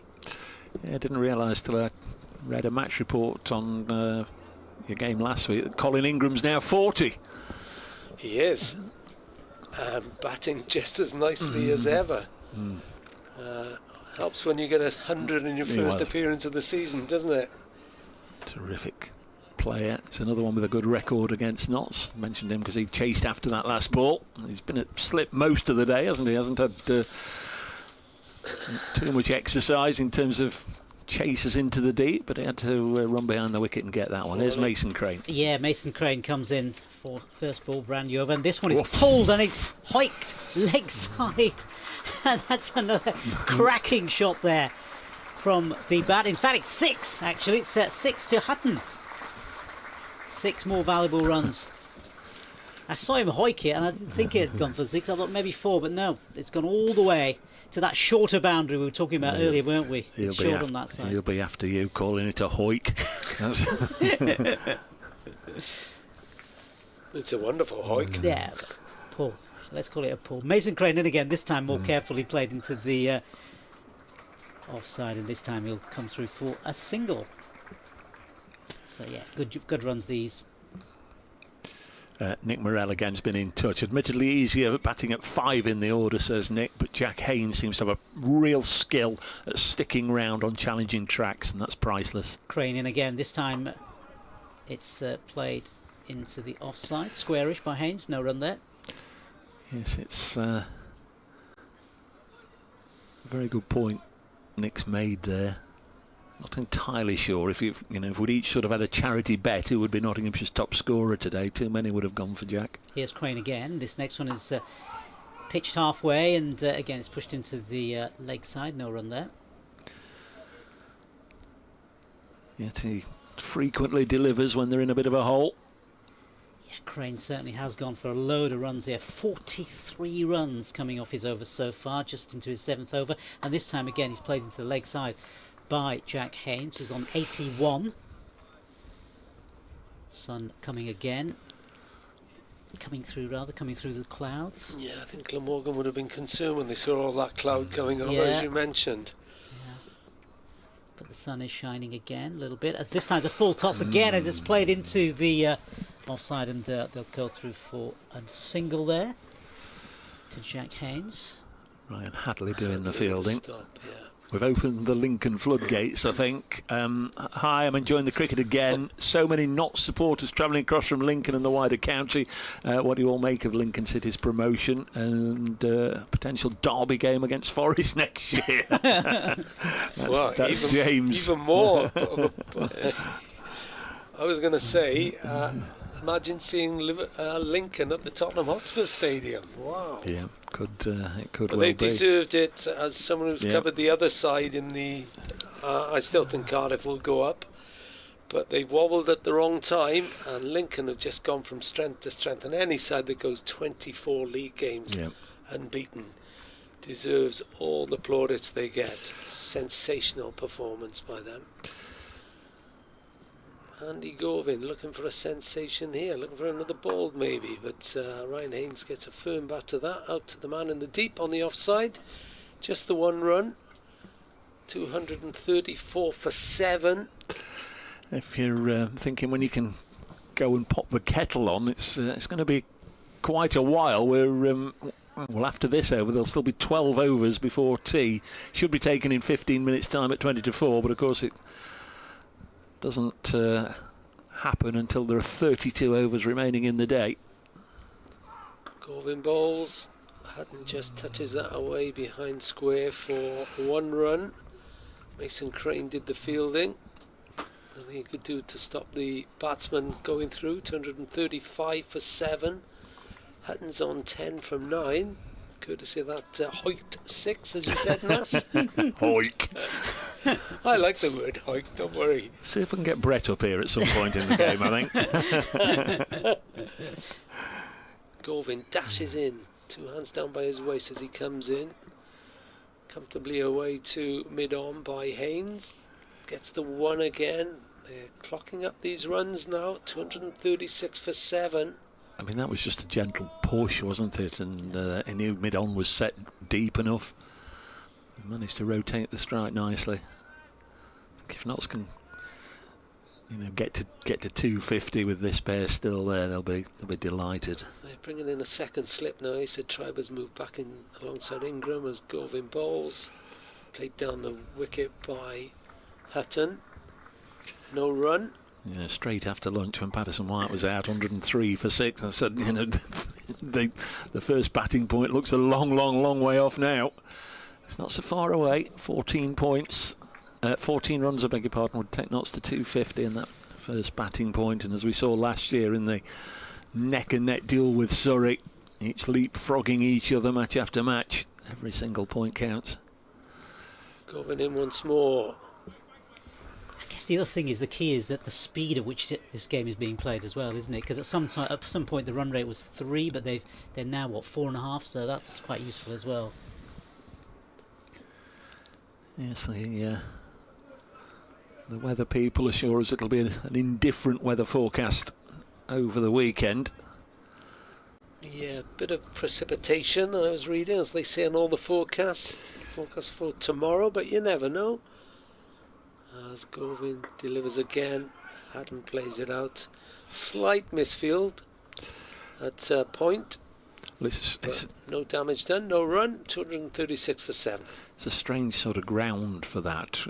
Before the Dave Bracegirdle residential care home was built, just outside the ground away to our right, we used to see the weather coming towards us from the west and the southwest, and it would seem to be coming towards us and then just sort of split and go around the ground. We've seen that many times over the years, but yeah, we've lost our view. My care home away to the right there. It's a prime location, that, isn't it? Absolutely. Well, I've got that earmarked, so I'll be able to spend my dotage looking out the window at the ground. Yeah. You booked a room. Yeah. Reserved. Full board. I'll go up to the top, to the little garden up the top there. Can you imagine me up there just having a little look in? Change of bowling this end. All the years of, look who it is, it's Van der Hookton back. All the years of coming here with the press pass, be nice to get up there and get a free view of the ground. Yeah. He's got a picture of him up on the big screen here at Trent Bridge in his Dutch colours. Yeah. Sort of makes sense to change bowling, given that Mason Crane had gone for a few. Or more than a few, so should I say? It was more than a few. Yeah, wasn't able to put a break on it, and that O'Neill and Haynes partnership absolutely thrived against the leg spinner. As 64 on his back, in he comes, Van der Hookton, and this one again played into the offside, and there'll be no run, played to mid-off. If he'd got a wicket first ball, then it really would have been spooky, wouldn't it? Yeah.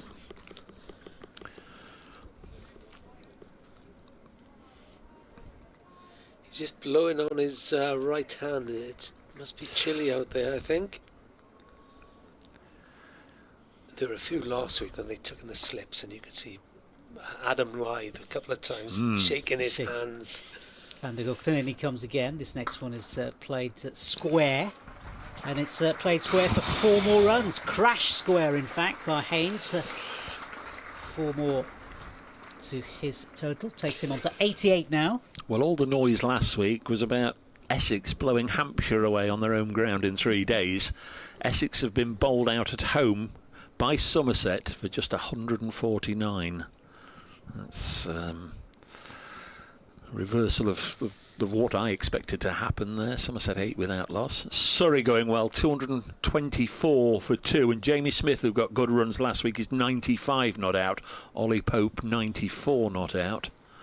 They're playing against Leicestershire in the capital. Van der Hookton, in he comes, past the umpire. This time played carefully and back towards the bowler, picks up, no run. Hampshire 204 for 5 at Headingley against Yorkshire. Warwickshire 172 for 6 against Sussex at Hove. All the scores in Division 2 and elsewhere on the BBC Sport website on the cricket page. And you can follow the live texts as well. They'll be updated at the fall of each wicket or each milestone. So it's Van der Hookton. In he comes, and this next one again just played leg side, no run there. Picked up by one of the close infielders. Yeah, the momentum certainly changing in this afternoon session. Very much in the favour of Nottinghamshire. Just 10 runs short now of 250. Yeah, Glamorgan had a good morning, and they'll be thankful they got 5 wickets in that 2-hour spell. As in comes Van der Hookton again, and this time it's played off the outside of the bat towards past the gully area, and it's going to squirt down there for a couple more runs there, and that'll take him up to 90. I mean, this would look like really hard work if Notts were only 2 down. I know it's all hypothetical because they're not 2 down, they're 7 down, but on another day you'll have a side here that'll be able to just ride that early storm and go on after lunch to pile the runs on. Glamorgan, no, it only takes 3 errors here, or 3 good balls, and the innings is over. It's Jack Haynes now on 90, facing up to Van der Gugten, and this next one is it bounced up a little bit on him, but he played it comfortably in the end, leg side, and he'll pick up another single. 243 for 7 now, just 7 short of what would be a very, very important score in the context of this game. Well, if there is a spot at that other end, the far end, it doesn't appear to have been hit too often this afternoon.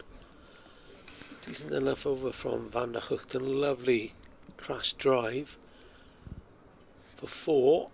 Corvin's going to try his best from the other end again. He's got 2 wickets, Van der Gugten has 4 wickets. Corvin 2 for 56 from 12. Joe Clark didn't seem unusually alarmed about the state of the wicket, did he? Jack Haynes faces on 91. Corvin comes in. Straight drive by Haynes. Corvin throws out his left hand, stops the ball. No run. I just like the nonchalant manner. He said, "I'm looking for my mum and dad, can't find them. They're here somewhere."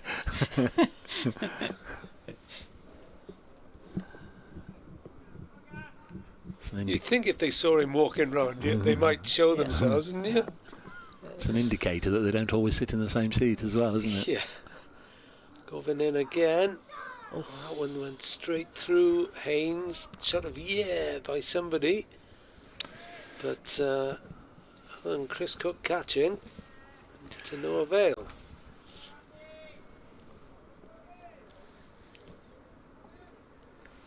He's been really tidy, I think, stood up as Chris Cook. Yes, really tidy. yes, yeah.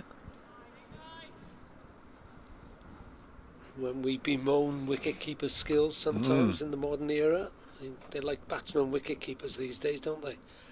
Corvin, that one squirted off the bottom of Haynes's bat. It's interesting that Jamie Smith has batted at 3 in both games for Surrey, and last week James Rue batted at 3 against Notts in the second innings, got a century.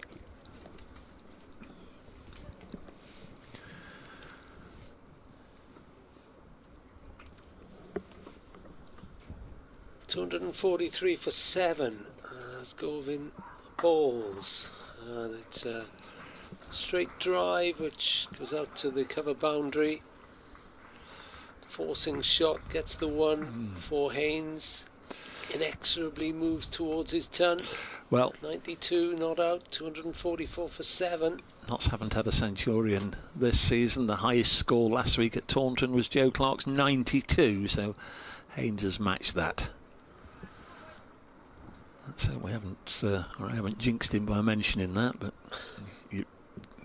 you're right. He's looked for quite some time, in fact since passing 50 really, that he was determined to be there for a while. Hatton faces now. That's a nice defensive push as well.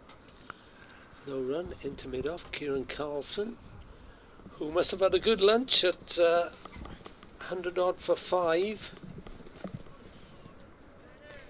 Now wearing off. 244 for 7. Yeah, it's just as important for Jack Haynes to have people on the other side just to help him through this period as well. Hatton faces. It's the pad. Number of fielders and bowler go up, but again, umpire says no. Bit of a half-hearted shout, that one. But I will say Corvin is running with plenty of spirit today. Like him a lot. He's through 13 overs, 2 maidens, 2 for 57. The other bowling figures: Van der Gugten 14 overs, 4 for 45. Hadley 10 overs, 1 for 63. Hassan 10 overs, none for 29. Mason Crane, 7 overs, none for 44.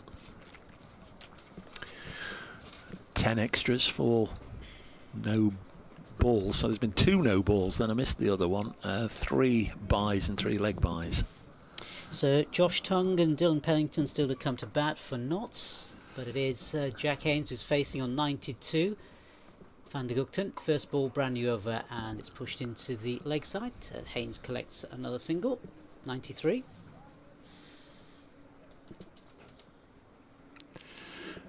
Jim says, very surprising for me that Ben Kellaway hasn't had a ball yet.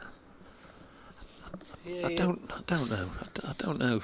I mean, the seamers have done a really good job. I mean, you mentioned the figures there. They're all very respectable, bar Mason Crane. And I think it was the right thing just to give Mason a little go. And after his success last week, just give the others a bit of a break. But I'm not particularly surprised that Ben Kellaway myself hasn't had a ball yet. I mean, we shall see how Glamorgan do on this wicket. But actually, he would have sat for 245 for 7. He would. Start a play, I'm sure. Very much so. Difficult to get the ball off Van der Gugten, and the seamers have done the job so far. 4 wickets to him. He comes in. Next ball is that bounced on the batsman. That bounced, in fact. Effort ball, wasn't maybe it? That was the spot. That's effort ball. He really banged that in. Yeah. Taken above his head by Chris Cook. Yeah. And look at Brett Hutton. He's gone down there. Just had a little look. Yes, mark that spot. Put an X there. Mark that spot for when he has a ball. I know exactly. I'm hitting that later. That is obviously the length as Hutton on 10 faces up to this next delivery, and see Van der Gugten this time is pushed back into the onside by Hutton. No run there. I mean, Kellaway took 1 wicket against Yorkshire. He was sort of more prominent with the bat because him and Colin Ingram were the 2 who pulled it round from 28 for 4.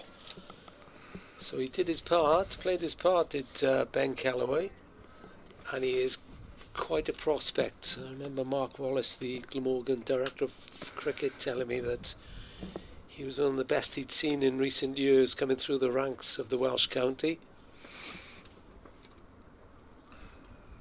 Van der Gugten past the umpire, and this next delivery again played out in front of him by Hutton. There's no run there. Yes, I always remember the very first time I saw Samit Patel play. I was sent to cover the Under-15s World Cup, which was held in this country in 2000, and England played Pakistan in the semi-finals at Chelmsford. I went down there to commentate on that. Van der Gugten past the umpire, and this time it's an appeal from Van der Gugten. Turns round at the umpire, but unmoved. And England had a very young SR Patel, Samit Patel. First time I met Samit or whatever, and he scored good runs. But Pakistan had a youngster who bowled left arm round the wicket to the right-handers and right arm round the wicket to the left-handers. And he was the first and only one I'd seen up until Ben Kellaway. It is an extraordinary talent to have, isn't it, to be ambidextrous bowling. Van der Gugten comes in to complete his over, and this time an attempted square shot by Hutton, but didn't connect, goes through to the keeper. End of the over, Nottinghamshire 245 for 7. I don't know if it would do him any good to keep alternating. I think he should settle on your stronger suit and continue to do that. He did it occasionally in T20 last year, and in the opening game against Yorkshire it was all right arm off spin, which I think is the superior talent that he has. Yeah, but you never know. He's right-handed, yeah, more than left. 245 for 7. As Gorvin, full of industry, comes in, straight drive by Haynes, no run. He's in the nervous 90s, 93, 245 for 7, Nottinghamshire. Well, in the last 20 minutes or so, inching towards that first batting point rather than racing to it as they were before the fall of O'Neill's wicket for 214 runs.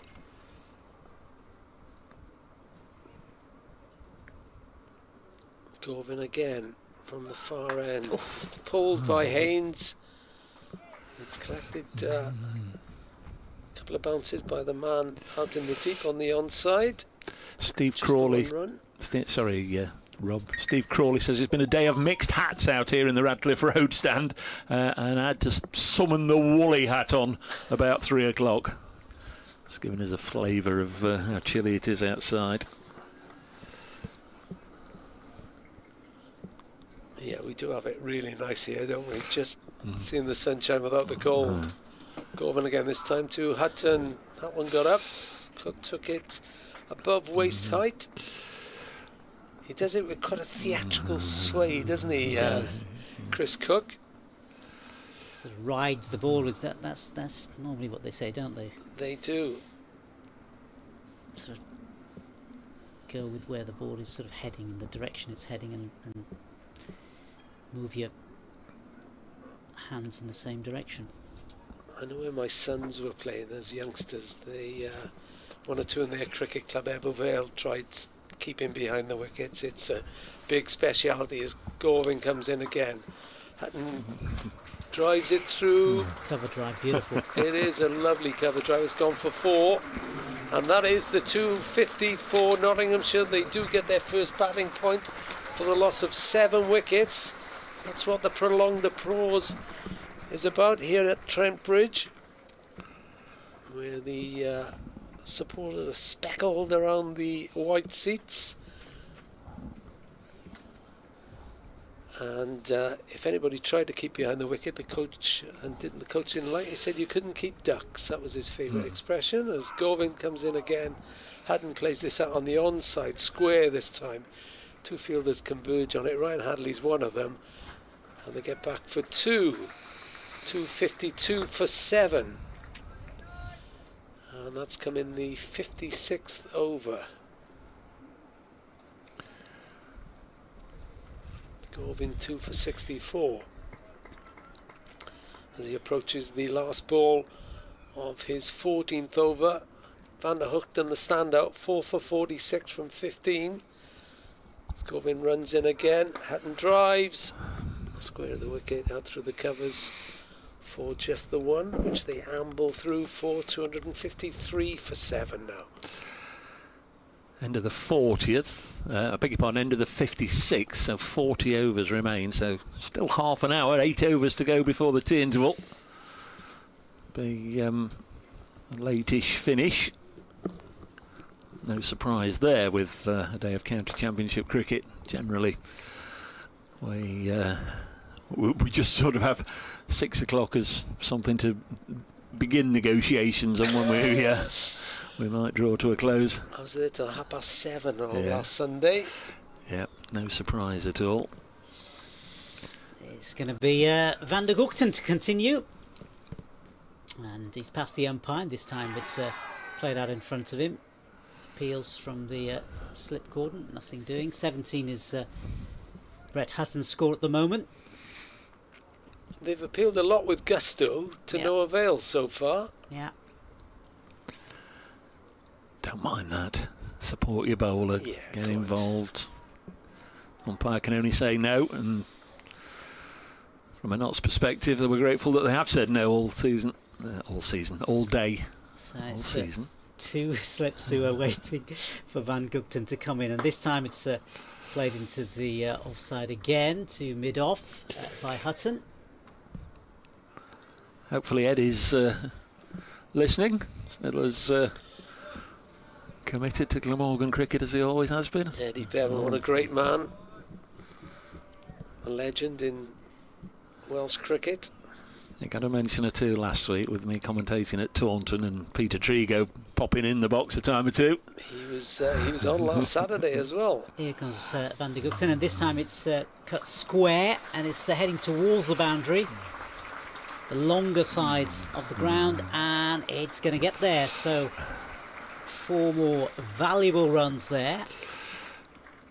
Yes, I'm sure he's got the same size bat as everybody else, Brett Hutton, but it always seems bigger and sounds more of a clump when he hits it. But yeah, dear old Eddie was in the commentary box, in the garden shed, in the potting shed at Taunton when Peter Trigo drove one straight through the glass window into him. Yeah, I got an airing. Sorry, Eddie, got an airing last week at Taunton. Happens down west.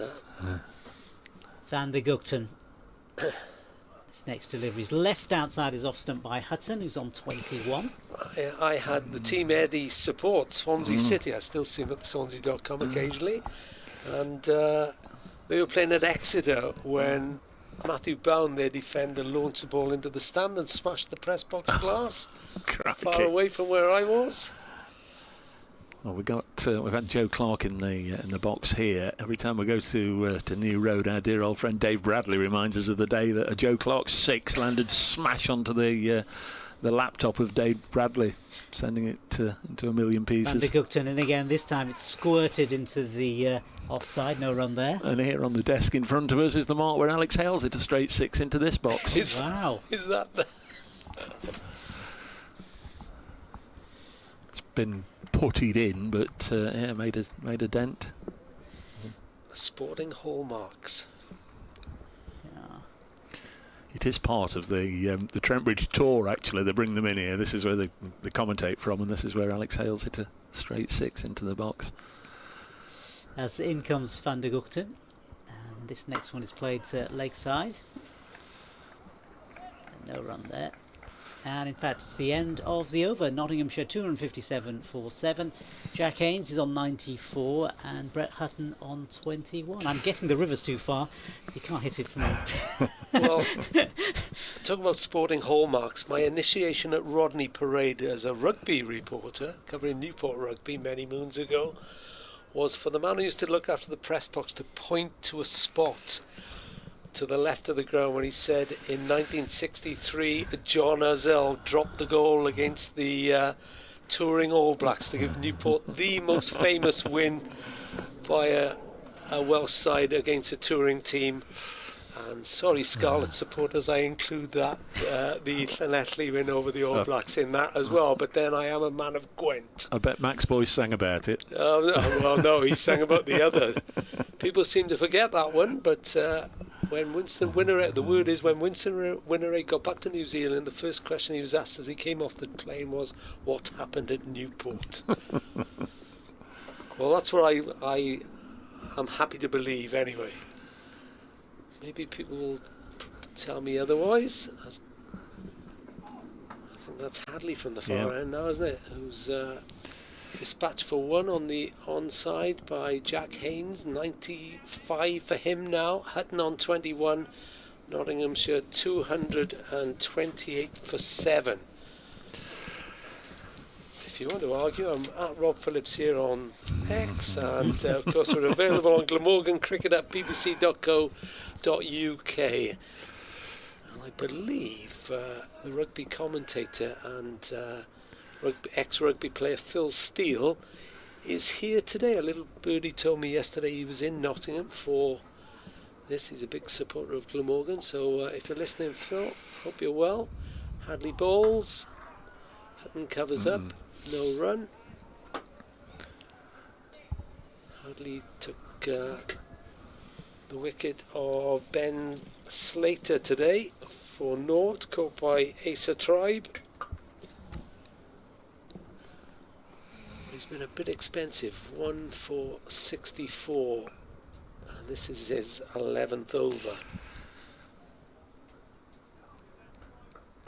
All fresh for him, all new for him. I doubt he's set foot inside Trent Bridge before this trip. He's coming in now, bit of pace. Hutton carves that away, pulls that, hooks it in fact. Was it an oik? Through deep mid-wicket. No, that one wasn't a hike. That was definitely not a hike. That was a belter. It's just the sound off the bat is amazing, isn't it? It always sounds, I don't know, reverberates off his bat round the ground, and always seems like it's much wider than everybody else's. Well, it was a forlorn chase from the man who, to be fair, was a bit squarer, but he hit that through mid-wicket like a and I know rocket. I know Brett won't thank anybody for can you stay behind for the end of day interviews this week, whatever he does, because he's a huge golf fan. Very, very good player by all accounts. Well, he's facing Hadley again. And nicked it. He's gone, yeah, he did nick it. I thought there was a sound. Hadley strikes, gets his second wicket. Nottinghamshire are 262 for 8. Ben Hutton goes after some lusty blows, you have to say. But the bowling change from Kieran Carlson has paid off again.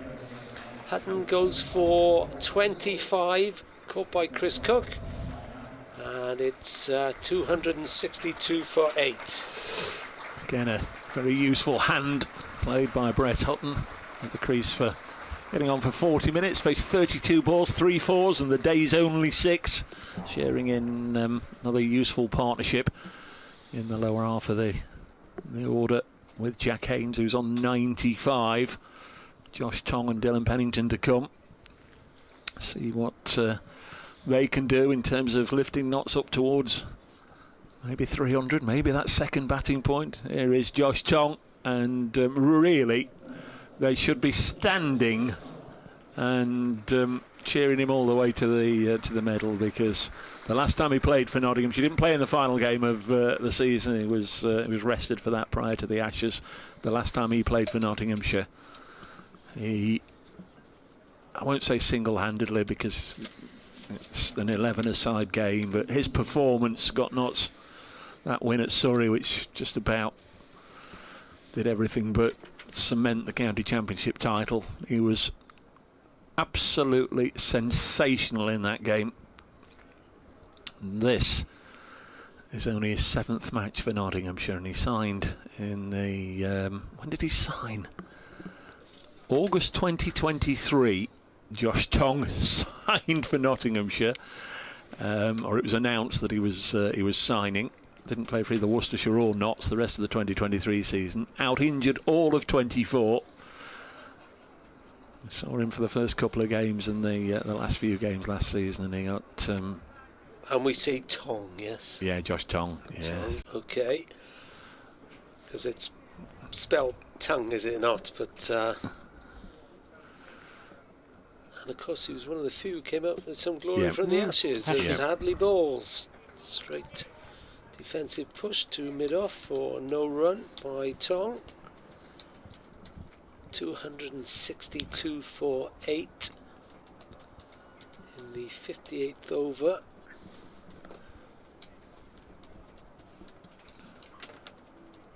Josh Tong took 18 wickets in 3 tests in the Ashes series down under. Fifer at Melbourne.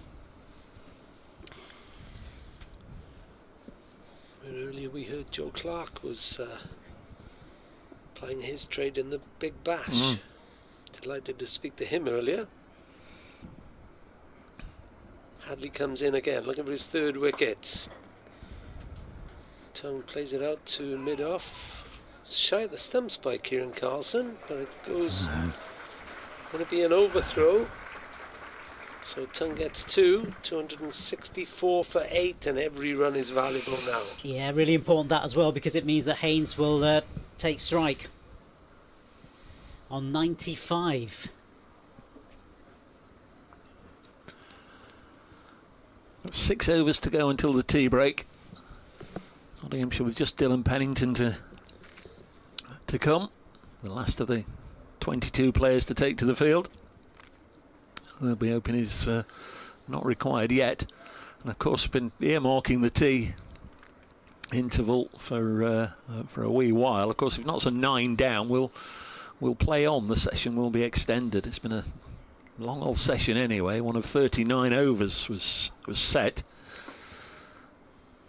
So Jack Haynes, he's on 95. He's facing up to Van der Hoogten. First ball, brand new over. This time it's played leg side, and he'll run through for a single. Yeah, Glamorgan will be delighted with that. Getting him off strike straight away. Chance to bowl at Josh Tong.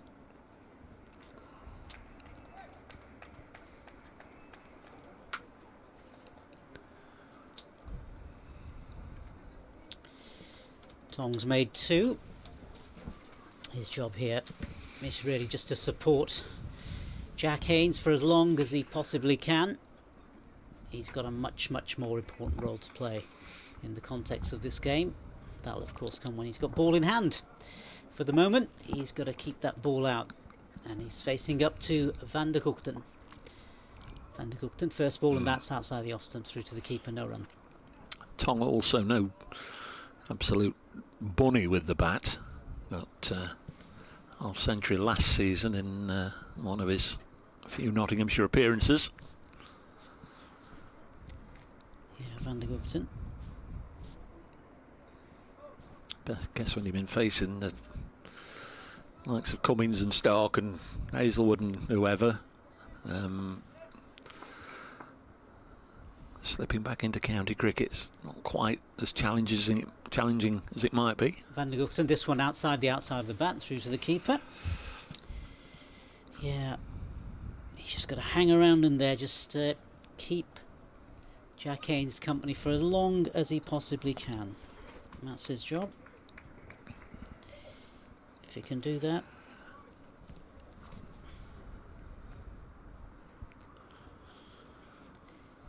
Yeah, he's got a first class high score of 55. Van der Gugten comes in past the umpire this time. Fullish delivery, and it's played through the offside, and they'll pick up a couple more runs there.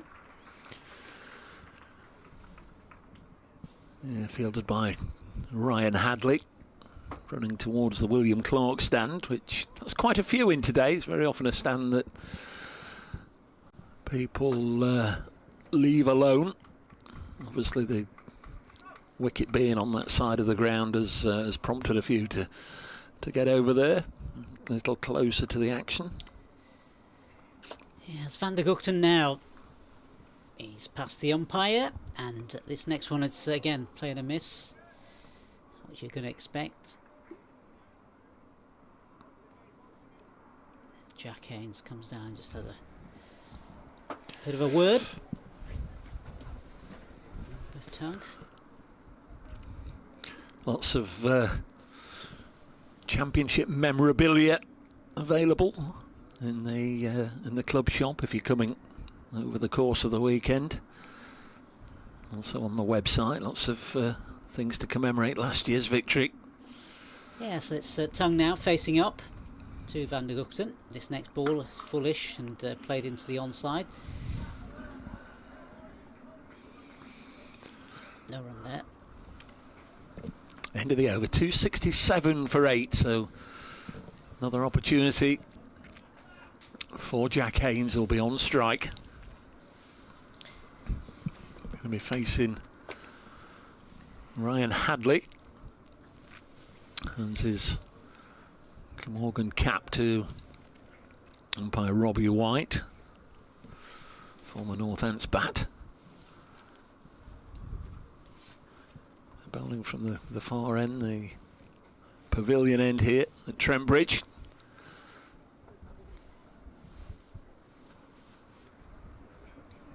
Will there be a ball with enough width for Haynes to cut it away square, or can he whip it through mid-wicket?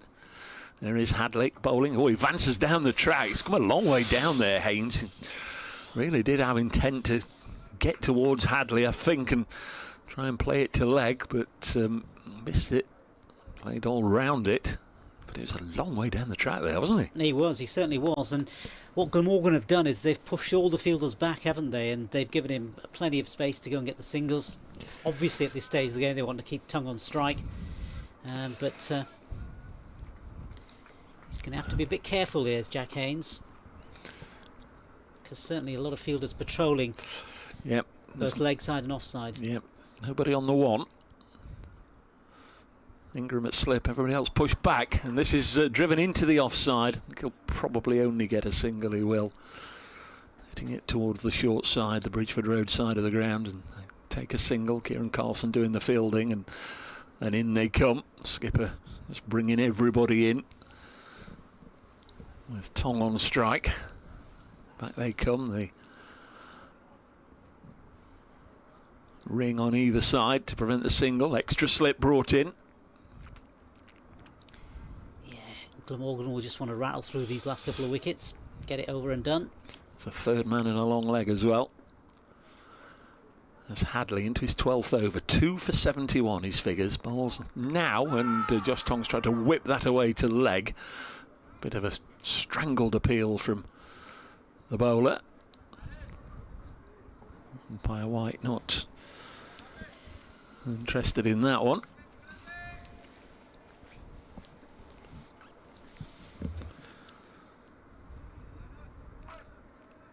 Ben Duckett made 25 today on his return to Nottinghamshire duty. Played just one match last season. Again, ironically, it was the second game of the season. Hopefully we'll get the chance to see him in a few more before the international summer kicks in. It's Hadley in again. This is turned away by Tong. Down backwards of square, and he's going to run hard, come back for 2. Good running there by Tong. Fully determined to get the most of every scoring opportunity. That's 270 for 8. Yeah, runs are just as important here. Absolutely crucial now. They've got a score on the board, which at 12 for 2, 38 for 3, 74 for 4 and 95 for 5. And indeed then 103 for 6 didn't really look like materialising. Fergus O'Neill with a half century, helping to get the score up to 204 for 6. Next ball is nicked to second slip and he's gone. Tong is out. Another catch for Asa Tribe. Another wicket for Ryan Hadley, his third, and Notts at 270 for 9. And Glamorgan have maximum bowling bonus points. And there's just Dylan Pennington to come, with Jack Haynes on strike on 97. And last year, his very first century for Nottinghamshire, we had a similar scenario with Pennington brought out, with Haynes just shy of his first Nottinghamshire 100, and he stuck around in order for him to get it. Tong out for 6. Here is an update.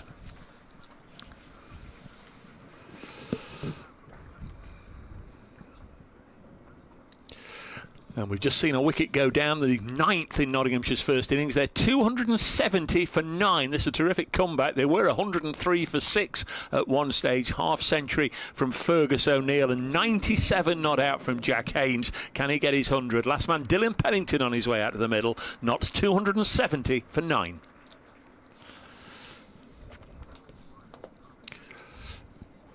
So Dylan Pennington has got a crucial role to play here. Just one ball left in this over, so he'll be getting fully briefed as he is right now by Dylan Pennington. If he could just hang around. Both came from Worcestershire the same time a couple of years ago, and that first winter they actually shared digs just across the road.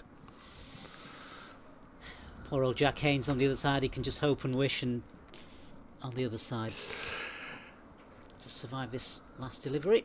Well, the last few occasions he's been on strike, the field that he's faced has been pretty much way off in the distance somewhere, been all out on the fence, and if Pennington sees this one safely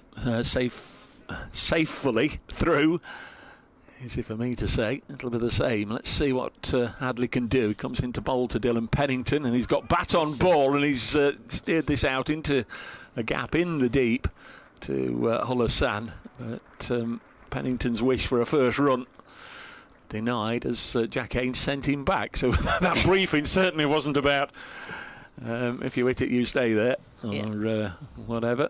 Sent him back, 270 for 9, and now Haynes has his own destiny in his own hands, really, because he's on strike. He can decide if he wants to take the single or if he wants to wait and try and get a scoring opportunity. Which is exactly the position he really wanted to be in, rather than in the hands of others. Complete control of the situation in his hands. He's on 97. A boundary would do it. A 3 would do it. But let's see how he fares in this bowler as he faces up to Van der Hoogten. 4 wickets to him for the Dutchman. He's bowled really well today. Fielders spread far and wide, leg side and the offside as well. as Van der Hoogten comes in. First ball, and this time it's played square, and they won't be going for any runs there. It's played out deep into the offside, squarish, deep point, but they're not going to go for that. He's just going to have to wait until he gets the right delivery. Maybe play the pull, perhaps, on the short side of the ground. Past the umpire, although there's a fielder there as well. Deep square leg as Van der Hoogten comes in. This ball played safely by Jack Haynes. The other way of doing it, of course, is to wait until late in the over and then get a single. Try and get to 100 by giving Pennington the responsibility of facing 1 or 2 balls at the end of each over. Yep, that would be a good move as well. Maybe you could get 1 or 2, maybe off the 5th ball. But got a couple of deliveries before that. As Van der Hoogten past the umpire now, and this time it's played. Oh, and that's kept a little bit low, I think. I think it was inside edge onto his pad, yeah. But again, there's going to be no run there. We can, once there were 9 wickets down, I think we can forget about the tea interval, which should be 3 overs after this one. But of course, 9 down, you could play on for potentially another half an hour. So this would seem to be an innings that would end at the tea interval. Still, it's a really good score, this, for Nottinghamshire from where they were at one stage. I'm sure they'll be very happy with this. Van der Hoogten comes in again. This next delivery is played into the offside. It's going to go to the fielder. They're going to comfort. Well, it's picked up 1 single there. At one point they looked as they were going to comfort 2, but no, Pennington's going to have to face, and it takes Haynes on to 98 now. And still 2 deliveries left in this over. Yes, I don't think at any stage in this over they've absolutely nailed down the decision making with regards to if I hit it you run, or if I hit it you don't run, or whatever, because they ran the first one quickly and shall we, shan't we, but they didn't. 3 slips are in now as Van der Hoogten comes into bowl 2 Pennington. This next delivery is pushed safely this time into the offside, to mid-off. Seemed like there was a brief flash of pink socks there for Kieran Carlson as he dived to the ground there. That would be a 50p fine on a Saturday afternoon back in the day, or more.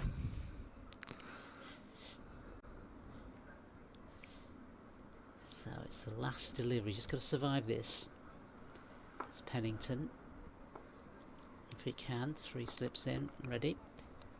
Van der Hoogten to bowl, and in he comes, and this time it's played safely back to the bowler. End of the over. Nottinghamshire 271 for 9.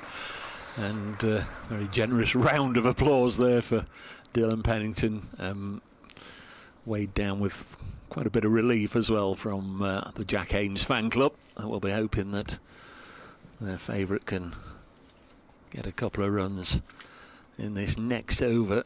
Going to be Hadley again. Ryan Hadley has done a very good job. He's got 3 of the wickets now. Van der Hoogten 4 for 54. Hadley 3 for 73. The other 2 to Gorvin. His little spells, Hadley, doesn't he, where he gets it absolutely correct. Yes, every day is going to be a school day for him at the moment. He won't, I presume he won't know too many of the opposition players, and won't know too many of the different grounds he goes on as he travels around the country. There is Hadley then to bowl to Haynes on 98. Jack Haynes of Nottinghamshire tapping his bat, the right-hander, 25 years of age, and he just bunts this back to the bowler, and there's no run. Again, the fielders all but disappeared. We've got Colin Ingram at slip, and then a 3rd man on the fence, a deep backward point on the fence, extra cover, and sort of a wideish long off of maybe a cover and an extra cover on the fence of 4 on the offside, out patrolling the rope. On the leg side there's a ring of 4 that are all out, but they're all within about 15 yards of the rope. They're in trying to save 2 as Haynes hits this down into the ground, nicely taken by the bowler. That bigger boundary away to Haynes' leg side, so the fielders aren't completely on the rope. Brought in deliberately to try and stop the 2. Might just, if he was able to play it with soft hands. Yeah, short mid-wicket area. They both set off. Like Usain Bolt out of the traps. Might be able to come back for 2, but he'll be waiting just for a bad ball that he can absolutely pummel into the advertising boards. Will he get one from Hadley, who bowls now? And he's dropped it on the leg side and he's running quickly now, and this is going to be... that wasn't the one. So he's now on 99. The plan was... Oh, it's a no ball as well. Another no ball. Oh, that's 3 of them now on the day. The plan was good, the execution not so good, and so now once again Jack Haynes has got to fully brief Dylan Pennington on what to do, whereas had he stayed where he was, he again could have had it back in his own hands. He's 99 not out. Nottinghamshire. I thought the brief was fairly simple. Don't get out. Well, in the next 4 deliveries. There's been a lot of briefs, Rob, since they joined up. Like I was saying just before you came back in the room, they moved from Worcestershire together and were flatmates for the first winter that they were here. One of them's moved out now. Pennington on strike, number 11, and pushes this out onto the offside. Hassan does the fielding, and there's no run. Zain Hassan, the one change for Glamorgan from last week's match against Yorkshire, the draw in Cardiff. He's come in for Sean Dixon, who we've seen on the field once or twice as the 12th man today. Notts, well, they sliced their side in half almost. 4 changes from the team that drew at Taunton. England boys Tong and Duckett back, Fergus O'Neill back from Australia, Brett Hutton getting his first run out of the season. Haynes on 99 at the non-striker's end, waiting as Pennington pushes this again gently into the offside, and that's only the 4th ball of the over. So he's got to survive 2 more here. Can he do it? The bigger picture is Notts need 26 runs for a second batting point. Glamorgan have already got maximum bowling points. That's all really they can do in this innings. They'll want to get it over and done with as soon as they can, and there'll just be that little extra smile and spring in their step if they can deny Jack Haynes 100. 1 or 2 of them might know him and get on very well with him, but that's professional sport, as this one passed Pennington's bat and through into the gloves of Cook. Individually you wouldn't want to something like that to befall a fellow professional, but the other side of that is, yeah, we've done our job well. Tough game this cricket, yeah. No favours. That was a heck of a leave. Yeah. Square leg's gone right back to the boundary. It's a lot of space. Yeah, it was a good leave because it didn't hit his stumps. Yeah, quite.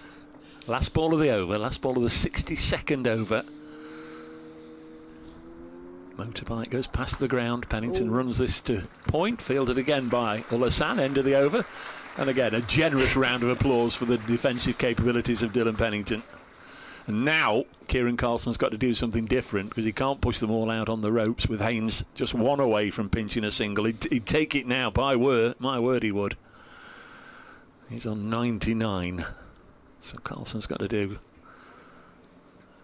something a little different with regards to his field setting, and he's going to do something a little different with regards to his bowling, because he's going to bring Zain Hassan back into the attack, and he's going to have a bowl from this end. He was really miserly as well, wasn't he, earlier on? Didn't give much away. 10 overs, 2 maidens, just going for 29 runs in that earlier spell, keeping things really, really tight. But as Dave's been saying, just the 1 run needed now by Jack Haynes. Just 1 single would do it. There is space. Both the onside and the offside. can do it. As Zainul Hassan comes in again, he's pushed through past Zainul Hassan. They'll run through for a single. It is a century for Jack Haynes. Nottinghamshire 275 for nines, but it's Haynes who is the star for Nottinghamshire. Fantastic knock for him. His century coming off 133 balls, 12 fours in that, and a really good strike rate of 75 runs as he takes off his helmet, and applause from all around the ground as well. Terrifically pleased for Jack Haynes, one of the nicest young men you could ever wish to meet. His 10th first-class 100, his 5th for Nottinghamshire. His previous highest score against Glamorgan was only 31, so it's his first against the Welsh county, and it's his 3rd on this ground. Well done, Jack Haynes. As Nas said, 133 balls and 12 lovely boundaries. And it's going to be Zainul Hassan to continue. He's past the umpire. Second ball, and this one is outside the off stump and misses Pennington's bat through to the slip cordon. The keeper there. And no further additions to the total, but Jack Haynes playing a valuable knock in the context of this game. And hopefully he can eke out a few more runs. If he can, 25 seems a long way away, but anyway, Pennington is the man who's facing at the moment, and this next delivery is punched into the onside by Pennington. No run there, so the plan to bring in Zainul Hassan didn't quite work out if they were going for the wicket, but anyway, it's a little different bowling to either Pennington or bowling to Haynes with everybody on the boundary when he's not looking to steal a single to try and stop him a drop and run. Yeah, a single very much easier to get as Pennington this time faces up to Zainul Hassan, and this time it's pushed forward by Pennington. No run there. 2 slips in there, a gully.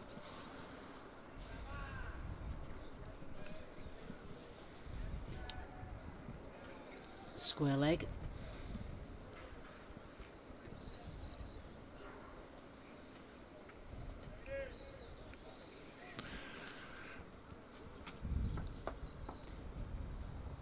Zainul Hassan comes in, and this time it's played through the slip cordon, bisecting the second slip and the gully, and 4 more valuable runs there. Kevin Marriott thanked the Lord for Jack Haynes. Yes, he's played very well, Kevin, hasn't he? T is not an irrelevance now, but it's when the wicket goes, we'll have some tea. That might be quite some while. They'll be playing for 1 more over and then half an hour. So you got 2 fielders there. Backward point, 2 slips. Sort of fielding gully, isn't it? Al Hassan comes in. This delivery again. This time it's just punched into the onside. No run. It's the end of the over. Nottinghamshire 279 for 9. Yeah, didn't take a single there. Dylan Pennington, last ball of the over. The folly of that will be evident if Haynes takes a single first or second ball. You've got to be consistent if you're turning down runs. As Haynes' wagon wheel, his squad runs all round the wicket, like a complete 360-degree player. It's been a lovely innings, fair play. And in that situation as well, 6 wickets down for just over 100. Just after lunch, it was the fight back was that century partnership with him and Fergus O'Neill, and Haynes has carried on. Hadley in from the far end, driven by Haynes out to mid-on, no run. I mentioned, 20 minutes ago, Essex bowled out for 149 at Chelmsford. They're at tea with Somerset 35 for 3. But the first thing that I noticed in that 35 for 3, Jack Leach opening the innings, bowled by Porter for 6. What on earth is that all about? How strange. Is he seeing an England place beckoning there? Is he throwing his hand in? Hadley balls again. They got some height on that one, but Haynes has been there too long to try playing that. Just allowed it to bounce harmlessly past his head. Tom Kohler-Cadmore, who got a century against Notts last week, is listed in the Somerset side 3, 6, 9, no, 11. As I said, they're 3 down, so they've had 5 batters, and Kohler-Cadmore hasn't gone to the crease, so he's a recognised opener. So something must have happened there, you presume, with Leach opening the batting, but out very quickly. 35 for 3, 13 wickets by T at Chelmsford. Ryan Hadley looking to finish the innings off. That one whistles past Haynes's edge, but doesn't get a touch. Been pretty effective this spell in the afternoon as Ryan Hadley. Maybe is generating as much pace as he's done all day. As Nottinghamshire look to get to that 300 mark. 279 for 9. And then we shall see how good a score that is once one more wicket goes down. If it goes down tonight, you never know. Stranger things have happened at sea. He's come out of his crease. He's Out. going to get caught, is he?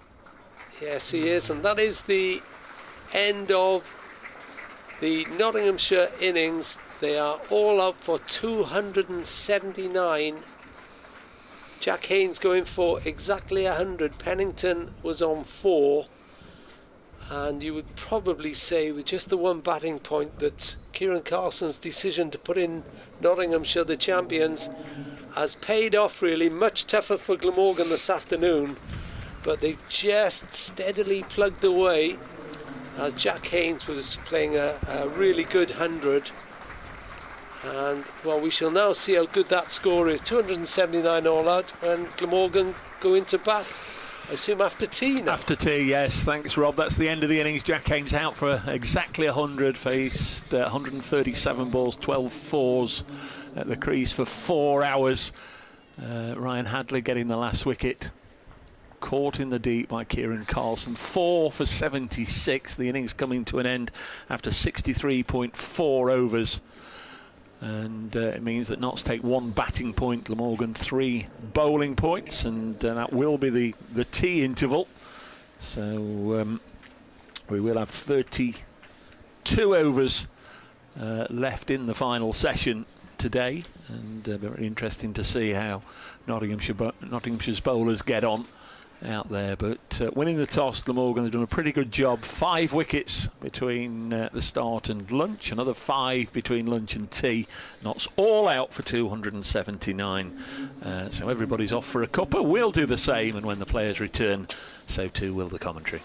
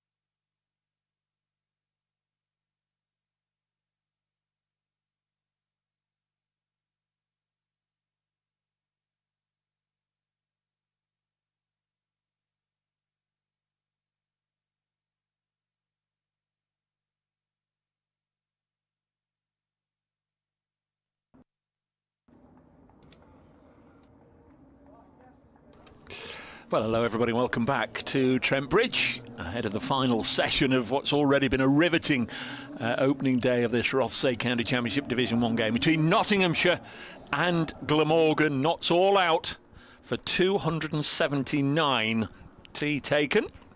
So we've got 32 overs or thereabouts remaining in the day for Glamorgan to get up and running and see what they can do against this seriously talented Nottinghamshire attack. Fergus O'Neill is peeling off his fleecy top and handing it to umpire Illingworth, and he's going to bowl the first over the Australian. Just before we get underway, just before the innings finished, did go through some other scores and wonder what had happened in the match at Chelmsford between Essex and Somerset, with Cola Cadmore not opening the batting. And Chris Drew, who's been in touch 2 or 3 times, thank you Chris, indebted to you for your correspondence and this line.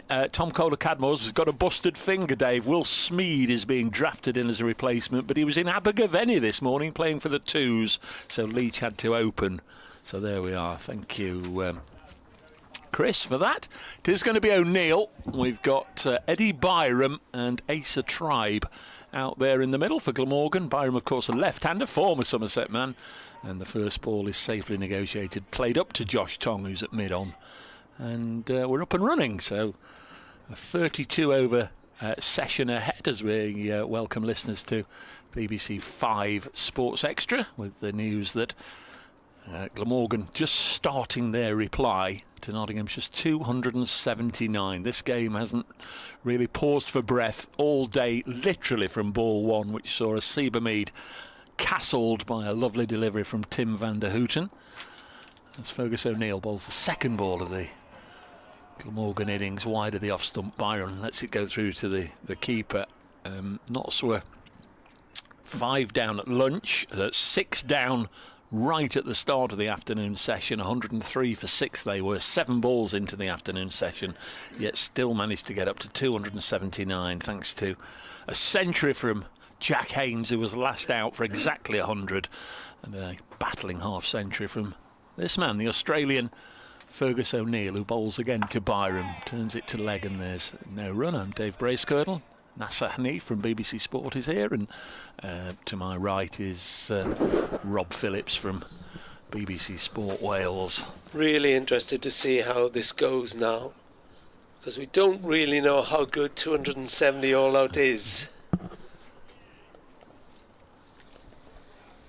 No, there's every possibility that Nottinghamshire, as they did on a number of occasions last year, might just get on a bit of a roll, but equally this Glamorgan opening pair talented as Byron pushes it back to Fergus O'Neill.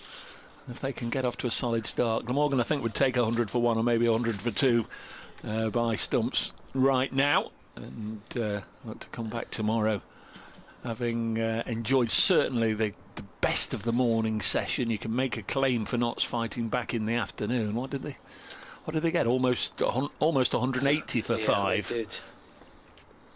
100 for 5 first session, 180 for 5 second session, or thereabouts, as O'Neill bowls again wide of the pegs, and wicketkeeper Kyle Verena takes it. So Liam Patterson-White, the first of 4 slips in there. Ben Duckett at second, Jack Haynes at third. It looks like Brett Hutton at 4th. You don't often see him in the slip cordon.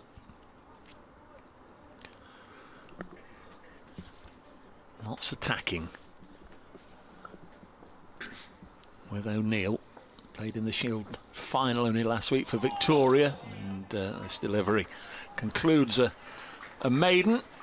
Byron only had to put bat to ball on a couple of occasions, but he'll be pleased to have got through the first over. So will O'Neill. And Glamorgan 0 for 0 here, replying to Nottinghamshire's 279. 4 wickets for Hadley, 4 to Van der Houten, and 2 to Andy Gorvin, who was every bit as impressive as the other 2 as well. Very good all-round effort from the Glamorgan attack.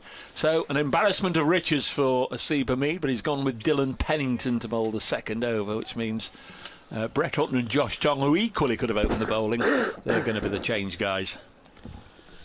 Yeah, and it's fair to say the sunshine has disappeared, swept away by chilly wind.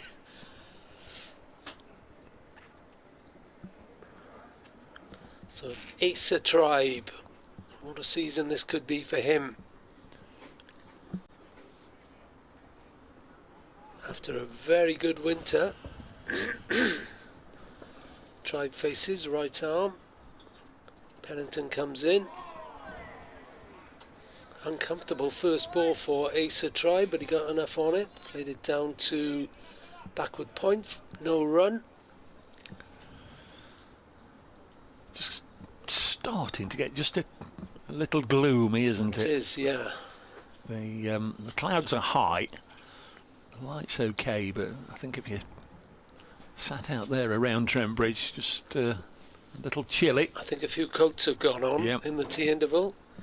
As Pennington comes in from the far end again. Tribe clips this away on the leg side. It should be cut off. They've gone for one, they've gone for two. And they're going to come back for three as Tribe gets off the mark. Glamorgan 3 for no wicket. Looking to get up around the 279 mark. Or maybe more than that if they could. But there's a lot of work, as we said.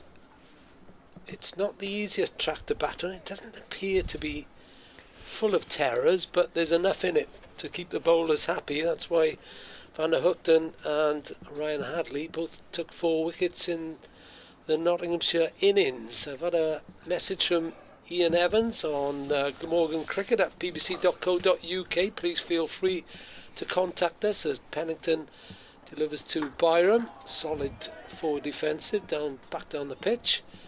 No run. Ian says, I must say I was quietly optimistic before the start of the season that we would be okay this year after promotion. After one match and one innings, I have not lost the faith. And now this comes to the note. Now let's see how we bat against the current champions. Come on, Glam. Thank you, Ian. I think we're all the same, really. 3 slips as Pennington comes in from the far end, and that goes straight past Byram's outside edge. Yes, I'm not the most reliable of tipsters or forecasters. I thought Sussex would struggle after all their off-season problems, but of course they started with a thumping win over Leicestershire, who might also be one of those sides who I think right now would take an 8th place finish and staying up. They lost last week to Sussex. They've been on the wrong end of a big score for Surrey, which continues to build at the Oval today. Pennington bowls once more. Byram gets more behind this. Saved on at mid-wicket. No run. It's Brett Hutton who went down in instalments there. I tell you, he's a beefy character, isn't he? Should we put it that way? I don't upset a fast bowler. Well, you've already described his best shot as an oik. Yeah, that was me. No, that was me. That was Nas. I'm not clear. That was me. Not guilty there, Your Honour. And I'll happily tell him. As Pennington comes in again. Byram faces, tried to push that away. But I think it bounced onto his pad and dribbled out onto the leg side. No run. Morgan 3 for no wicket after 2 overs. Good record against Notts. Byram, he got a century, got 144 at Cardiff in 2022. Liam Patterson-White dismissed him. He made 123 not out at the Knoll in Neath a couple of years ago in the Metro Bank as well. Going to be Fergus O'Neill to bowl the 3rd over. His first was a maiden. This time he'll be bowling to Asa Tribe. There are 4 slips in there. Hutton's gone back in there. So Patterson-White, Duckett, Haynes and Hutton. Attacking field Verena, of course, with the gloves on. Here's the Australian bowling to Tribe, pushes it back towards the bowler, fields it on the bounce and just goes as if to fire it down there and throw the stumps down. Closely cropped hair of Fergus O'Neill, and his Nottinghamshire shirt buttoned up. I'd imagine over the last day or two he's been handed his county championship winners medal. And he arrived back in the country during the Somerset game. Bowls again. Economical approach and action. Bowls to Tribe, who plays this up to Tong at mid-on. He certainly doesn't hold anything back, Josh Tong. 3 without loss. Nottinghamshire from their squad of 14. Left out Lyndon James and Ollie Stone.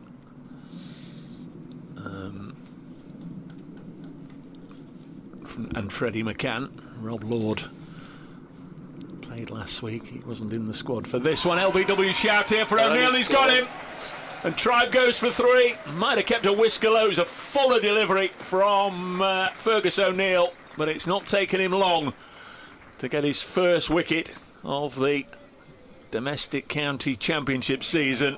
Only been back in the country a few days, and with his 9th ball he's got Ace of Tribe, LBW for 3, Glamorgan 3 for 1, and that will just give Nottinghamshire an extra little pep there, an extra spring in their step, and Tribe is going to have a fantastic summer, I'm sure of it. There will be highs, there will be lows. Very, very close to the line of off stump actually, that one. Richard Illingworth, one of our senior umpires, felt it was pitching in line and going to hit, and sent him on his way. First impressions were that was very, very close to the line of off, but he's gone. It's 3 for 1. Yeah, he's had a slow start, only 3 innings, 11 in the first innings against Yorkshire, 19 in the second, and he's gone for 3. Might consider himself a touch unfortunate, but brings Zain ul Hassan to the wicket for the first time this season. Didn't play against Yorkshire. Swing of the bat as he walks out to Eddie Byram.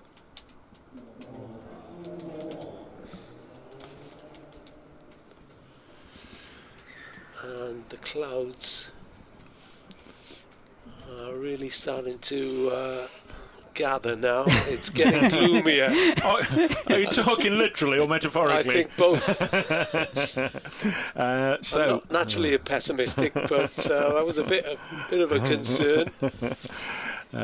So Hassan, another left-hander, so 2 lefties out there at the moment, and O'Neill just surveys what's going on at the far end as he takes guard. Always nice to get that first wicket under your belt. O'Neill comes in then and bowls, and Zain ul Hassan leans forward and defends it safely, comfortably. Bowled nicely today, didn't get a wicket. Zain ul Hassan brought into the side in place of Sean Dixon. Of course, you have to remember, I have fresh in my mind 28 for 4 on the first evening against Yorkshire last week. In darker conditions than this, I would say. There's O'Neill in once more, nice and full, and getting forward. Ul Hassan drops it onto the leg side. And there's no run. We've not got the floodlights on. I mean, it's not as if an early closure is looming. The skies are a little brighter away to the west, and that's where it sort of blows in from. I think we'll be okay.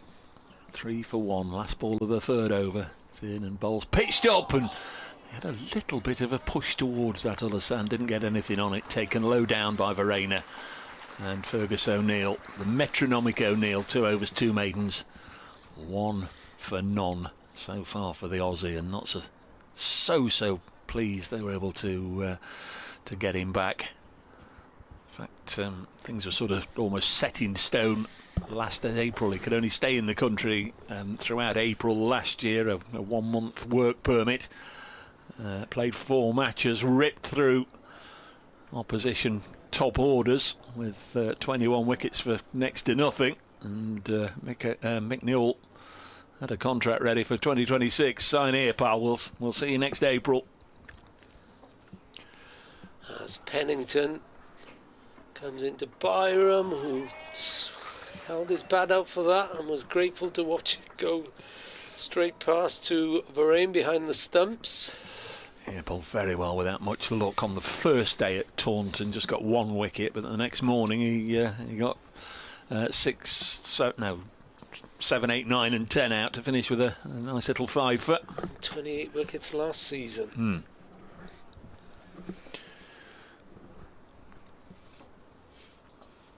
And they're sensing breakthroughs here are Nottinghamshire, as Byron this time turns it away down to fine leg for 1, 4 for 1. The man out Acer Tribe for 3. LBW Fergus O'Neill. I reminded listeners last week, for Notts fans who were listening last week, but for Glamorgan fans, 2024, you may remember England West Indies Test Series. And then it was announced Jimmy Anderson would have 1 farewell test at Lord's against the West Indies, and called Dylan Pennington into the squad with the second test due to be played here. Pennington balls at Ul Hassan. Didn't get too much on that, but just bounces off his bat. Everybody assumed he was in the squad to replace the retiring Pennington, retiring Anderson. And second test here, Pennington was left out. Was 12th man again for the third test, and then got injured in practice for the forthcoming 100 and didn't play again that year. So May probably should have been a test player. Pennington into Ul Hassan. That one goes past him as well. This is a really good fiery spell from Pennington. And O'Neill is one of the 2 bowlers today who's got a wicket without conceding a run. Tim van der Hookten did it for Glamorgan with his first ball, of course. Seems a long time ago now, though. Jeff McInnery contacts me. We were talking about Len Hill earlier. Said, I've got a picture of him signing for Barrytown wearing his cricket jumper. It's Pennington into Ul Hassan. Parried away for no run. Is Andy Legg still involved with Barrytown? He is. He's just gone back there this season, Andy Legg, who lived up in Nottingham for quite a while. He played for Notts County. Yeah. I did Newport County, Notts County commentary. Newport County, Notts County commentary last year, and he was our summariser. We were glad to get him. They played Friday night that week, so he was able to do the game on the Saturday.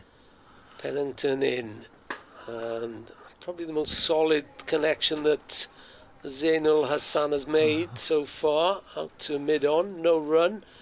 Glamorgan 4 for 1, finding it just as difficult as Nottinghamshire did in the opening few overs this morning.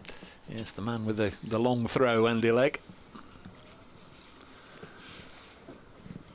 Was that under Barry Fry at Notts County at the time?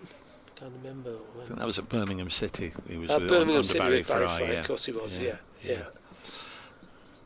Nas back with us. Nas Yes, I am. from, BBC Sport. Do you want to see if you can get Fergus O'Neill a wicket? Yeah, why not? Why not? Although am I supposed to be impartial? Impartial, yeah. I was going to say impartial. Here we go. Fergus O'Neill past the umpire and past the left-handers outside bat, and it's gone to first slip. I've done it. I am, of course, impartial. Let me just reiterate that. That went through to first slip, I believe, and we see the end of Eddie Byram. Eddie Byram is out. So Glamorgan 4 for 2. Eddie Byram, I beg your pardon. That was. He was caught by Liam Patterson-White. Liam Patterson-White. That was what I was trying to tell you. Sorry. In semaphore. Sorry, I think I got carried away there a little bit. Anyway, I shouldn't be getting carried away. Yeah, Eddie Byram, Liam Patterson-White, the catcher, and O'Neill, the wicket taker. So, yeah. So if you want to go and sit back down at the back, shall I go back? That'll be fine by me. Thanks. And O'Neill 2 for none, by the way. Yeah. If you've had Annie Chave with us at Taunton last week, describing the fundamentals and the guidelines behind fantasy cricket. I don't know if either of you two have ever done it. Probably not. I certainly haven't. But Annie was telling us all about fantasy cricket and who to look for in your teams and all the rest of it. If that's your bag, if you haven't already, get Fergus O'Neill in, because he's got a half century today. What did he get? 59. 59 with the bat, and he's 2 for none with the ball. Yeah. So certainly he's if he's got interest in horses and the Grand National coming up, you might want to have a word with him. But yeah, so Glamorgan very much replicating what Nottinghamshire's batsmen went through right at the start. They lost to Hasib Hamid early on, and of course they lost Ben Slater early on as well. So Glamorgan also suffering similar woes with 4 for 2, and the 2 batsmen who've at the crease at the moment, both without scoring. 4 slips there already. Not been a great game so far for the openers. Four of them have scored 4 for 4. Here's O'Neill again, this time to the right-handed batsman. That's Carlson, the captain. Kieran Carlson, who is facing up to O'Neill. Well, Kieran Carlson will be aggressive. He'll take the Nottinghamshire approach, I'm sure. He is in his captaincy as well as his batting. Yeah, you go for it, Kieran. Well, it will certainly move the game along quite quickly. 4 slips on their haunches ready as O'Neill comes in. This time it's played leg side, and it's flicked leg side off his pads for a single, and Carlson's off the mark. Yeah, 5 for 2.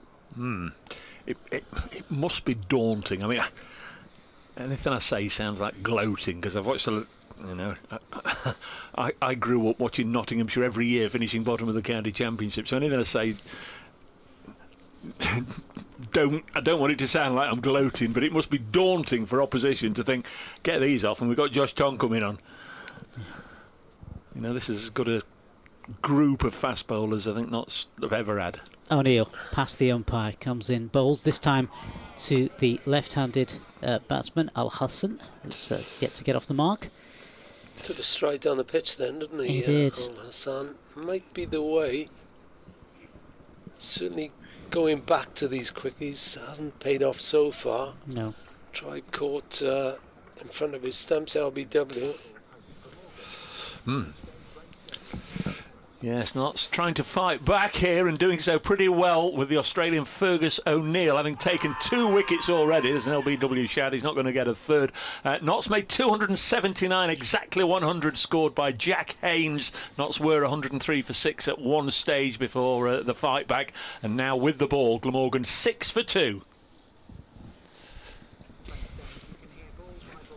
Yeah, I don't want to tempt fate, but Zain Al Hassan doesn't inspire a lot of confidence in me, but I could be wrong. That's him nailed on for a ton. Exactly. O'Neill comes in, and this time it's past the outside edge of the bat of Carlson, and that's stopped by Brett Hutton on his knee, I think. Exactly. That's got him running. End of over. Went along the ground and you can run, but you can't hide from the pain. Is he running off? Oh, actually, he may well be. Brett Hutton at 4th slip there. It's scuttled along the ground and straight into something. Don't know if it's... No, it's just gone down to 3rd man. Or it's a left-hander. He's gone down to long leg. But the way he sprinted off, I thought he was going for a little bit of treatment. But it was the end of the over. Yes, I thought it got him on the knee. Pennington bowls from the pavilion end. Al Hassan tipples it round the corner. Yes, no, yes. In the end, no. He moved a few yards, and Kieran Carlson was a good way down the crease, but he just throws it in his hand. What was the problem? I think the problem was he might have been run out, Kieran. Yeah. I did say he plays aggressively. It's never good when you're both at the same end, is it? No.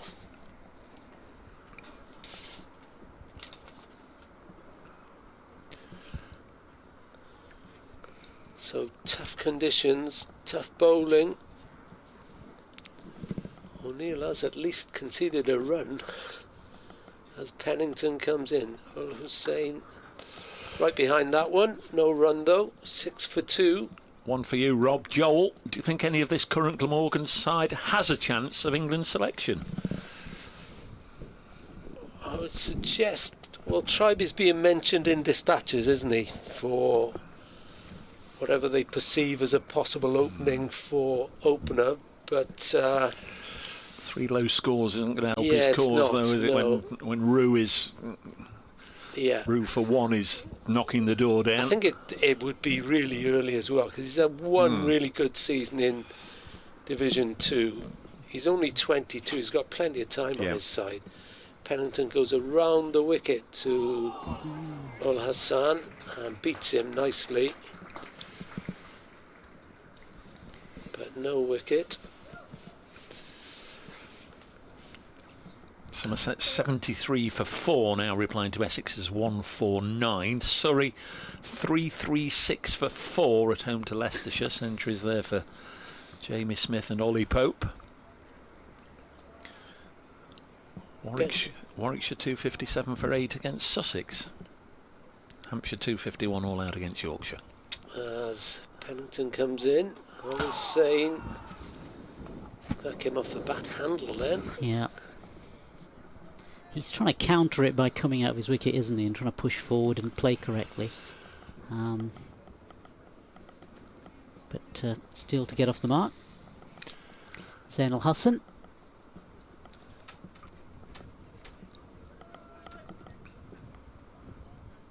Wind blowing in through the open window. Yes, feel free if it's too chilly at that end of the box. No, it's not too bad. Bracing.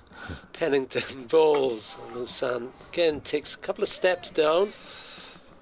Jags up to him, but keeps the ball down. This weather has come from Cardiff, you know. That's how I sort of track it on a day. If they go off for rain at Cardiff, I have a look, and about 2 hours later they'll go off for rain at Edgbaston, and about an hour after Edgbaston they'll go off for rain here. That's generally how the wet weather works its way up the country.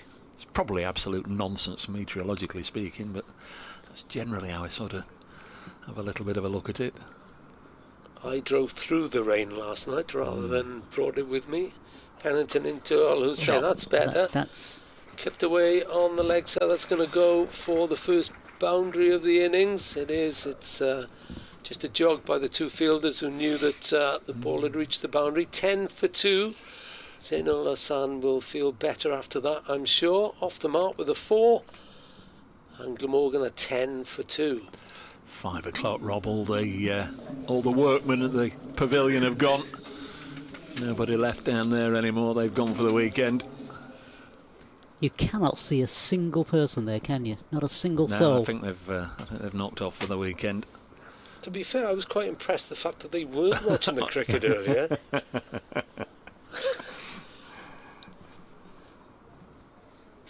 As in comes O'Neill, first ball of a brand new over, and that's pushed back by Carlson. Yeah, 3 overs, 2 maidens, 2 for 1 for Fergus O'Neill.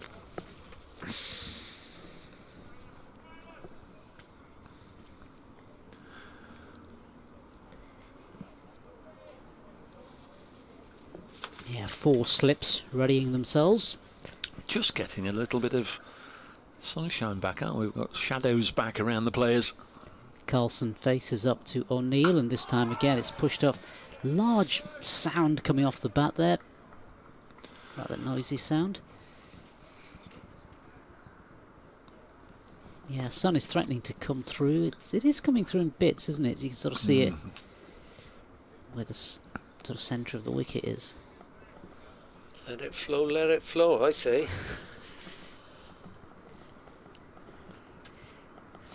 O'Neill.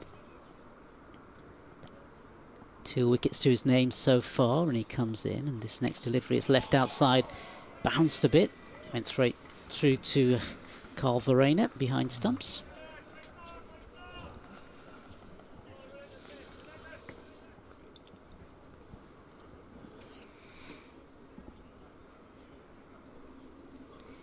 Yeah, tricky little period this, if they can. Still another 25 overs as well. Yeah. So in comes Fergus O'Neill. And this next delivery, it's out past the outside edge and straight again through to the keeper. No run there. He attempted to play that, I think. It looked as though he came forward and pushed at it. Colin Ingram doing next. Lots would like to get him out there and get him out, obviously, sooner rather than later. Very talented player. Got a lot of respect for the batting skills of Colin Ingram. Fergus O'Neill comes in and bowls this next delivery outside the off stump and through to the keeper. No run there. Yeah, hit 103 in the first innings last week.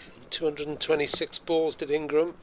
Chipped in with 75 in the second innings as Glamorgan set Yorkshire a total to get, which they didn't. It was actually seen as quite a positive declaration by Kieran Carlson. I think the Glamorgan fans liked his approach. Yeah. So Glamorgan 10 for 2 as O'Neill comes in, and this time again it's pushed out and kept out by Carlson, and it's at the end of the over. Glamorgan 10 for 2. Carlson got 53 second innings last weekend as well. Yeah, 2017 at Cardiff. Went into the final day with Glamorgan 5 down and Nottinghamshire not exactly on the brink of victory, but heading towards a success with Glamorgan 5 down and 100 or so behind. Brett Hutton's coming into the attack from the pavilion end, and Colin Ingram and Colin Ingram and Chris Cook, beg your pardon, batted throughout the day, all the way to handshakes after 5 o'clock. Ton apiece. Not a single wicket went down in the day. So there's Brett Hutton. His first bowl of the season. Yeah, 38 wickets last season. Rothesay facing. He's got plenty to put behind it, hasn't he, Brett Hutton? He had to do a bit of painting last week, and I don't know if these are the boots or not. They actually, these look like fresh white boots, but he was in the squad for Taunton last week and had some new bowling boots to wear. More on that in a second. Hutton comes in now. Rothesay faces, clips that away, pulls it around 4 runs on the leg side again. His second boundary. Dealing in boundaries is Zain Ul Hassan, 8 to him. Glamorgan 14 for 2. And of course all kit manufacturers and sponsors, and that includes cricket footwear and boots, want their stuff to be noticed. They want a flashy design or two or whatever, and apparently there was, the regulations are it must be at least 70% white in the county championship. Hutton comes in. Morris. Behind square on the offside. Down through gully. Gone for 1, they've gone for 2. Carlson wants a third. All of a sudden slipped as he tried to turn. Not exactly like the Queen Mary, but he had to skip through for his final run, but he's got 3. And Glamorgan 17 for 2. Yeah, the end of that anecdote is he had to get a can of white spray paint and spray some of his new boots white, so they met with the guidelines. In the end, he wasn't selected in the starting 11, saved for this week because he hadn't had any pre-season at all. Brett Hutton, in terms of match times. Well, I noticed last week that Tim van der Hoogten and Ryan Hadley, come back to that as Hutton comes in, this time to Kieran Carlson, the right-hander. Didn't know where that ball had gone. It went dribbled away 2 yards away from him. No run. They were both wearing boots that had pink soles, pinky orange soles. Oh. So whether that's a brand, I don't know, but the top of it were all white boots, but there are always ways. If you're looking for a contract with somebody. Glamorgan 17 for 2 as Carlson shoulders arms.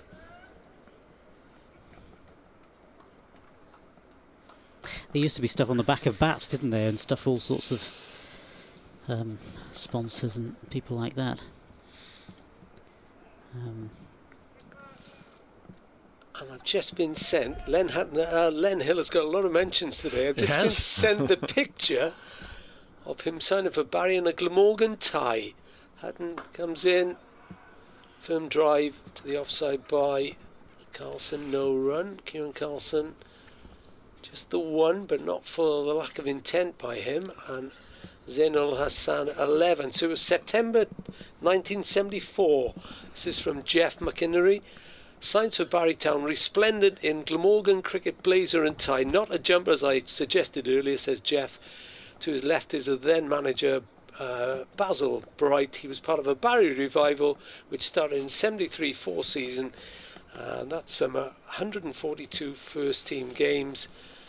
Not that summer, eventually played 142 first team games and scored 3 goals. Zainul Hassan facing up to O'Neill, first ball of a brand new over, just pushes it out and keeps it away from his wicket. The beauty of cricket commentary, you can talk about all sorts. Yep. And hope people still listen. T, one of our regulars, hello T. Rue is my pick for England opener. He warrants a chance. Very good century against Notts last week, it has to be said. Kevin Marriott, this game's moved on so quickly already. It has indeed. Fergus O'Neill past the umpire, and this time outside the bat of Zainul Hassan and through to the keeper.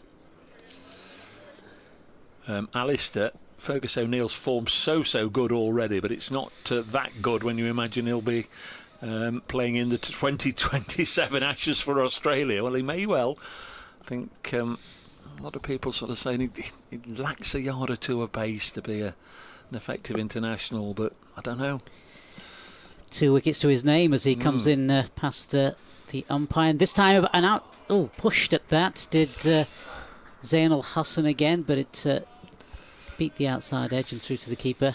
No edge, thankfully, from a Glamorgan perspective. Rob is not a fan. Right, boys, you're the pros. Can anyone explain what Glamorgan see in Zainul Hassan? I don't like being negative about my team. He's got a batting average of 21, a bowling average of 57. We brought in Sean Dixon, who's only got an average of 31, but surely he deserves more of a chance. He didn't look great last week. Sean Dixon wasn't his sort of game, as it turned out. O'Neill at this time is past the umpire, and this time pushed forward solidly by Zainul Hassan. I would say Zainul Hassan is top scorer at the moment in the Glamorgan innings at 17 for 2. Not a great deal of evidence, but I do need to come across to the Hassan, I think, because I've been calling him Hassan all day. Like dear old Bashir Hassan. Used to play here.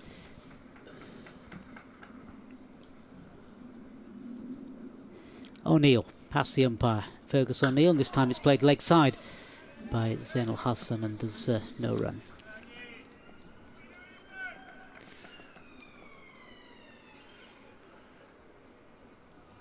I think we need to have a look at club feeds, because a couple of correspondents saying, do you know there's been an official sub? And we don't know, or I don't know there's been an official sub. I've not heard anything. Nobody's told us anything at all about an official sub.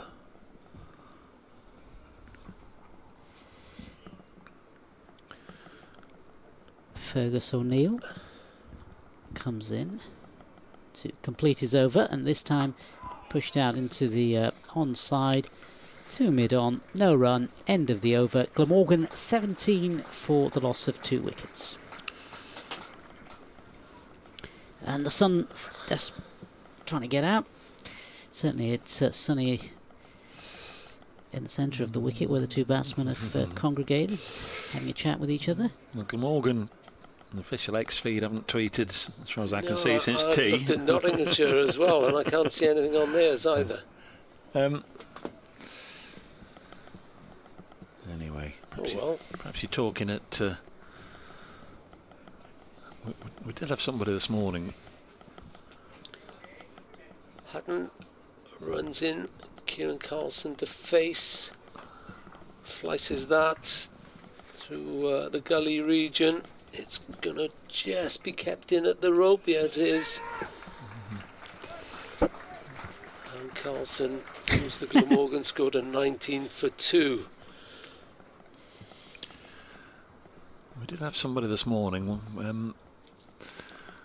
inquiring about the Tom Selleck conversation before realising that they'd switched games on 5 Sports Extra, and it wasn't us talking about Tom Selleck.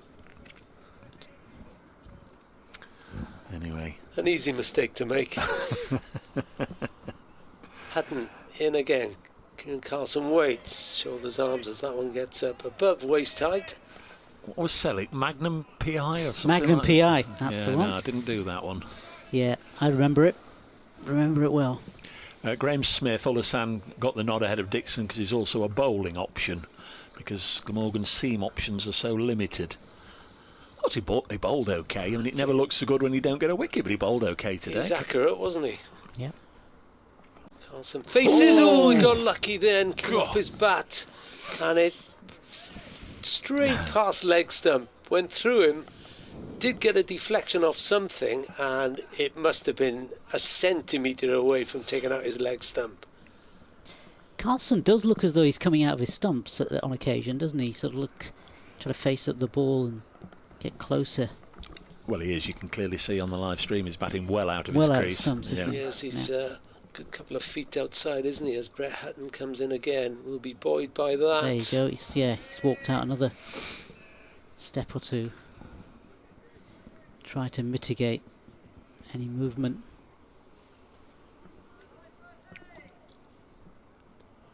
He's still there. 3 off 16 balls. Kieran Carlson won the toss this morning.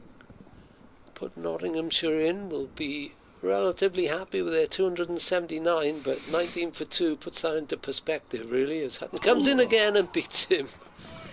Wow. Straight past a straight bat. He just played down the wrong line then, maybe.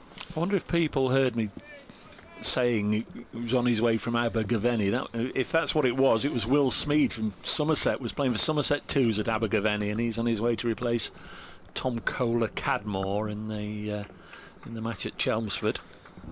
Perhaps that was that, as nobody's come back. Hutton in. Carlson gets something on that. In behind it, no run. And Glamorgan on 19 for 2. But it's difficult out there. No doubt about that. It's not pleasant for either Carlson or Zain ul Hassan. Here we go. Thank you very much. Ben Kellaway is out of the match, injured. Sean Dixon has officially replaced him. Was announced over the PA. Thank you very much, Ian Hamilton. So Sean Dixon will get the chance. So there we are. Fergus O'Neill comes in to bowl first ball of a new over, and this is pushed out in front of him by Zainul Hassan, who's made 11 so far. Glamorgan 19 for 2. Yeah, also David Parker's just sent the same message. So there we are. So don't advocate unnecessary folly with your spending money, but you can put 50 pence on Sean Dixon getting 100. Generally the way it goes, and that's a sub or somebody left out gets a reprieve, comes in and gets runs. Here's Fergus O'Neill, and this is again outside the off stump and left alone through to the keeper. No run. I wonder what happened to Ben Kellaway. I'm trying to think whether he was. I don't remember him getting treatment at all on the field. They caught Verena, a fairly simple catch just before lunch, so that didn't appear to be it. You can take a simple catch and still split the webbing on your finger or some such, but we'll find out in the fullness of time, folks. When we know, we'll let you know. Yeah. Fergus O'Neill, this next ball again outside the off stump of Al Hassan, left alone by him.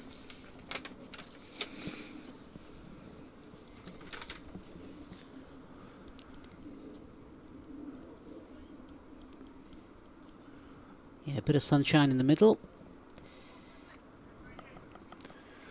So both Glamorgan games so far has seen the introduction of a replacement player brought into the starting, or brought into the side. Zainul Hassan, this next delivery is pushed into the leg side by him, and he'll pick up another single. And that is in fact, I thought it was the end of the over. No, it's just they're just switching sides because it's They've obviously decided to come down the wicket to O'Neill is the best way of dealing with him. yeah. You might say a bit late after 2 wickets for 4 runs, but hey. Yeah, just a switch of sides now with the right-handed Carlson now facing up to O'Neill, and this time it's a flick down off his leg side, and that'll go for 4 runs. So 4 more runs there to Carlson, takes him on to 7, 24 for 2. Andy Eason, don't know if you've mentioned it today. We haven't, Andy, so thank you very much. 11 years ago today, we lost the great Richie Benno. Thank you, Andy. One of the greats of cricket broadcasting. Probably wouldn't have used as many words as we have today. Slightly different to a radio audience though as well, or an online audience.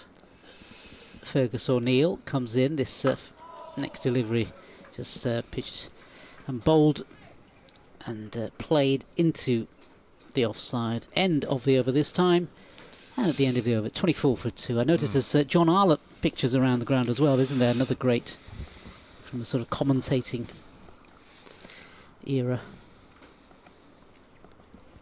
Where have you seen those? I saw it. I think I saw one of the billboards around here. I'm sure I've seen it somewhere. Fergus O'Neill has just gone off the field. So I wonder if that's the end of his initial spell. 6 overs, 2 for 6. I wonder if we might get a bit of Josh Tonk. Got It's Hutton from the far end and turned away by Al Hassan for 2 runs. 24 for 2 now. Fergus O'Neill's just popped off for a comfort break. We've got Joe Pocklington on, wearing number 15 in the covers at the moment. A spinning all-rounder. That's got him from Lincolnshire. Mid-season last year, signed him for the Metro Bank, and Brett Hutton bowls to Hassan, drives. Stopped at cover. No run. 26 for 2 Glamorgan. 20.4 overs left tonight. And it's just approaching 5:30. And the lights are starting to take effect.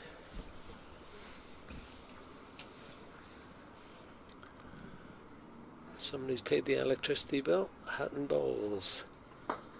Hassan comfortably off his legs that time. It'll be a chase for the boundary rider, but he gets there. That's just the one. That's your mate Clarkey out there. Yes. 27 for 2 now, Glamorgan. But a shame if we lose a chunk of play this evening. Really, it'll be okay with the floodlights on, I'm sure. Well, if I was Kieran Carlson, I'd be asking at the end of every over, you sure, like umpire? Are you sure? Faces now as Kieran Carlson, and that was a great leave because it whistled past off stump. Kept really low, that one. Would Carlson have been skipper for both the Metro Bank wins, would you know? He was definitely in 2024, yes. And when Glamorgan won here by 7 wickets 2 years before, he was 47 not out in that game, so he quite likes it at Trent Bridge. That time he took 2 steps down, lifted his bat as if he was going to slash it away and just let it go past.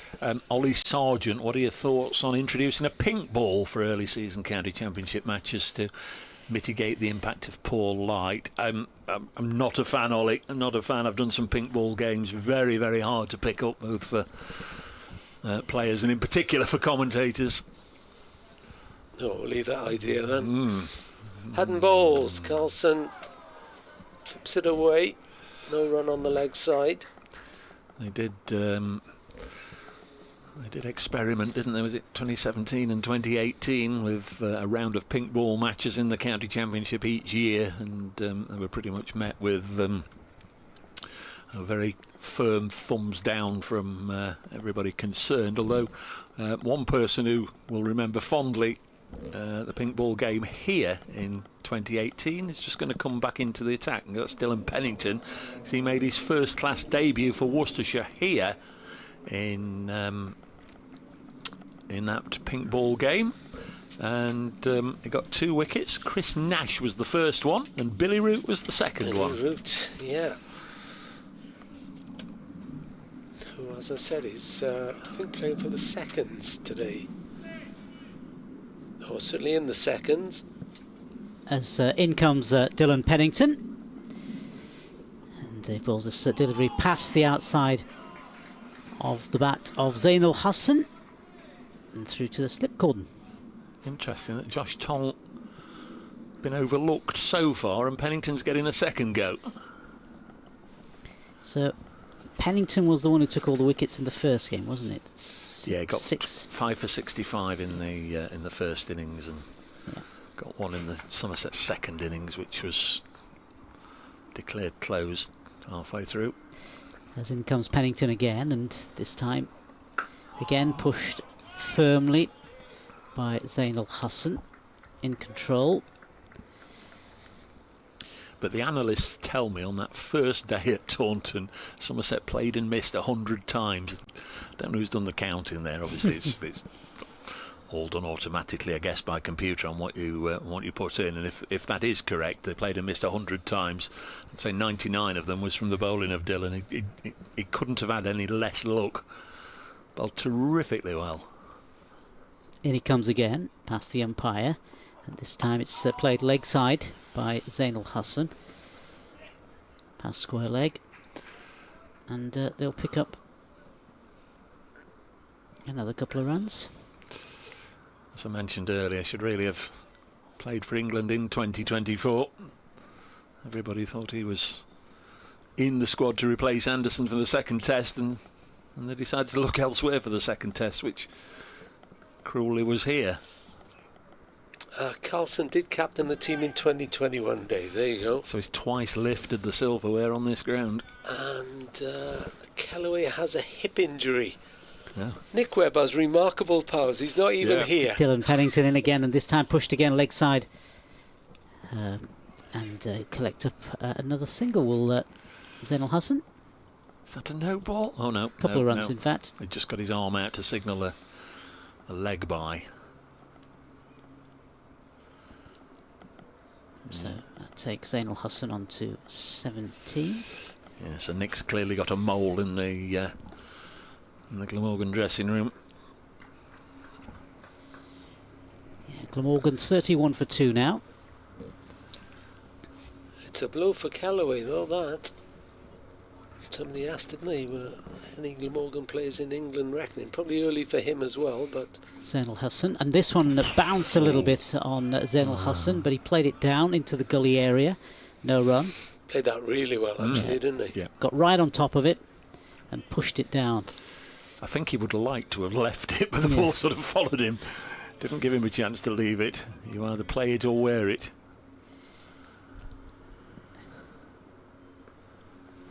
Saturday tomorrow. I know there's a few club games around.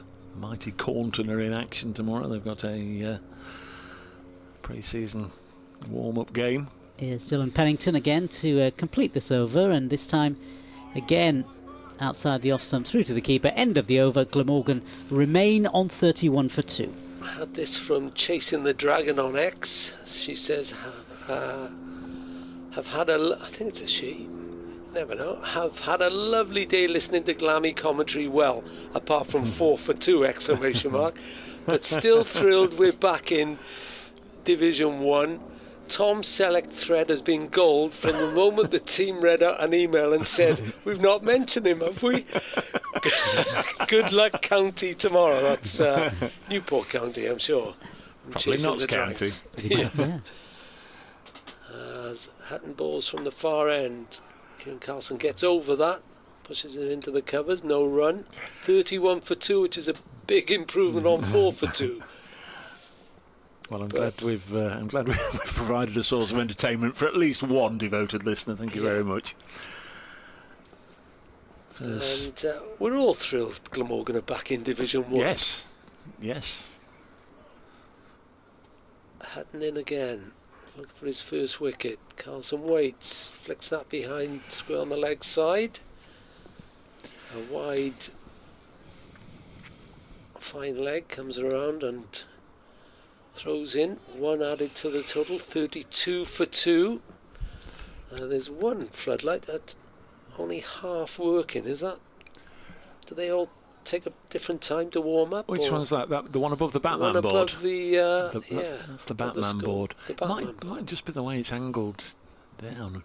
I see what you mean. Certainly from our viewpoint, it doesn't look as if the top half of it's on, which will be mildly disturbing. An amount of time spent talking about the floodlights as Hutton balls. Hassan parries that back to him. No run.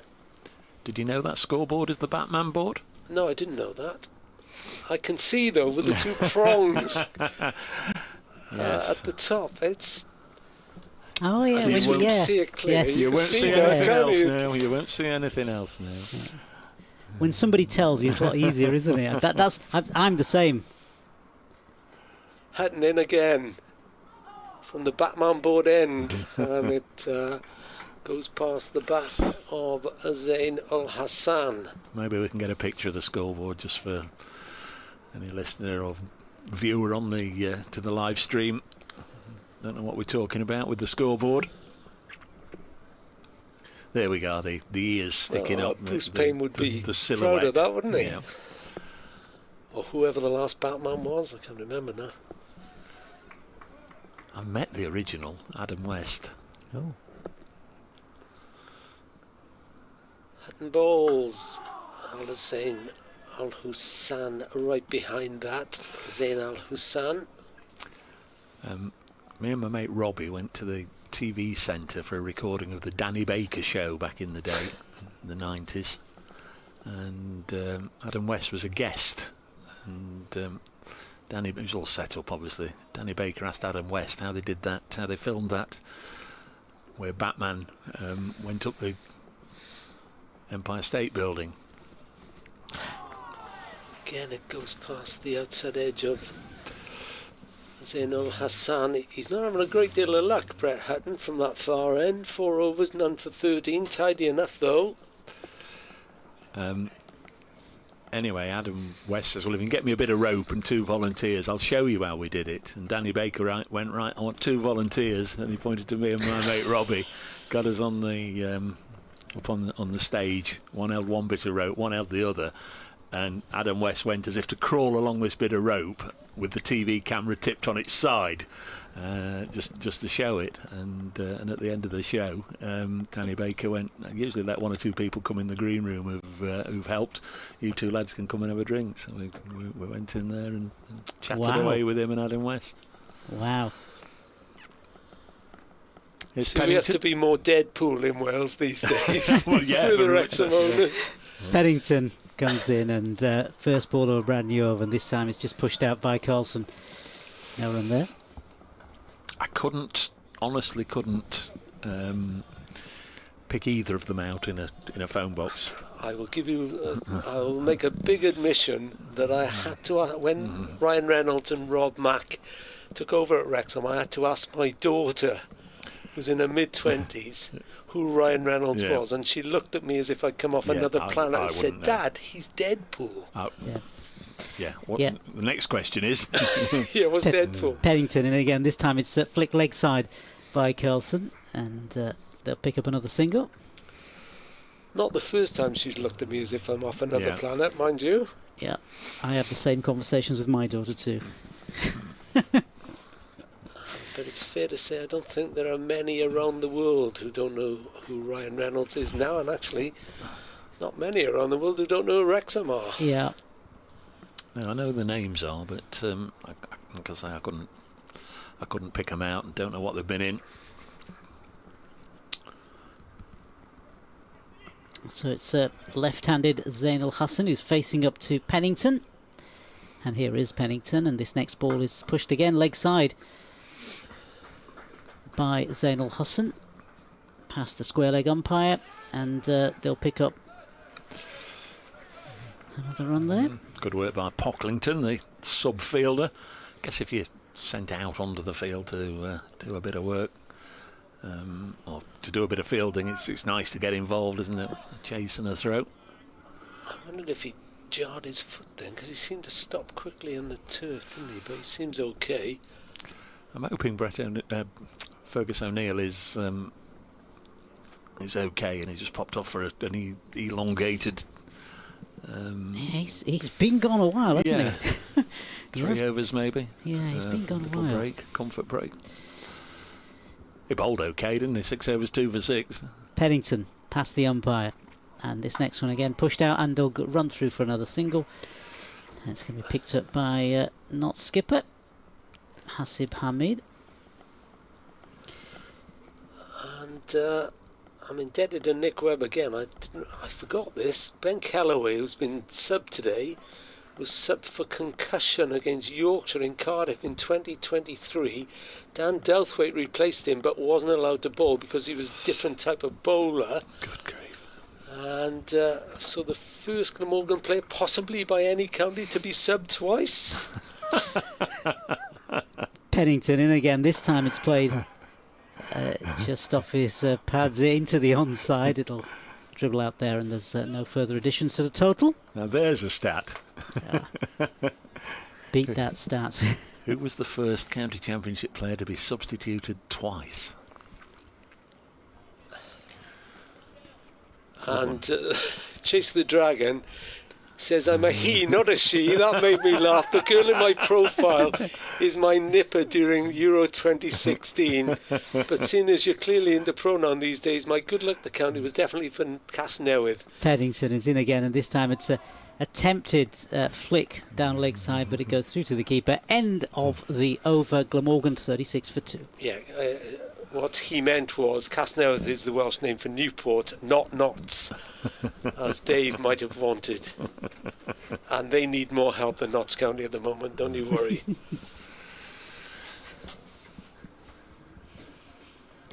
Yeah, so the floodlights are on. Been on for a while, in fact. Still going to be Hutton. No Josh Thomas yet. We've had 15 overs of the innings. I wouldn't want to face him in this light. Maybe. Yeah, would that be the reason? The umpires they're thinking maybe. I'd have him on and like to find out. Hutton bowls, and Zainul Hassan clips that off his legs. Just for the one. He goes to 21. Glamorgan 37 for 2. Remember, they were 4 for 2 in the 5th over. They're now in the 16th over. Yeah, Notts were 103 for 6 just after lunch. Got away, got to 279. Hutton into Carlson. He clips that off his legs as well. And that's going to be just the one for the Glamorgan skipper. 38 for 2. He goes to 10. And it's constant change, of course, because it's a right arm and a left arm. Yeah, Josh Tong's getting his steps in. He is. He's sort of doing, I mean, it's not the biggest boundary in the world, but he's sort of doing long leg to long leg.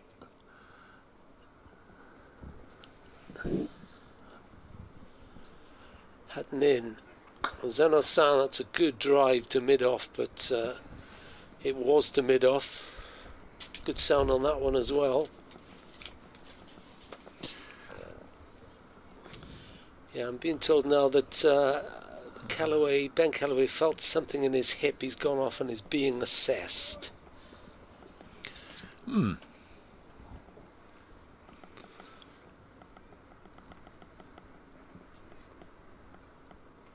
As Hatton bowls, that one gets up, but Hassan plays it down. Yeah, seemed to be right in control of that, didn't he? He did. Yeah, it's obviously more than, you know, he's gone off with an ailment and they're just checking it out to see what it is. If, you know, somebody on the medical side has already sort of ruled him out of the rest of the match and they've brought an official sub in. Morrow tells me everyone knows Ryan Reynolds. There we are. As Hatton bowls, and Carlson clips that away on the leg side. So a good number of his runs on the leg side. Kieran Carlson goes to 11. Score to 40 for 2. That's the fourth single in this over, and I'm laughing at Josh Tong. I think he's failing to see the funny side at the moment, doing long leg to long leg. Right-hander, left-hander. Getting his steps in, as you say. Yeah. Zainul Hassan waits for Hutton to deliver. Leaves that one. End of the over. Is this the moment for Josh Tong? No. Pennington's already peeled off his top. Ready to go again. Well, Josh Tong is walking from... He's doing exercise. He couldn't give more of a hint, could he? Yeah. He's doing all his stretching. Do you know, you might have a point with the light. Skip. Oh, no, actually. Skip.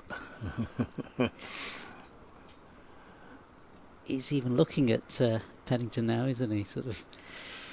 He's walking away now. Giving him some advice, maybe. Yeah. Mead and Fergus O'Neill having a little chat. O'Neill is back on the pitch. It's Pennington again as he bowls, and this is played squarish, actually, squirted it out into the offside. It's picked up by Hasib Hamid, and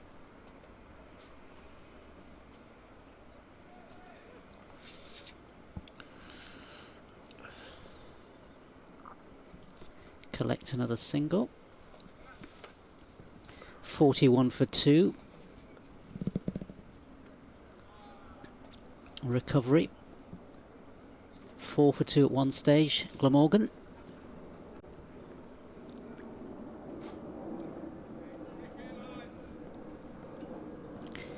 As in comes Pennington again. And this time it's again played leggish. Off his legs. Well, they trail Nottinghamshire by 238 runs, and that looks pretty distant off at the moment, doesn't it? Yeah. Jamie Smith still going well for Surrey. They're 395 for 4. Jamie Smith 163 not out, following his ton last week. Batting at 3 seems to very much agree with him. So here comes Pennington again. And he's past the umpire, and then this time it's again attempted flick down leg side, but comes to nothing. No further additions to the total. You're guessing this is probably the trickiest part of the day to bat in, with all floodlights and everything else. So to get through this, and tomorrow morning it's a nice sunny day. Well, let's hope so. Crikey, the Northants scorecard at Canterbury against Kent. Vasconcelos out for 127. Proctor not out 131. Calvin Harrison, late of this parish, not out 124. Pennington, and again this time it's left alone outside the off stump, and that'll carry through to the keeper to Carl-Verena. Northants 409 for 1. Please for Calvin Harrison. Durham's scorecard equally impressive. They're at Bristol against Gloucestershire, 416 for 2. Alex Lee's out for 129. Ben McKinney, 202 not out. Emilio Gay out for 5. He's missed out, hasn't he, on a day full of runs there. So it's Pennington to come in and bowl again, and this time just pushed out by Zainul Hassan into the offside. Josh Tong was doing big He was again, wasn't he? then, wasn't he? Skipping with it, with his knees high. He's certainly trying his best. Hintity hint hint. Yeah. Let me bowl, please. No, he's Pennington is bowling at the moment. He's past the umpire, and this time it's played into the offside. And in fact, it's gone for 4 runs. It's gone for 4 runs through point, and 4 more, taking Glamorgan to 45 for 2 now. Went very, very quickly for 4. Joe Clark went to collect the ball from an advertising hoarding where it had come to rest. Tong is coming into the attack, and on the screen there, the other side of the advertising hoarding, were 4 young lads all looking at their phone, totally unaware that Joe Clark was about 2 feet away from them, just totally engrossed in their phone. So here is Josh Tong. New gloves brought out for Carlson and Hassan by the Glamorgan backup crew. And Josh Tong going to bowl from the Stuart Broad end to begin with. Now he will be a handful in these conditions, you would think. Just past 10 to 6. 18 wickets in 3 tests in the Ashes series. Yes, Notts would love to get another wicket this evening and not let Glamorgan get too many more runs. Kieran Carlson facing as Tong delivers his first ball. Played away to backward point for no run. It's not just the bowling; it's the chorus as well, because oohs and ahs coming from all the other Nottinghamshire players. Just letting Kieran Carlson know that he's in for a fairly adrenaline-fueled few minutes here. Yeah, into the last 15 overs of the day, if we get the 15. Adds to the theatre. Does rather. As Tong comes in from the far end. Again, Carlson plays it out, this time square on the offside to point. That sounded as though it firmly came from the middle of the bat, though, so well in control. Keeps coming out and prodding the middle of the wicket. Does Carlson.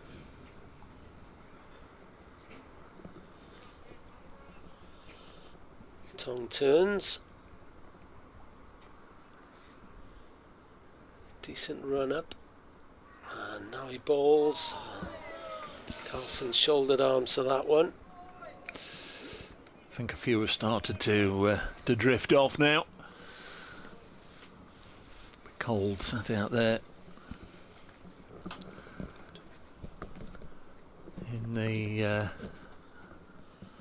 seats around the ground. Glamorgan 45 for 2. Halfway through Josh Tong's first over. His first over this season in the county championship. Carlson gets a good bat behind that. Punched down just to the onside of the wickets, no run.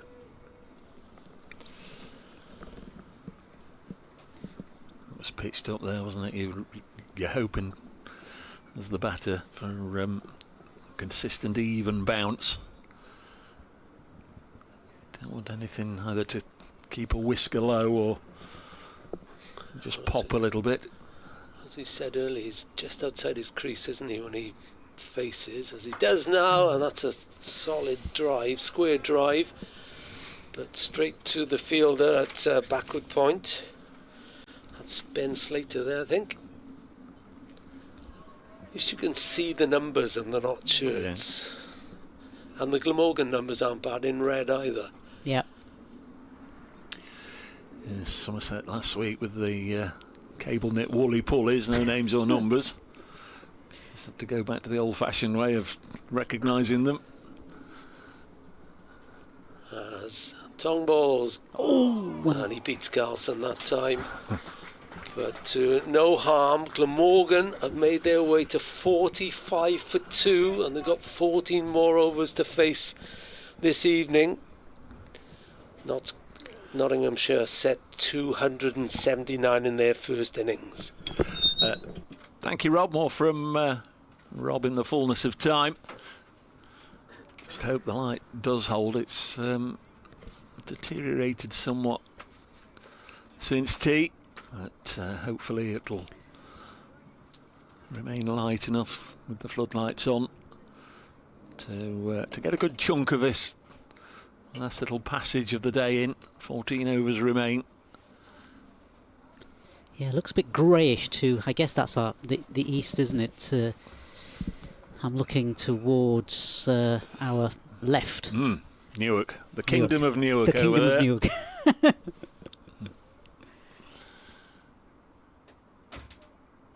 There's Pennington then in to bowl to the left-handed Ulasan. Blocks this one. Going along nicely, 26 not out from 53 balls faced. Clearly I was completely wrong about him. He's, as you quite rightly said, he might go and make a big score now. He was a bit jittery early on, but he seems to have got over that period now. Yes, he's got a start. Pennington round the wicket, 3 slips. Down and ready and waiting, and pushed into the offside, fielded by Hamid.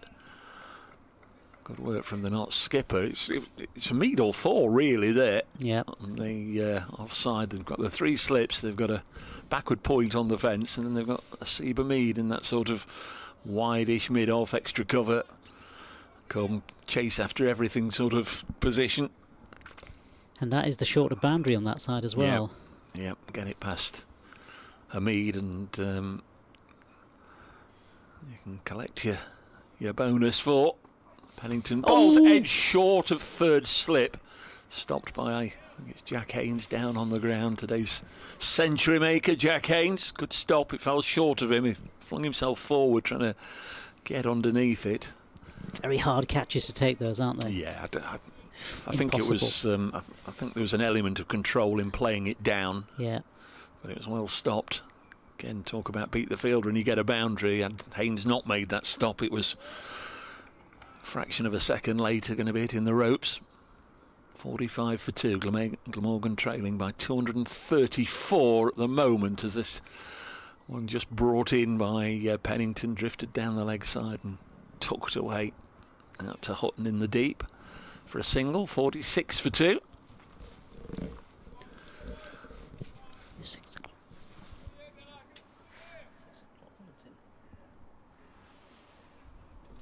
In the 19th over. Well, I was just going to say, is there a 6 o'clock bulletin? Should be. There should be. A couple of minutes away from 6 when we should be finishing. This is a delivery that Kieran Carlson's tried to turn to leg. He's missed it. I think it's perhaps hit him on the inside of the knee, and that's left him hopping about a little bit. That's a stinger for the Glamorgan captain, who called correctly this morning. Clearly Glamorgan's game plan, like Nottinghamshire's, was to get amongst the batters today and get some wickets. Glamorgan did that. They bowled Notts out by tea. Pennington bowls, Carlson plays it up to mid-on. I fancy they'd be a little disappointed that Notts got away from 103 for 6 to get 279, but I'm sure had we spoken to Kieran Carlson at the start of the day and say what's acceptable, will you take 279 all out? Probably I said yeah. He would have done. He wouldn't have taken 4 for 2 in reply, but together with Sain Ulasan, they've steadied the ship, and this pair have added 42 for the 3rd wicket. It's going to be Josh Tong again. First over was a maiden.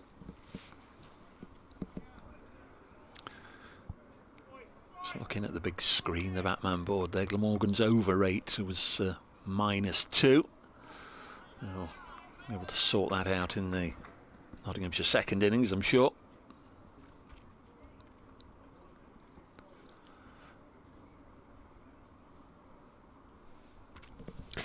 So it's Josh Tong to continue from the Stuart Broad end. Comes in, first ball of a brand new over, and that is it, straight through Zain Al Hassan.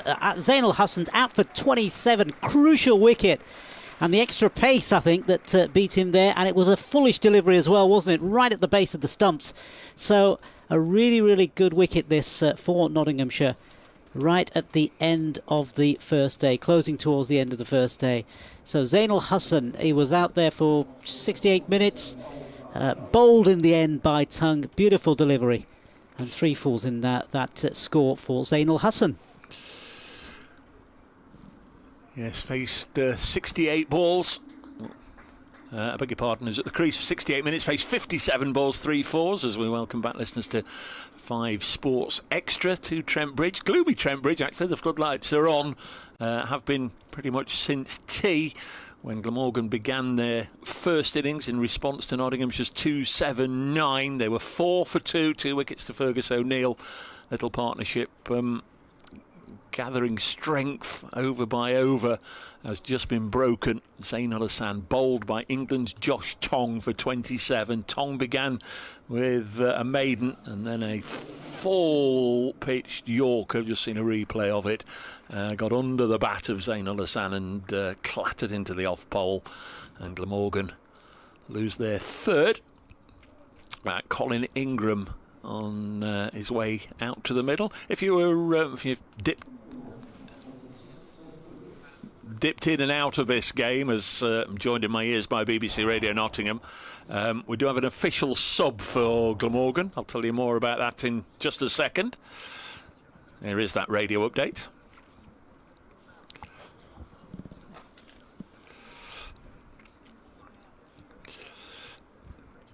Yes, Glamorgan, as you say, batting now, and they're 46 for 3. We've just had the third wicket after a stand of 42. Josh Tong, England's Josh Tong, into the attack, and his first wicket of the new season was a full pitch delivery which knocked back the off stump of Zain Al Hassan. 2 wickets earlier for Fergus O'Neill, and before that a splendid century from Jack Haynes for Nottinghamshire. Notts 279, Glamorgan 46 for 3. Again, nearly a repeat of that last delivery there from Josh Tong, and this will be a battle. This will be a real battle, because you've got the experienced South African Colin Ingram facing up to Josh Tong, who will be buoyed by the success of taking that wicket of Zain Al Hassan. So he'll be hoping to repeat some of that today. If he can get out Colin Ingram, that will be a major, major blow for Nottinghamshire, because he's the sort of man who can hang around and score lots of runs in the the last game for Glamorgan. As Tongue comes in again, this next one is played carefully, correctly by Ingram out in front of him. Glamorgan 46 for 3. Yeah, just before the news, just mentioned that easy for me to say, that Glamorgan have had to make an official replacement. You'll probably be aware that this is something that's been now permitted in first-class cricket in this country, in the county championship, for injuries. You can make a like-for-like replacement. Ben Kellaway has injured a hip in the field for Glamorgan earlier in the day and has been replaced by Sean Dixon. Tongue in again, and this time again it's a foolish delivery right at the base of the stumps, attacking the base of the stumps again, really full, looking for that Yorker length and see if he can get the wicket of Colin Ingram. Got producer Kirsty in the room. It's always disconcerting when producer Kirsty's here. It means we've done something wrong, Nas. Oh. In this case, we'll blame you. Guilty as charged. What is it, producer Kirsty? What's happening? You've broken my camera. Oh, Good. We've broken the comms cam. Tongue is in again, and this time again it's great delivery past the leg stump of Ingram and through to Carverena. Well, you bought that off Bingham Market, haven't you? That one. Tell you, buy cheap, you buy twice, Kirsty. buy cheap, you buy twice. 46 for 3. Here's the score. That is on our Welsh correspondent side of the desk, it should be said. So I'm absolving myself of any blame. Must be getting chilly. I can't get the words out. Tong to come in and complete the over. And then he comes, and this next one again played carefully, correctly into the offside by Colin Ingram. It's the end of the over. Good over for Nottinghamshire. Glamorgan 47 for 3. Yeah, Josh Tong, as we thought, definitely going to be a handful out there. He's pretty much a handful whenever he comes on to bowl. 2 overs, 1 for 1, his first wicket of the season in that over at the start of it, bowling Zain al-Hassan. Earlier 2 wickets to Fergus O'Neill, who's had a very good day indeed. Made 59 with the bat for Notts, sharing in a century partnership with Jack Haynes. And then Haynes himself going on to reach 3 figures. Still going to be Dylan Pennington. Going to go round the wicket to the left-handed Ingram. You sense that although every wicket is worth 1 wicket, you know, the Colin Ingram's yeah, is worth a lot more. That's what I was sort of alluding to. Yeah, all that experience of playing all that cricket all around the world. Could see how Glamorgan celebrated initially when they got a Mead and then when they got Duckett. Here is Pennington around the wicket to Ingram, and he's solidly behind this and defends it out onto the offside. And there's no addition to the total. Yeah, such a valuable member of so many teams over so many years.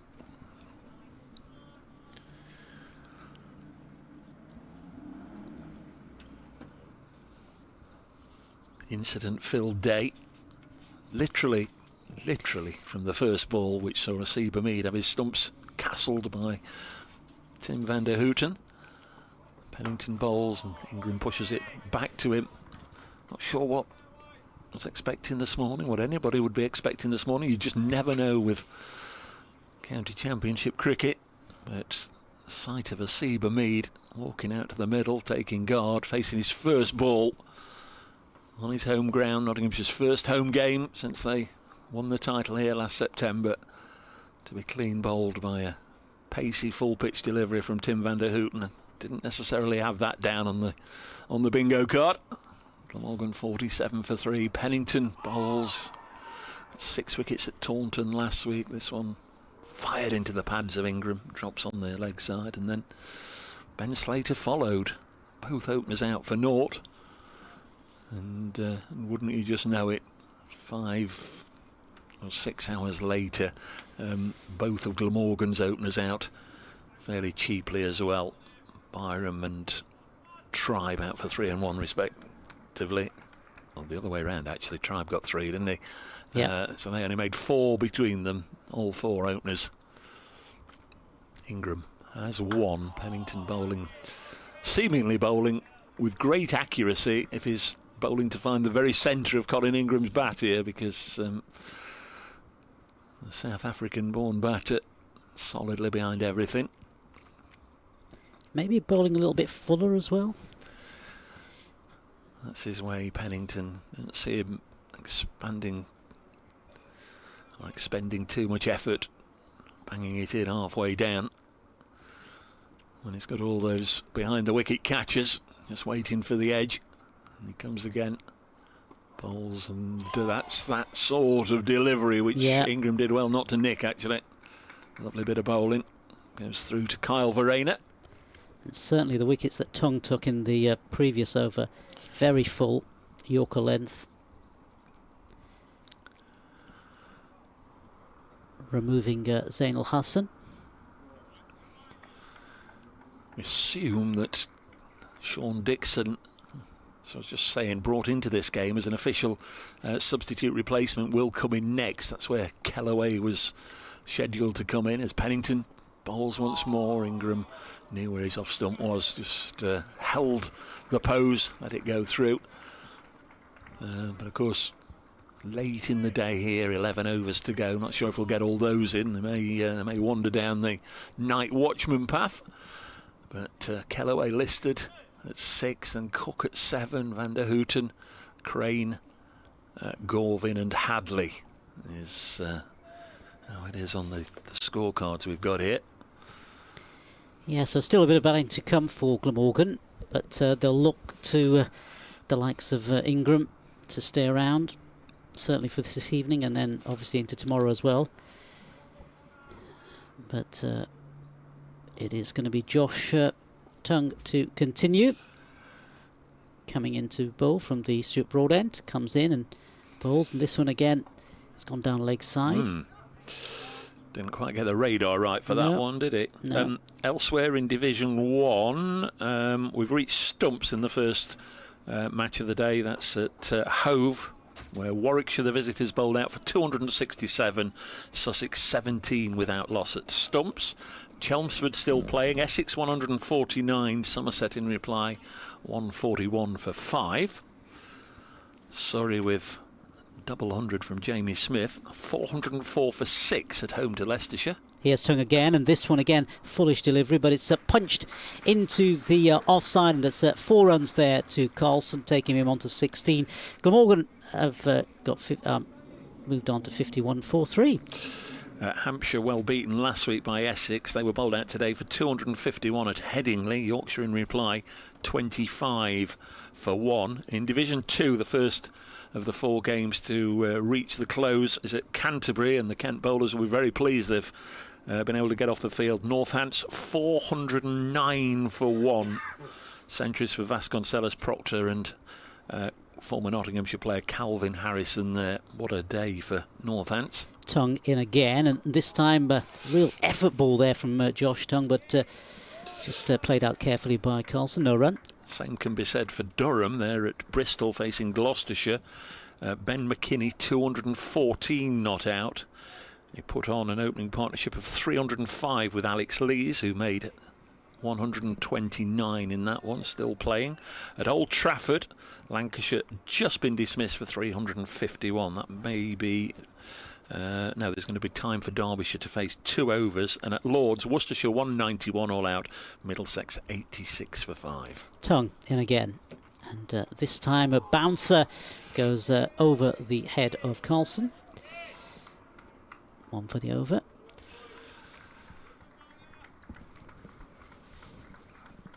All the scores, as always, on the cricket page of the BBC Sport website. You can also follow on the live text on there every wicket as it goes down. Gets a mention, all the various incidents and milestones brought up throughout the day. Award-winning text service, it has to be said. Carlson facing up to Josh Tongue, and again, foolish delivery, but played carefully and correctly by Carlson. No runs there. Got 16 from 45 balls. Kieran Carlson has largely been in watchful mode here. Doing a good job, the Glamorgan skipper. Got a painful one about 20 minutes or so ago, just on the inside of the knee. He'll be hoping to keep his wicket intact for this evening and come back and bat tomorrow. Here's Josh Tongue again, and this time again, and that's outside the off stump, and goes through to the slip cord. No runs there. End of the over. Glamorgan 51 for 3. Pacey delivery from Josh Tongue to end the over. His figures now: 3 overs, 1 maiden, 1 for 5.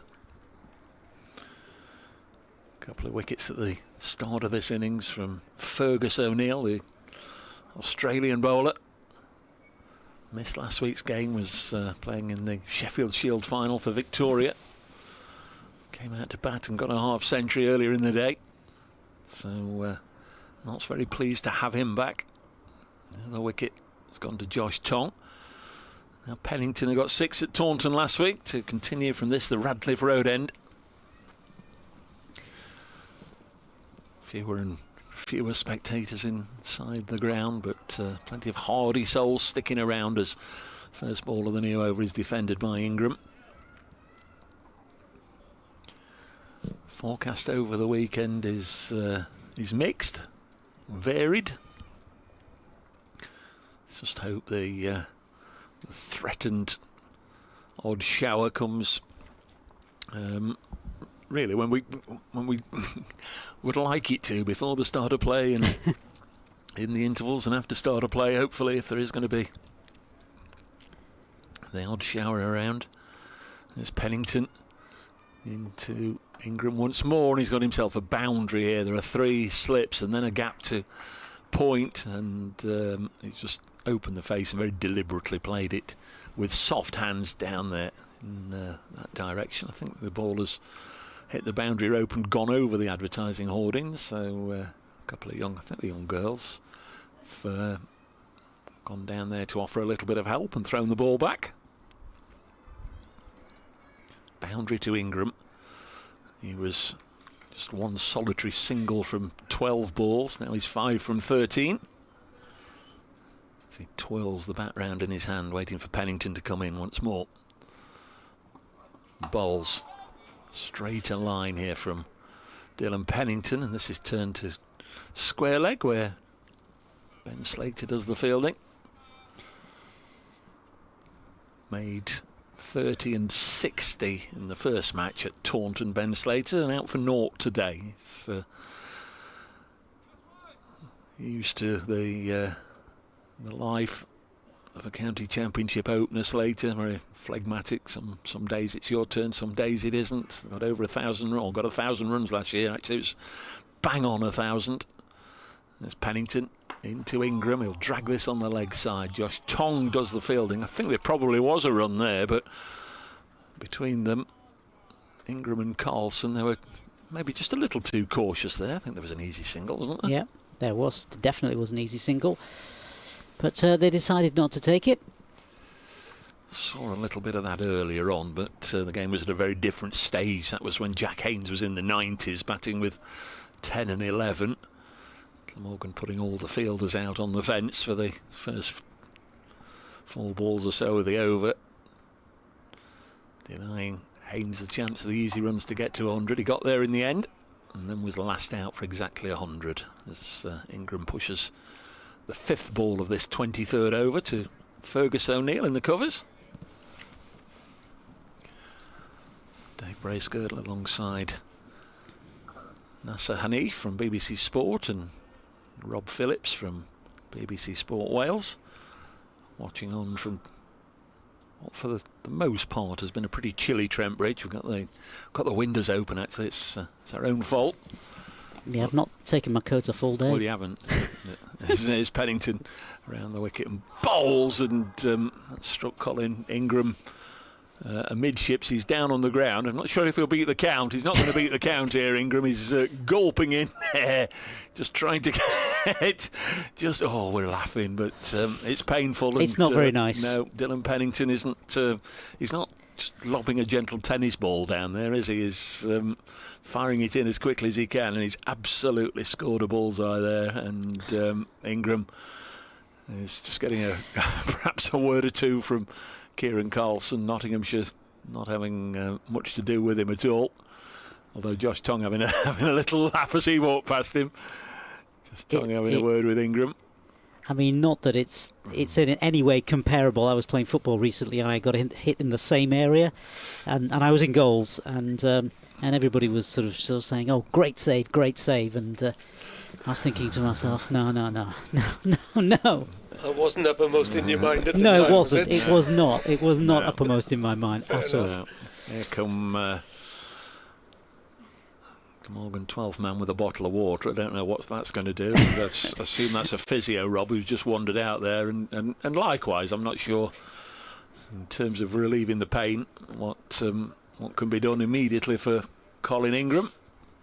55 for 3. It's one of those things, isn't it? You've just eventually the pain eventually will subside. It will. Your lungs start to gulp in air a little easier. Still in a lot of discomfort there. Last ball of the over. It's no fun, is it? Just look at the Nottinghamshire keeper and slips. They just stood there all cross-legged, just looking at the far end and thinking, well, rather you than me, mate. Yeah, now he's got to go and... well, no, he's not got to go and face up Josh Tongue. It's Carlson who's facing up to Tongue. I like the way he rested his bat on the stumps, though. That's quite clever without dislodging the bails. Very good indeed. So here is Carlson facing up to Josh Tongue. Tongue comes in and again played correctly. Back towards Tongue, passes Tongue, and passes the wicket and picked up by Hasib Hamid. 55 for 3, Glamorgan. He's really going through it, Colin Ingram. He's going to focus on the next ball, isn't he? Well, at least he's next to the umpire. I suppose he's not facing up to Tongue at this moment in time. Well, it was Pennington who nailed him. Here's Carlson. Oh, and that delivery past the outside of the bat, past the outside of Carlson's bat, and through for no further additions to the total. Thanks to everybody who's taken the trouble to get in touch with us today. Been a lot of different topics and a lot of different correspondence on the old email, bracecricket@icloud.com. If you'd like a late mention or you've got something that you need to tell us or let us know, or a question for us for the start of play tomorrow. Josh Tongue in again, and this time an effort ball there. Certainly seemed to give it a lot more effort, that last delivery, but again past the outside of Carlson's bat and through to the keeper. And I think Rob's available for personal appearances on Glamorgan Cricket at bbc.co.uk. For yes, keep them coming to that. What an entertaining day. At least you've entertained us, put it that way. Let's hope you're entertained as well. it's the cricket that's centre stage, isn't it? That's the showstopper, and the cricket's been very watchable indeed. Lurching from one side in the ascendancy to the other. Tongue in again, and this time a real effort ball again by Tongue, really putting loads of energy into that last delivery, but safely navigated there. Somebody at the end of the day will say, well, whose day is it? And again, we could very easily sit on the fence, couldn't we? It was Glamorgan's first session, there's no doubt about that.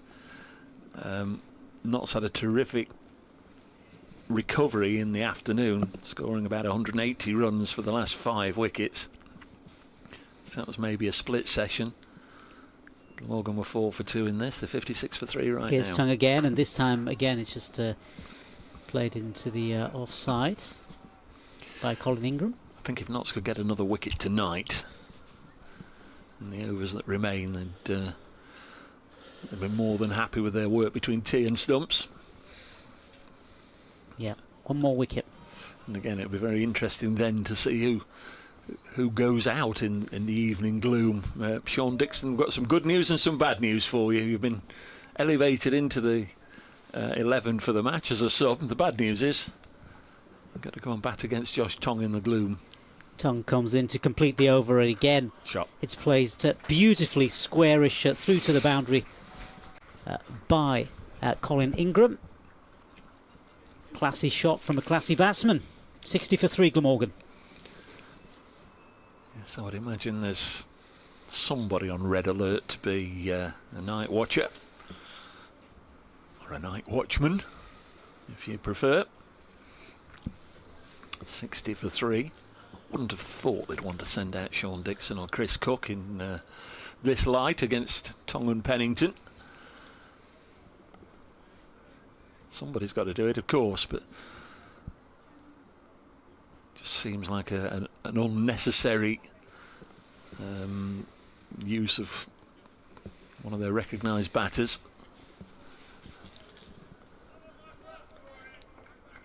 It'll be Pennington to Carlson.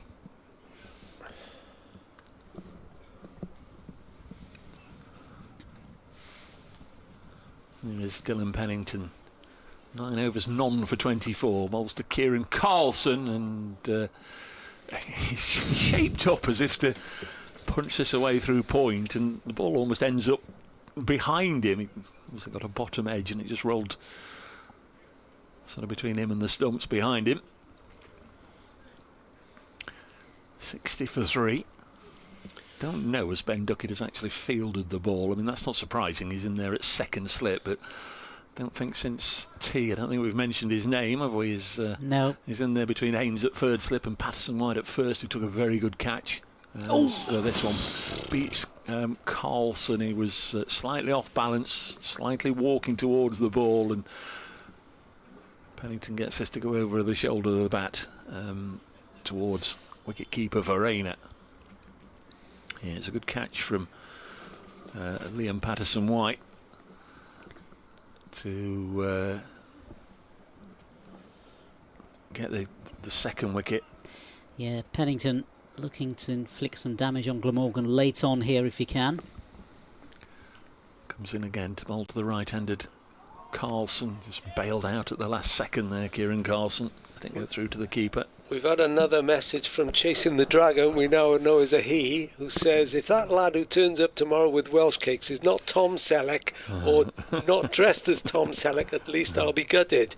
Ebb and flow in the cricket, but who's had the best of the day? Question mark. You just asked that, didn't you? Magnum PI, no doubt about it.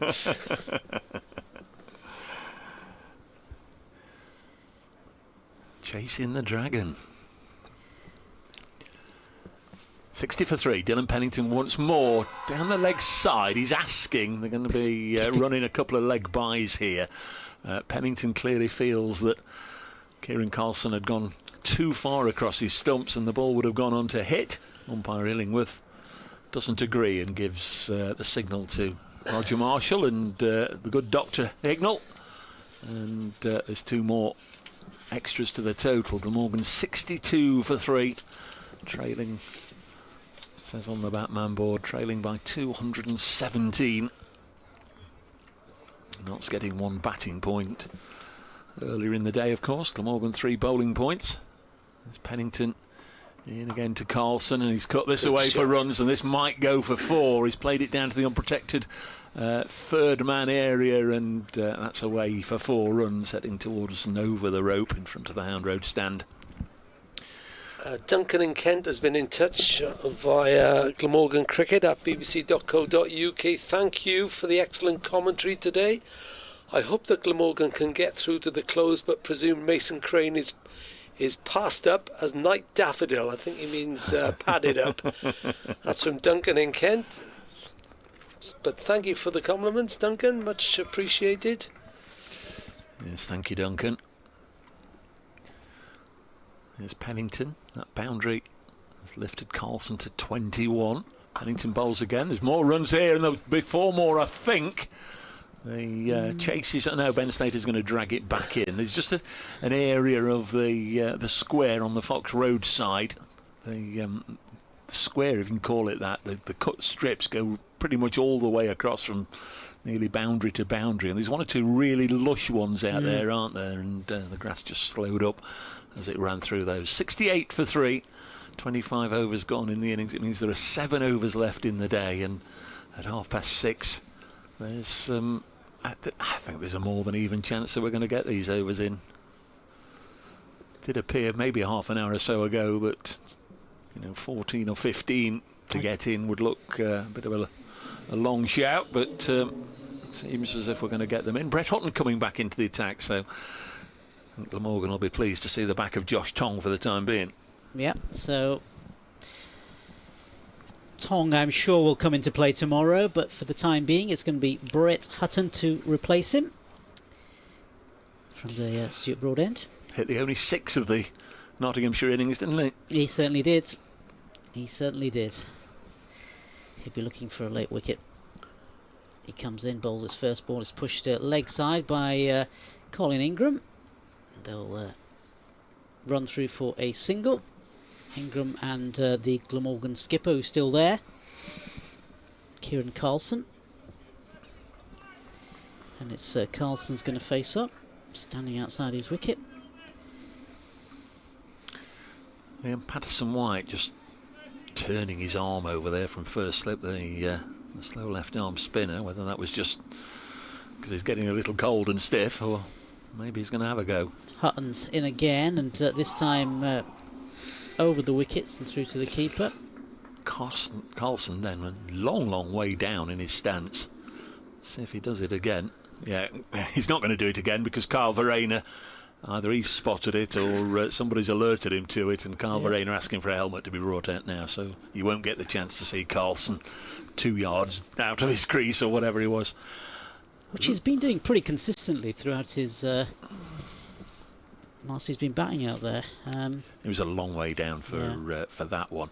I just looked at a moment or two ago, and Yorkshire were 37 for 1. They're now 37 for 4. As Carlson faces up, and this time well outside his crease again, as Dave was saying a few moments ago. Which is the reason why we are getting a helmet soon.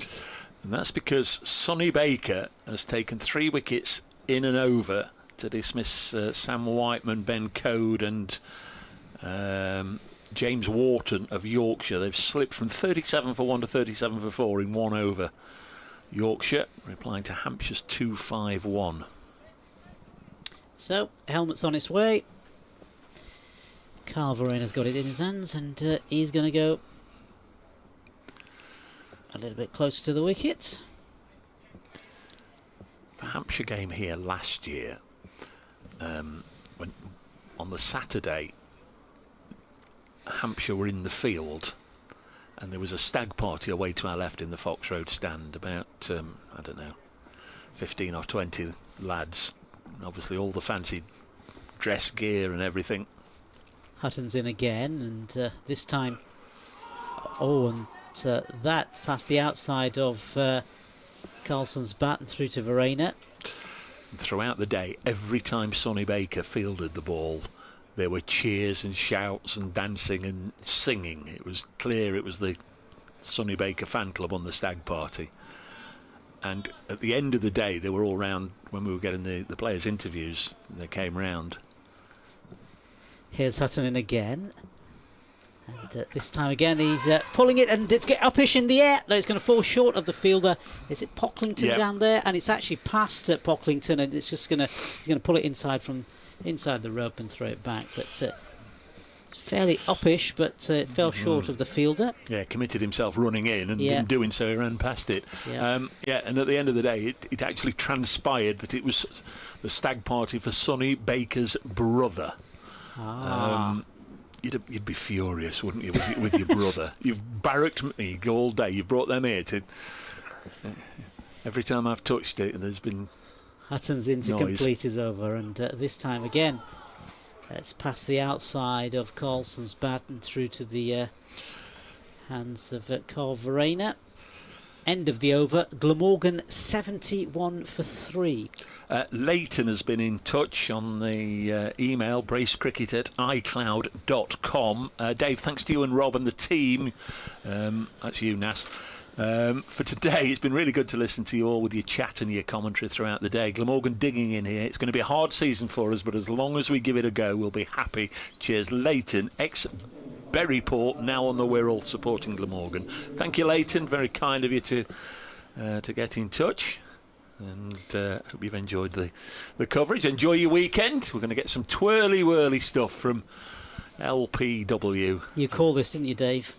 Only because he was turning his arm round, turning his arm over. Liam Patterson-White, the slow left-arm spinner. We had a bit of Mason Crane earlier. Didn't really deliver any goods today, Mason. What can Liam do as he bowls his first ball into Colin Ingram, left armour to left-hander, turned onto the leg side by Ingram, no run. He's got one slip, Ben Duckett. On the offside, 3 saving 1 and 1 on the fence, and pretty much the same on the leg side actually.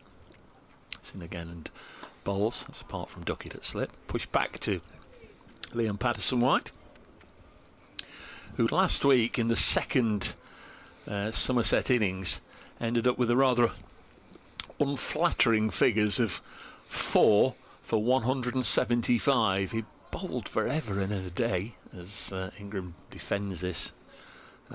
Getting on for 35 overs or so as they were trying to rack up the runs for a declaration. But Just looks such a huge amount of runs to concede, doesn't it? 175, but he bowled pretty much for 2 sessions. This one, a little bit of turn there, I fancy, as it goes through to Verena. Only made 1 today. Liam with the bat went in at 7 and was dismissed by Van der Houten straight after lunch. Bowls now, and nicely defended by Ingram, showing him the maker's name, as they say, as he pushes it back to the bowler. 5 overs to go after this one's been completed. He bowls again, turned to leg for a comfortable single, fielded by O'Neill, and it is the end of the over. He's good at getting through them in about a minute and 20 seconds or so. Glamorgan 72 for 3 with 5 overs left. And once again, just when you've given up all hope, there's no hope. Just when you've given up all hope, we get the ground bathed in sunshine. I don't know where that's come from. That is sunlight rather than the artificial light. Oh, this is a big 5 overs now, isn't it, for Glamorgan? 72 for 3.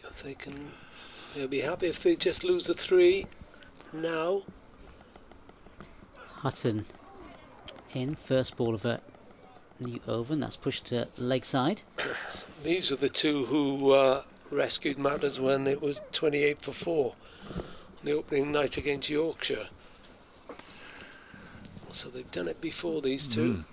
Apart from the fact they're both very good players, it sometimes pans out like that, doesn't it? 2 players that are comfortable batting in each other's company and often seem to be at the crease together to share in a revival. It's Carlson who's going to be facing up to Hutton, and this time again it's past the outside of his bat and through to Carl Verena behind stumps, who's standing up quite close up behind stumps with the helmet on. We're heading towards the finish, not far shy of 7 o'clock the way it's going. Nearly 20 to 7 now. Nick Webb didn't warn me it was the late finishes like this all the time. Here is Hutton again, and this time again it's pushed into the leg side for a single. Tell you what, Rob, you do this all summer and then do a football match. It seems like it's done in 5 minutes. Yes.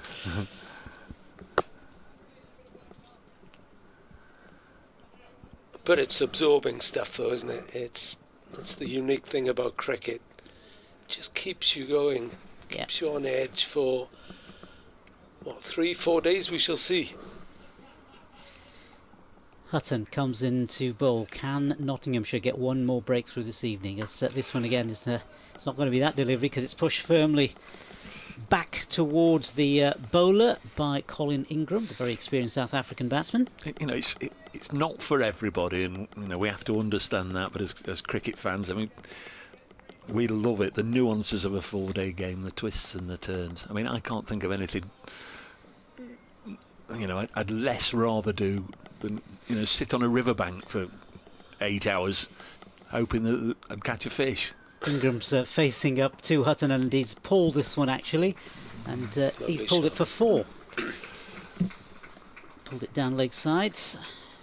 There's people who think nothing of, going on a 30-mile cycle run or something. Each to his own. There's enough passions out there to be shared around the world. But for those of us that love this game, the county championship is very much still for me the pinnacle. I guess at its best, it's the crescendo, the way it can build up, can't it? And you get something on that might meander along over 2-3 days, and then on the final day, you got the whole drama. As Hutton comes in, he's past the umpire, and this time it's just pushed into the offside by And Ingram. it's the best preparation for Test match cricket, isn't it? Yeah. Well, so we all believe. Yes. Sometimes just grabbing them from a spell in the IPL seems to be the selector's way of thinking. Well, you do wonder whether they may have to think again about the approach. No, the coach says nothing changes, but We'll see. You don't keep doing the same thing that's letting you down. Yeah, the coach watching on from New Zealand. If you're there, Baz, then drop us an email. bracecricket@icloud.com. There you go, Rob. See if you can get Nottinghamshire a wicket. It's Patterson White with his left arm spin, which Kieran Carlson deals with. Glamorgan trailing by 201 runs, but they've lost 3 wickets for the 78 they have.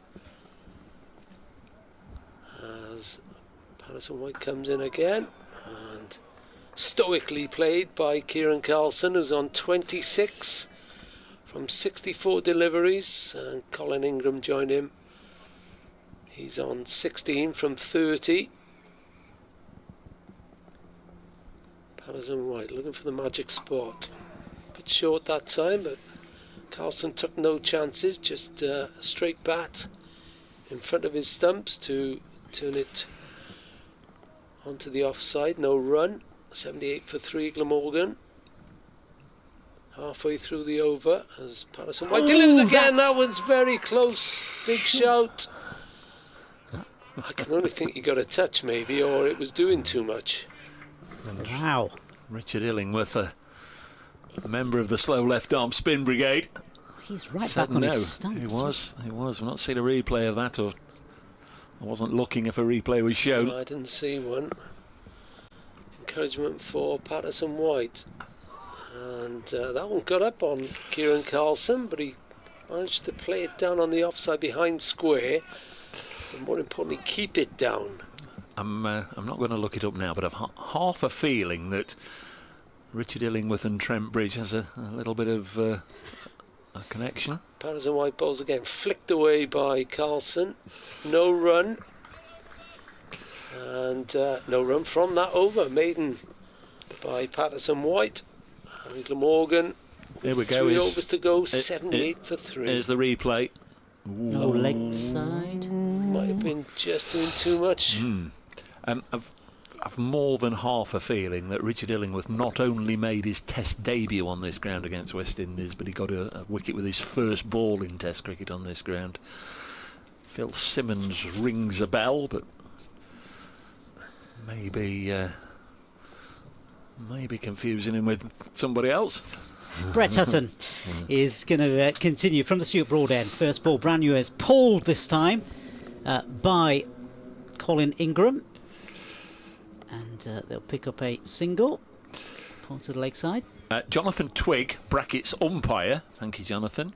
The evening start to the cricket, the earlier start to the cricket season, has it had an impact on wicket preparation, do you think? Local league cricket in Pembrokeshire starts on Sunday, April the 26th, and Haverfordwest Cricket Club, the oldest cricket club in Wales, 1824, have had 2 hybrid wickets installed on their racecourse ground. Are there any examples of such wickets at county level? Hutton comes in, next ball, again it's pushed towards the onside. Yes, Jonathan, there are a couple of hybrid wickets here that are used for county championship, and I think most county grounds have them now. And hybrid wicket here and there. Incredible picture here that we're seeing, because you've got bright sunshine, you've got floodlights, and you've got a bit of dark greyish cloud as well, which is really interesting. As Hutton comes in, and this time again it's pushed into the offside by Carlson. And long shadows. And long shadows. Players. Yeah, it is. It's a combination of all of those things. Yeah, you really have got bright sunshine. I'm puzzled why, Dave, you tell me why anybody would sit that side of the ground at this time. Closer to the bar. All right, okay, that explains. So there's no sunshine there, as you say. Hutton comes in, and this time left outside is off stump by Carlson through to the wicketkeeper, Carl Verena. No further runs there. You know, sports people and superstitions and what have you, people have always sat in this seat. Oh, they don't feel the cold, maybe. Yeah, Glamorgan 79 for 3. Coming slowly to the close of a fascinating first day in this county championship match. Hutton in, and this time outside the off stump. The people sat where Rob was pointing to, the William Clark stand, and obviously around in the fridge, the main Bridgeford Road stand. Yeah, it might be chillier, but it's a lot closer to the action. And those in the sun, away to our left, they are actually staring into the sun now, and they're quite a long way from the action. So swings and roundabouts. In football, press boxes are always out of the sun. Hutton balls, yeah. He comes in, and that's a wicket, is it? Yes, it is. It's a wicket. It's off the outside of the bat, and we were saying earlier, one more wicket could swing things in the favour of Nottinghamshire. The batsman that is out is the Glamorgan captain, Kieran Carlson. Kieran Carlson has just lost his wicket for 26 runs, caught by the wicketkeeper Carl Verreynne. 26 runs. He was out there for a very, very long time. 3 fours in his total. He was out there for 105 minutes, so quite a long stint for him. But in the end, he succumbed to this late end of day sunshine here at Trent Bridge. That did for him. Yeah, I don't know what Brett Hutton feels about that. He's not as quick as he used to be, Brett Hutton, but having wicketkeepers standing up to him. It's a really, really good catch by Verreynne, stood up, because Carlson's got a good piece on that. That's great work by Verreynne. But like I say, Brett Hutton bowling with a wicketkeeper stood up. Won't under normal circumstances go down too well, but it's a great moment for him. Really good catch from Verreynne. Now then, who's this on his way out? Surely it's got to be a night watcher, with Glamorgan exactly 200 behind at 79 for 4. It's number 11, and number 11 is Andy Gorvin. Andy Gorvin, he's drawn the short straw.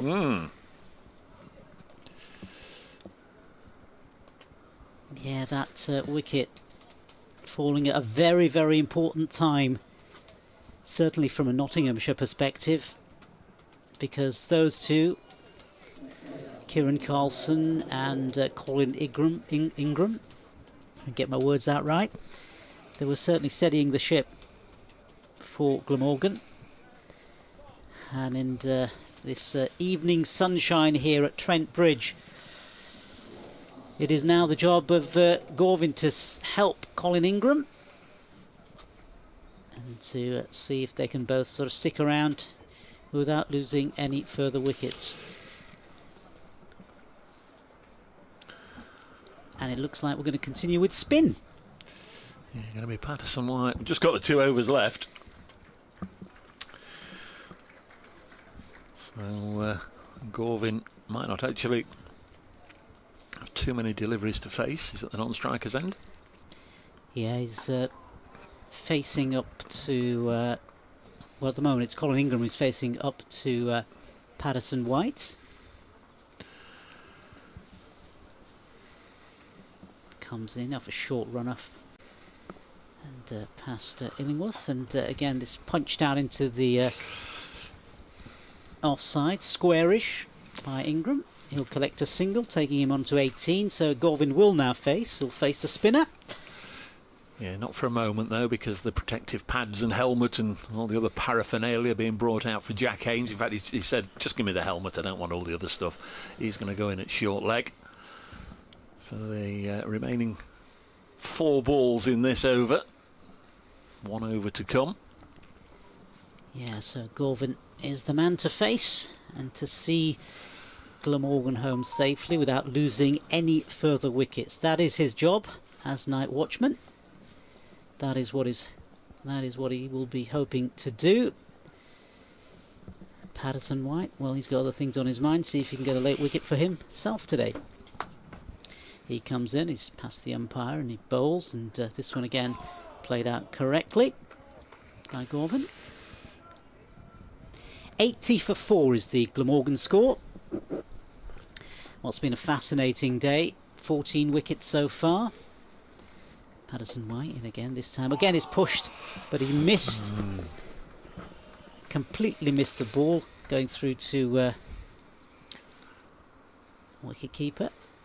Be an update for BBC Radio Nottingham listeners in just a moment, but I'm sure they'll give us a moment's cue. Patterson White in again, and this time again, this time played far more correctly by Gorvin just kills the spin. The ball just rolls out in front of him. There is that update.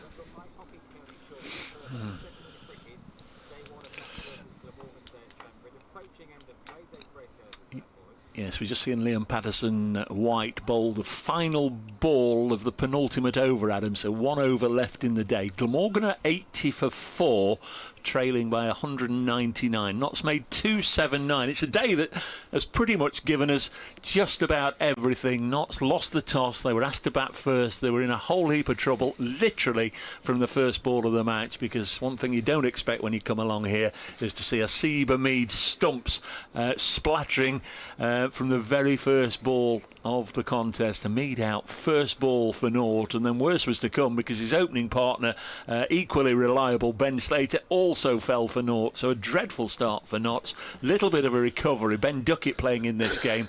He whacked a bright and breezy and carefree 25 from 27.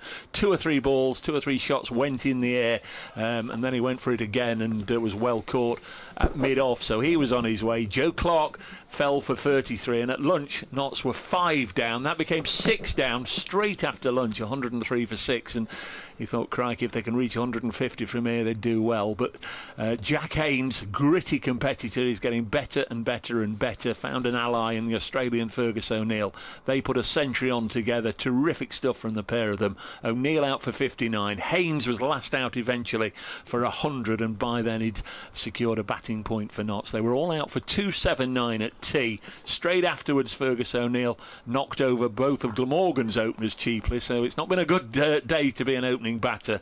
And then Josh Tong into the attack. He picked up a wicket. We've just seen the 4th wicket go down very late on in the day, and whilst I've been talking, Brett Hutton's bowled the first couple of deliveries from the last over of the day. Notts 279, lead Glamorgan by 198. The visitors are 81 for 4.